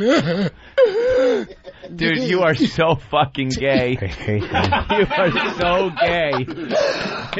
God. You gotta face it. There's nobody that recites The Wizard of Oz. No. But he did a pretty good Cowardly Lion. Well, you're going to think this is even more gay. I know two of the Munchkins. Okay, go ahead. That are still... No, I know them. Oh, you know still them? alive. Like, sometimes when they would do, appearances, they... Do you blow them? Yeah, I thought so. That's Tourette for I don't know. Hey, Big A, That's you do coincidence impressions? because Big A ate a box of Dunkin' Munchkins before he came here. You do impressions? Big A does some impressions, too. Do one of your impressions. Porky Pig. And speaking of lying, that's what you were doing about your lunch. We know you had more. See, speaking of. Anytime you say speaking of as a comic, speaking of. Dog shit line on its And way. speaking of. Yeah. Funny you should say. No, it isn't. It was funny right up until the talkies came out. So they're asking for dice. You do dice? Hickory dickory dock. Oh, wow. Your girlfriend was sucking my cock. I believe it or not, Cowardly I didn't Dice. even know. I didn't even know who Dice was, believe it or not, before I started listening to you guys. So I don't know a lot of his stuff to really like. I never watched or heard of a lot of his stuff to try do to the Cowardly Dice. I think you're onto something with that. Cowardly Dice. Yeah. Hickory dickory dog. Opie and Anthony was sucking my cock. No, Oh, now it turns around on us. I don't like. I don't even know. balls and you right when you're getting fucking I don't fat. even know. Look, Howard and Lion was really the only one. Oh. I do a little bit of Jimmy Stewart. Yeah, a little bit. All right. All right, Jimmy Stewart. You want the moon, Mary? I'll throw a lasso around. I'll give you the moon. How would you like that? Give you the moon, Mary. All right, that's all I got for Tuesday. Anthony is leaning on the table, putting his forehead in his hand because it's uncanny. It's like it's like amazing. It's like it really is not bad. I was going to say it was like looking into just a can where talent was supposed to be and finding it just empty. But sometimes when I try to do the impressions, I try to hold the tics back so I can do it. But sometimes I get. So it's it all just these pops people up. with Tourette's. So it's Jimmy Stewart with Tourette's. I was thinking of doing that part of my act, like, well, what if our favorite celebrities have? Oh, okay. All right, Give us a few more. Can you start with Bud Dwyer? I don't know. I mean, I really can't think right now. So if you want to just shoot a bunch of names, I can If try. you turn around, well, I don't want to rip off Gorilla Boy, but Archie Bunker. Archie Bunker. I love Do you all the family too. Do you turn around and then put a hat on and a cigar and turn back around? Yeah. Hey, just give me a bit. Archie, why you always so mean to me, Archie? Give me a bait if you cunt. I don't know. It's I guess that's all right. I really never haven't watched it that much. All the family in a few years. Did any girls hear him? Hey, do that noise? Meatball. Or meathead, whatever you call Hey, him. meatball. We're getting a request for Richard Jenny coming in. We'll need a couple of shovels and flashlights. All right. That was a good lawnmower. It was a jalopy. I thought it was a sprinkler myself. Does a good sprinkler. One of them sounded like the baby alien after it ripped out of John, what's his name, chest right before it scurries off the table. It's like, yeah. Lovey, when are we going to get off this island? Oh, go again. Get me some coconuts. I'll give you millions of dollars. Is that all right? Mr. Howell. Oh, there you go. That's what we should do. Have him do the impression. We try to guess who he's doing. Yeah, but Shut up. All right, let's go to Dennis and Edison. Dennis, what's up? What's up, guys? Hey. Wondering if you could open the window and he could do a Superman impression. Very good, Dennis. Doc Twitchell. All right, thank you. My friend Dean used to look like George Reeves, so all the bigger kids would call him Clark Cunt, just to make him feel bad about himself. I love Jimmy's little tidbits about his friends growing up. Clark Cunt. I guess that's about it for Twitchell. Harvey Feinstein. I could do a little bit of Harvey Feinstein. Of course I bet you Just could. a little bit, sweetheart. You want to do I knew you all mean- of Harvey. I knew you'd like that. Wait, go ahead. I interrupted. Oh, it's okay, Opie. It's not a problem. Do you ever want me to make you into a woman? I'll make you into a woman. Was that Mrs. Doubtfire? Don't ask me to help. Boy, he leaned over to Jimmy for a helping I mean, hand. that's an idea. I'll work on a bunch of impressions. See It's if a you can good guess them. idea. Yeah, sure. Celebrities with Tourette's. I like Yes, the we idea. can guess the The impression. concept is very good. Yep. It's like I have to watch him a bunch of times, and The Wizard of Oz. I've seen that a couple times. And How many times have you seen The Wizard of Oz? You do. But you can't do Cowardly Lion. I've done. But do a scene you haven't done yet. I'm trying to. I don't know if I remember much. Yes, you do. Is it over 100? Is it over? No, I would say like 30, 40 times maybe. You know, I look, whenever it comes on, I guess got to keep watching it. Good point, though. He hasn't seen it. He's only seen it 40 times. How many times have you heard it while your nose was buried in a man's pubes while he was watching it? They don't watch that stuff. All right, let's go. More Cowardly Lion. And strong for us before we move on here. Opie and Anthony, thank you so much for having me on the show. Appreciate it. I'm a little depressed these days. Just feeling all lonely. Fucking Dorothy left me. She's not here anymore. Cunt. Does anybody remember laughter? Opie and Anthony. Does anybody remember laughter? Does anybody remember laughter? I'm not good.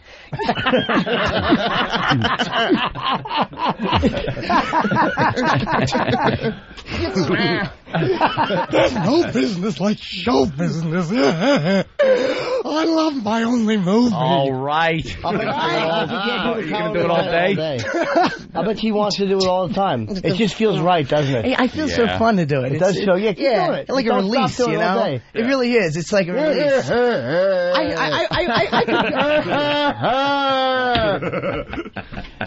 Like you're relieving something, That you was know? a Cowardly Lion when Robert Reed gave him the call.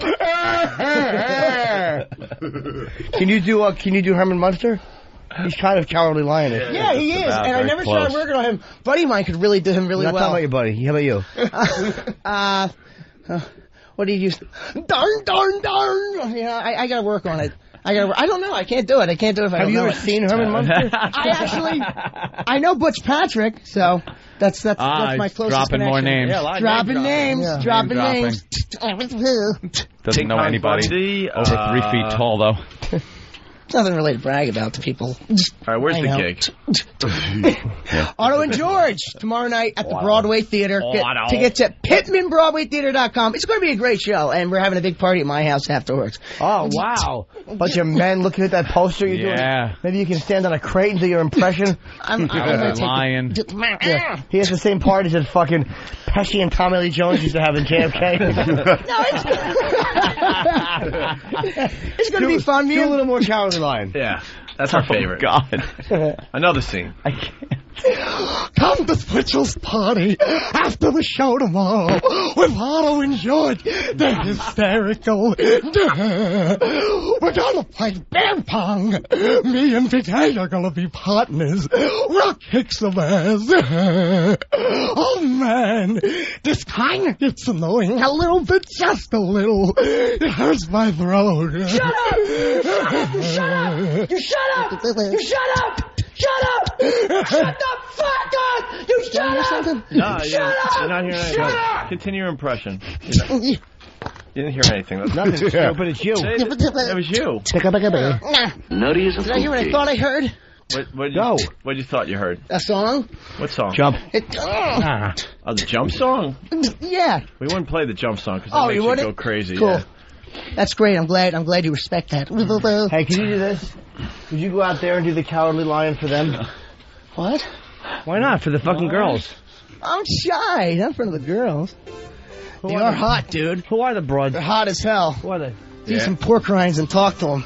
Yeah, man. You like the girls? I love the girls. The one girl has those nice boots from fucking The Empire Strikes Back. Here, bring in the girls. Dirty girls. Yeah, bring in the girls. You sound convincing. Yeah. Bring in those girls. Bitches. I sure like them girls. What do you think of the girls? Do I act or look gay to you at all? All right, let's get Hold on, wait. I love these girls except for their lack of a cock and balls. What are your names, ladies? Carly. Hi. Hi. On 3. Yeah. It's good. It's good, Dan. Hi, I'm Carly. Hi, Charlie. Hi. And Sam. Hi. What? How are you? Sam. Hi, Sam. How are you? Sam and Carly. And they're girls. Yes, I've noticed that. Quite some girls. Wait, it's Carly and who? I didn't hear. Sam. Oh, okay. Where are you guys from? Jersey. Where I'm from Jersey. I'm from Jersey. Newark and Bloomfield. Oh, nowhere near me. I'm in Deptford. Never heard of it. Never heard of it. It's near Philly. Right outside of Philly. Never heard of what? Where he lives. Oh, okay. What brings you ladies here? See you guys. Oh, cool. Aww.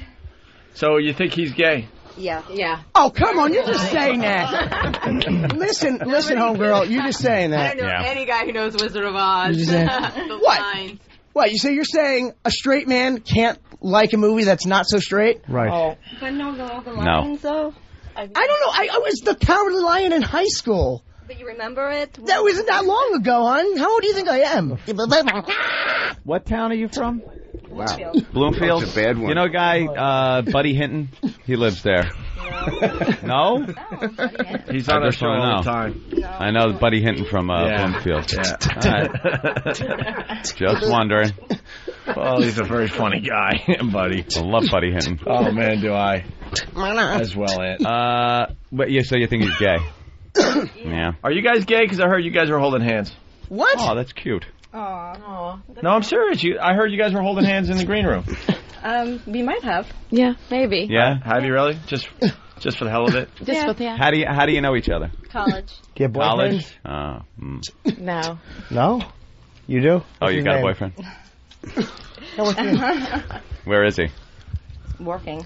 Oh, working. Yeah. I'm gonna fart. Really, Jim? Oh, he's working? I thought he was out there or something. No. Mm-hmm. Came by ourselves. You came all by yourself. You what? Yeah. Came by ourselves. Oh, okay. You don't know Buddy, though? No. He goes He's to all big, our- though. He's like he goes to all our everybody knows. gigs. He's kind of a bully, though. Yeah. Beats people up. We were talking. Do you listen to the whole show? Do you like the show? I try to listen to it. Yeah. Did you listen earlier today? We were talking about the Grand Canyon. Yeah. You ever been there? No. No? Not since I was little. What? Not since I was little. When you were little, you were there. Yeah. Yeah. Did you get lost? Sound like you're still. Yeah. No? I got lost. No. Lost? No, I didn't get Where'd lost. you get lost? Of course you didn't. Oh, you didn't get lost? No, I didn't get I was lost. just asking if you're there because we were talking about that bridge thing. Yes, that's I saw that out on the there. internet a few weeks ago. Yeah. Yeah, it's fabulous. Love the internet. There's like hundreds of fatal helicopter crashes there every year that they cover up, right? Thanks a lot, Mr. Gloom. No, it's true. No, it's true. Yeah. Wow. They cover them up. Yeah. What do they do? That's the name. That should be the name of your show. Fun Facts with Otto. Sorry. That's great. You girls get out of Jersey a lot? Try to. Yeah? Yep. You got a nice boyfriend? Yeah. He take you places? Yeah. Where? Just out to dinner and... I mean, like vacations. You ever been to, like, Vacation? Hawaii or somewhere like that? No vacations. Never been to, like, Hawaii? No, I haven't. I go on vacations a lot with my friends. Because that's... Yeah. Where do you go with your friends? Aruba and Vegas and... Vegas? Yeah. Mexico. Oh, Vegas. Yeah. We're doing the OA traveling... Traveling Virus in Vegas. Yep. Yes, April April 14th. It's featuring Otto and George. Yes. And a bunch of other people. Fucking A right. Top billing. Hell yeah. How old are you ladies? I'm 31. Wow. No way. You're 31? Yeah. Wow. Hey, you're doing 30. something right. Oh, thank you. What nationality is Carly? What do you think? I think you're a mix of colored and Opie.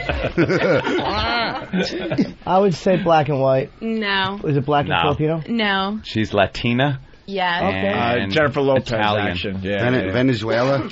No, he's right. Yeah, What? it's Puerto Rican, right? That's right. Wow. Cool. All? 100%? Guess both sides. Wow. I thought there was some Dago in there. Mojando, No. policía, mojando. Can you say something dirty in Spanish? Get to get it. What's that mean? What do you want to hear? Carabicho. Oh, no, that's not nice. Cunt face, I think. No, dick face. What is it? Dick face. Dick face? Okay. There you go. There you go. Gotta beat you. Beat you stick. You can think of Are you single? Yeah, I'm single. Hello. Very nice. Carly's very sexy. Yeah. Here she is. If I didn't have a girlfriend, would you go on a date with me? Maybe. On a fun date. You are? Yeah, we go out and eat and stuff like that. Wow, that's really fun. Yeah. You don't. Interesting date. Oh, you don't know the show? No. No wonder she wouldn't go out with me. Yeah. That's what happens, by the way, when I try to get them on merit. Why don't we ask Twitchell's? Why don't you ask one of the girls out? Which one would you like to ask out? I'll be honest with you. I mean, I have a thing for Latino girls. So, Yeah. Are you unclipped? Let's see if Twitchell's got a move or two here. No. Well, look. The bottom line is, I don't care what anybody else thinks. It's what I know, and I'm definitely not gay, and I'd like to. Clang with the trolley. Big homo. Stop trying to kid us. Oh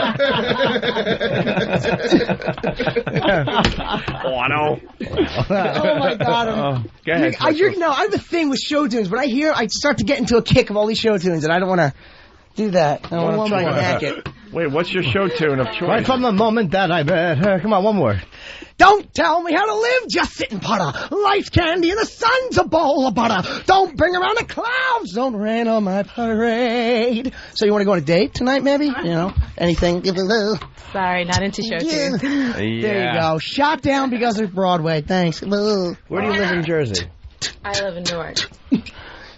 All right, we can meet in the city. You're a good date. That's a little dangerous, Newark. They say it's not as, though. Whatever. All right. So she said no there, Twitchell. Well, what are you going to do? Well, maybe she just didn't like the show tunes because you're asking her out to be silly. She's a very beautiful girl. A couple of very beautiful girls. And girls. Maybe. No, my moves are usually less smooth. I have no problem picking up women. That's, just. No problem. No problem. No problem. None whatsoever. Wait, what? Just here, it's. What? You got moves. They look like Parkinson's. No,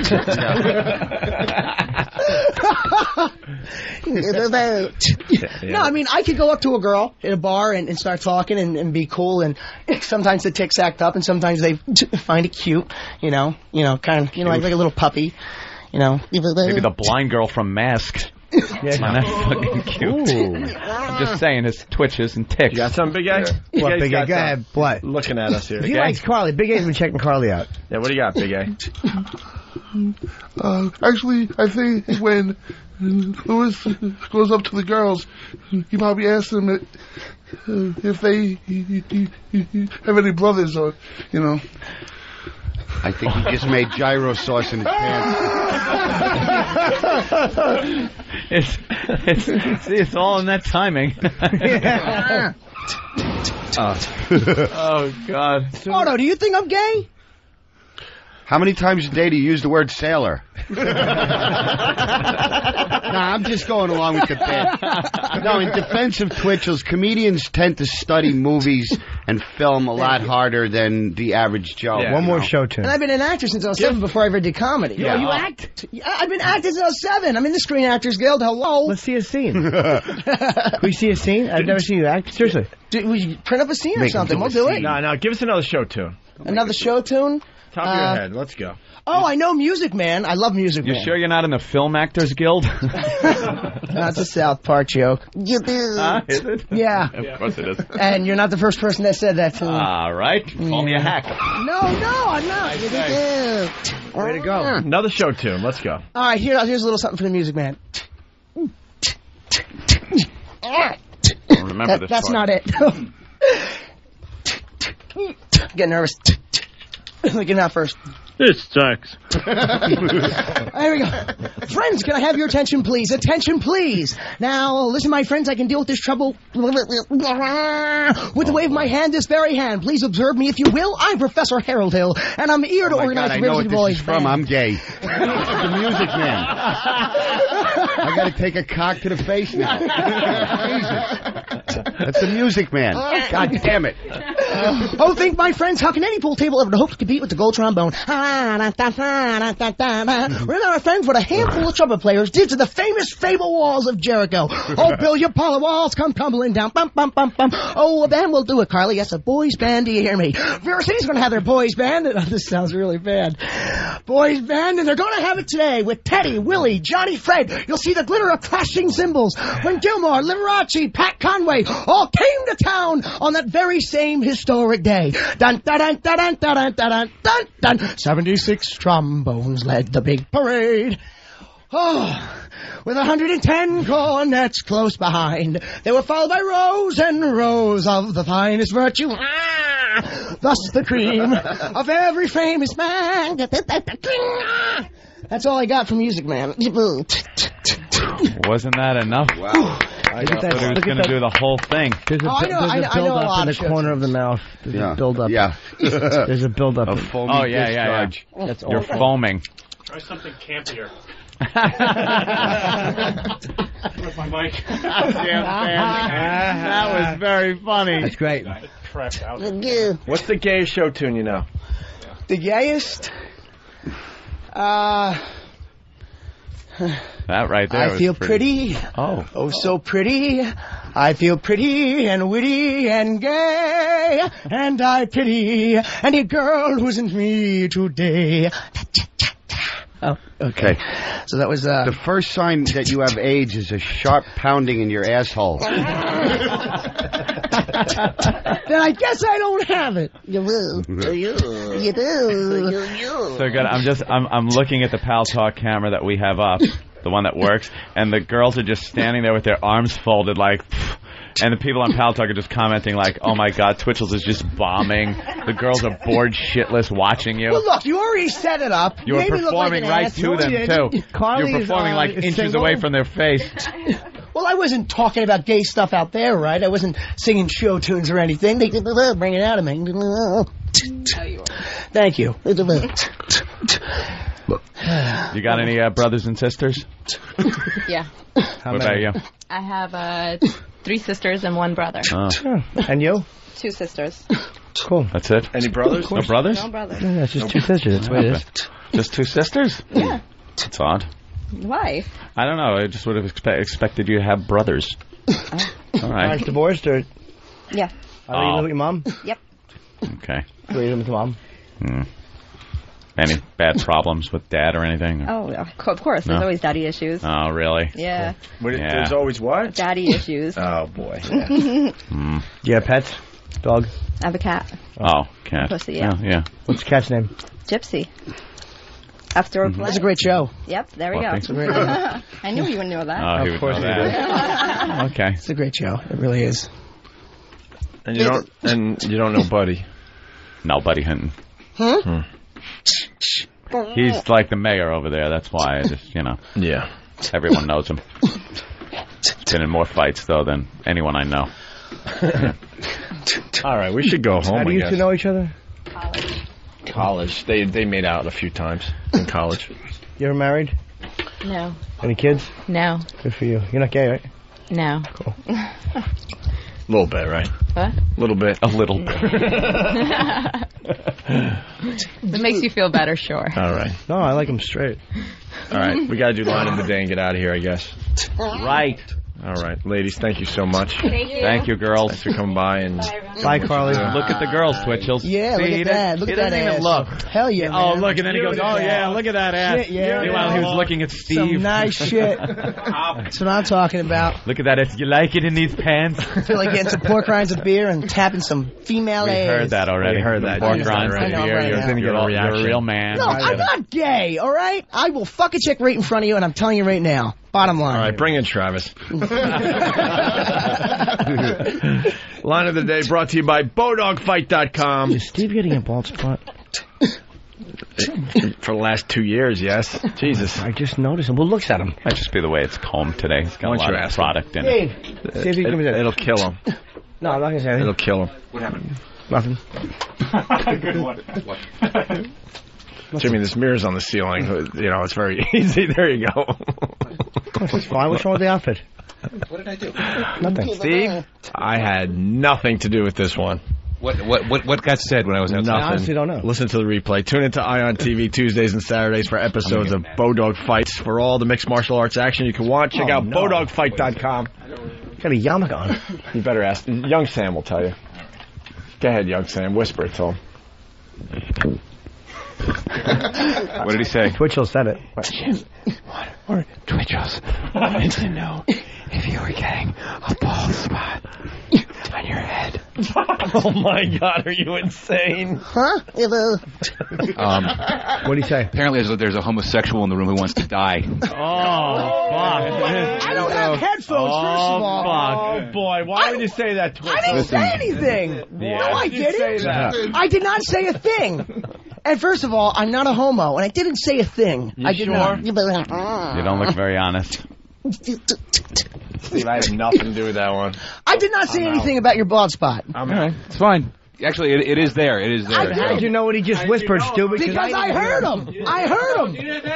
I heard you whisper. You're standing 4 feet from me. I didn't say it was not me, but I'm not going to say who it was. I don't want to be like a gay rat, you know? You're queer. You're queer. And whatever. No. Wow, is he ticking and twitching? Why are you so nervous? Shit. No, nothing. I know he's a big boy. He works out like 12 hours a day, but that's nothing to be nervous about. I'm not nervous. Yeah, I immediately find the most intimidating person in the room and start fucking with him. Really? Well, don't do that to Jimmy. It's not nice. It's not nice. Why Jimmy? He said it. It was not me. I didn't say anything about your bald spot. That's exactly what happened. Rat. No, I don't care. Not even a... Steve walked out. Yeah. Twitchell looks up and points at his head. And that's why... No, I didn't. No, I didn't. You bastard. And I'm like, why is he pointing at... He pointed at Steve's head. I was trying to figure out how you were going to get out of that one. And I didn't know what he was talking about. I'm like, does Steve have a bald spot? Because he's fucking... I'm like, why would he point like that? And he doesn't actually. I can see it really doesn't. It's just, it's probably the hair product you're having today. Well, it's probably making it more obvious. Yeah, Actually, sometimes if your hair's more wet. Are you kidding? Let me see. Oh, it's Honestly. awful. It's right there. It's more wet. No, that's not that noticeable. Oh, it's completely noticeable. Oh, I know. Look, Steve. I have nothing to do with this one. Nothing. I swear to God. I was just wrapping up. I swear on the Wizard of Oz, overcompensate it my was small not me. penis and bald spot by working out excessively. So. Oh my God! Call the girls back in. Oh my God! Girls, come on in for a sec. Don't say anything. All right, we won't. Because I want to see what they Can you come in for a sec? I want them to hear line of the day. Oh, all right. We'll do line of the day for the girls. Go to BowDogFight.com. Jimmy wanted you back in here because he thinks one of you are cute. Yeah. That's very nice. He actually said both. Oh, God. That's very nice. Jesus. All right, here's the runner-up line of the day. Soup and sandwiches. Okay, that was very telling. What kind of soup? Yeah, what kind of soup? Please say, it's some kind of creamy shit. Cheese on cheese. Yeah. Chocolate soup. Creamy. Chocolate soup. That's very funny. Good runner-up line. Do you wear thong underpants? Or bikini bottoms? Depends on what I'm wearing. Hey, one of you girls farted. No, that I was in swear here to before God. we even walked in. What was in here? God. Oh, when she walked in, I heard a... Ladies. One of you girls farted. No, don't blame us for your sins. You walked in and smelled it? Yeah. Oh, yes. Oh, yes. It was like a forest. Oh, that's disgusting. She did a bewitched nose twitch when she walked in. Why would you guys You notice? almost took 2 steps back. Why wouldn't you say anything if you walked into a cloud of fart? Oh, my God. You guys are just going crazy in here. It's God, awful. it stinks. When did you notice it? Now or the first time? No, when we Oh, first my God. walked in. Before, right? Yes. Did any guys ever give you a Dutch oven in bed? You ever hear that? No. Where they shove your head under the covers and fart and then No. leave you under there fighting your way out? No? No. Not Never good. got that, thank you. Good. All right. You ever eat pork and beans out of a flashlight? No. Well, Oh, my God, really? just curious. No. It's the only way to eat them. Yeah, what's that bar that does that? I forgot. Tiki bar. Yeah. Is it? Mm-hmm. After a night of drinking, that's how they serve the food. It's something different, that's all. Yeah. All right, thanks, ladies. You Oh, really God, know. it stinks. Oh, that was bad. What kind today? I'm just curious. What? What kind? Bikini bottoms? Yeah. Are they? Yeah. Just show Jimmy the... No song today. That's Sorry. fine. I like bikini bottoms better, actually. Oh, okay. All right. And boy shorts. You like Jimmy? By the way, you girls are not honest. You nice? You should have commented on the fart as soon as you came in here. Yeah. You didn't ask us. So, It was very You obvious. should have just went, holy shit, something stinks in here. If you guys go out there and walk back in, you'll notice the difference. Yeah, I know. Do you shave a little or a lot? Well. How much do you shave? Really? Mm-hmm. Sexy. Jimmy likes that. I do. I like to see the lips. Jimmy's killing me today. You have big lips? Well, big lips? You tell me. You're so in detail. No, we're not gonna. We're just talking. Gave you a lot of detail No, there. I know. That's what I'm As saying. soon as you left, Jimmy said big, by the way. Well, he did. If we're going to call each other out, yeah, Jimmy was talking about your lips. Wow. Not to be insulting at all. He likes the big ones. He does. Yeah. Jimmy, Somewhere in the middle. explain the type of lips you like, just so she understands. It should look like a retard's mouth. Sorry to disappoint you. Picture a Down syndrome boy killing a dog and then crying over it, like the way his mouth would look.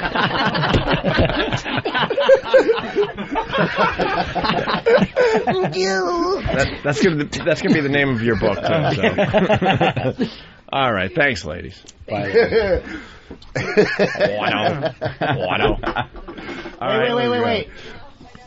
They said something about their nose. Yeah, they're like, oh, my nose. BowDogsFight.com. Trying to hold their breath. Line of the day. Yeah, line of the day. Here comes line of the day. Line of the day.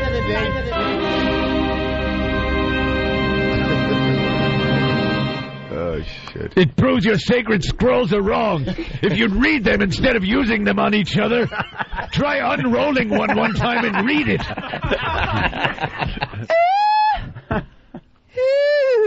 All right, enough. Oh, God. All right, enough. He keeps going. Wait, one more time. Get them back in here. Oh, no. Girls, we got something for you. No, I swear to God, we give all our, our listeners a little gift for coming in and watching the Opie and Anthony show. What? And smelling this. No. Yeah, talk. It's in my thing. Here. Sorry, and smelling this, I said. What? Okay, sorry about that. What is? I thought he just wanted me closer, that's all. Is it still, does it still reek in here? Yeah. Oh, yeah. Really bad? Yeah. Yeah, that was Big A. He's backed up a little bit. Too much cheese in his diet. You can admit it, Big A. It wasn't me. You can admit it. Who was it then, Big A? I don't know, but it wasn't me. He's a good boy. Big A's a good boy. He's no rat. How are you standing there? The whole room is like. Are you breathing at all? No. Yeah. Is it? Oh, Jimmy! That was him the whole You have no class. Sure I do. That's the type of squeak. That's gonna sound. That's gonna smell horrific. Oh my God. Oh, is it awful? Breathe through mouth. Breathe through the mouth. Isn't it bad? No, but then you're just eating his shit molecules. Oh, God. Well, I can't talk to my friends. Problem. All right, we should get the plugs in. Hey, it was fun today. Yeah. What a piss. You know what the best part of this is? After all the fun and excitement we had here, we now get to have twice as much meeting with Bob. I didn't say it. I'm being good today. I'm the good one today. He's trashing you. I'm not trashing him. I'm just saying we're going to have twice the fun and excitement meeting with Bob. Why is Bob sitting next to Dustin Hoffman in a Phil Spector wig? That's his brother. They both look like, that's they usually both look like Peter Cushing. That creepy English grave robbers. Yeah, that's Super Agent Bob Eatman and his brother. His brother usually has the facial hair, so it looks like evil Bob, but not today. Dewey McJew and his stand-in. He doesn't have his evil Bob goatee today. By the way, don't kill the messenger. Dog shit sniffer from Woodside. Steve C. wins receding hairline of the day. Oh, my God. It's not a receding hairline at all. It's not receding. Absolutely No, it's not. not accurate. Twitchels, what do you think? I think his hair looks fine. All right, very good. Good Looks answer. good. Big A, you promoting anything? Your appearance on the Ron and Fez show, probably? Yeah. Yeah, in no. 45 minutes. Exactly. All right. He's trying to get a belt sponsor for the next strangulation. True Life's on again tomorrow night, 8 o'clock on They've MTV. shown it 100 times. Everyone's seen it by now. Oh, you can see his basement with the fucking Judy Garland posters. Oh, yeah. And I'll be in Rhode Island tonight at the Comedy Connection, Saugus tomorrow, and Boston Friday and Saturday. Just follow the smell. You get there. The last one was me. I apologize, but the first one was. Yeah, big. I don't mean to throw him under the bus, but too much cheese in his diet. Come out and see the big show at Pittman, right? Yeah, at the Broadway Theater. Go to PittmanBroadwayTheater.com for tickets Tomorrow for night? and George. Yeah, tomorrow night at the Broadway Theater. It's Pittman, New Jersey. PittmanBroadwayTheater.com. It's going to be a great show. You're doing a full set. It's a 40-minute set or whatever. Not like you see my traveling I virus. want to do an hour. I want to say hi to my friend Big Dan in Long Island. He just text messaged me. Another fat pot-smoking zero from Long Island. And OttoandGeorge.com. Yes, Otto, one of the greats tomorrow night doing an hour, so go see the show. Great. And girls, you want to plug anything? No. Say hi to anybody? No? No? Hi, Mom. Who do you want to say hi to? It's very telling. Who do you want to say hi to? Nobody. One of your brothers. Say hi to your brothers. I don't got a brother. Sister? What are your sisters' names? I'll say hi to Riley, Who's Riley? my niece. Oh. You have a niece? Wait, so you have a niece and two brothers? 2 sisters. Oh, two sisters. Why do I keep getting that wrong? Do you have a nephew named Oliver? No, a nephew named James. James. Something just Cool. familiar. Say hi to your maid then, at least. Say hi to your maid. You have a maid? Are you rich? Oh, You have a no. maid? How about No a maid? maid? Maybe before the divorce. No, poor. Really? No. I bet I know what your Nicholas. father does for a living. Would you like some Wait, muffins? Nicholas? Because I don't. Oh, you don't know? No. I'll tell you. What? Bet he's an architect. No, he wasn't. No? No. Fuck. He wasn't. Wait, did he pass away? No, he moved away. Oh. Where'd he move to? Heaven. I think California. You don't know him? San Francisco? He was no. a bad dad, huh? Yeah, he was Yeah, what did he do to you? He left. No, he did something to you, didn't he? Oh. Yeah. I don't know. I probably repressed those memories. You what? I probably repressed those memories. What is Best that word you do mean? that. Where I don't want to remember. Oh, and it's Yeah. And the word is. Repress. Oh, I'm gonna look that up when I get home. When did he leave? How old were you? I like learning a word a day, Big A. 13? Okay. Yeah, that's much later. And who's Nicholas? 13. Nicholas. I thought you said Nicholas. No. James was the only name she said. I swear to God, someone said Nicholas then. No. All right, I apologize then. All right, ladies. Unless Both very Judy wants nice. to fart in their faces again. No, I had a thing with I like Carly. I had a bit of a thing on crush on her. Yeah, you think there's something going on between you two? No, I like her though. No. Well, I think there's something going I on. think she likes me. Why are you staring Oh, at yeah, her it's a real turn privates? on when someone farts. You're farting at her, and you're also staring at her vag through her jeans. I saw you. Oh. I saw you. You keep looking down because you really want to know what those lips look like. What? I like him to look. I don't mean this to be disrespectful. All right, there we go. But did you ever see, like, during a high stress situation, what a primate's asshole looks like? Like a chimp when it's, or an orangutan when it's angry, how the asshole will bulge out and hang out. Can't. Oh. You watch Animal Planet at all? Oh, God. No, I can't say I've seen that. Sorry. And that's what you like. All right, ladies, you gotta go. Yeah. Stick around for Ron and Fez. I've been locked in a jail cell by an old prospector. All right, we get it. Curious. At this point, we get it. Just curious. It's just in the background. It just keeps going and going and going. We're a bunch of douches. Yeah. All right. Everyone got their plugs in? Yeah. All right. And I need help with my book title. So that whack bag thread, I would appreciate. What about FBA? Because now they're going to get mad. I would love FBI. I only saw the one on whack bag. FBI hates me. They do? No. Oh. I just wanted some love. Money. A Jimmy Love thread. You know, turn into disaster after 5 posts. Of course it will. Yeah, I love him, but, sometimes he... And then by the 10th thread down, awful. the 10th post down, fucking guy's a douchebag. got an observation, by the way. We went really long today because Super Agent Bob Eatman is sitting out there. Yeah. It seems like we're working real hard. No, it's not that. We're stalling because we, Yeah, we gotta hang with him now. Yeah, we got to go get some breakfast. I'm going to go get some muffin top with Bob. All right, Danny. Are you? Danny should just... Are you? End it with something, Danny. I don't know. Yeah, go ahead, Danny. Just take get it us away. out of here, please. We're just dying now. I'm going into kidney failure. I got to piss. And scene. Yeah.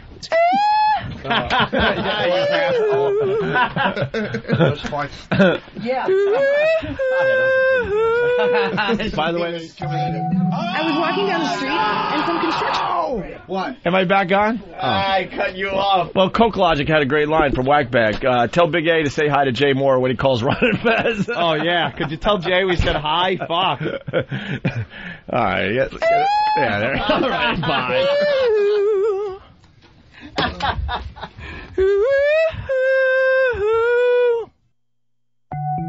I was walking down the street and some construction guy was shouting at me, "Hey, show me your cans." So I did.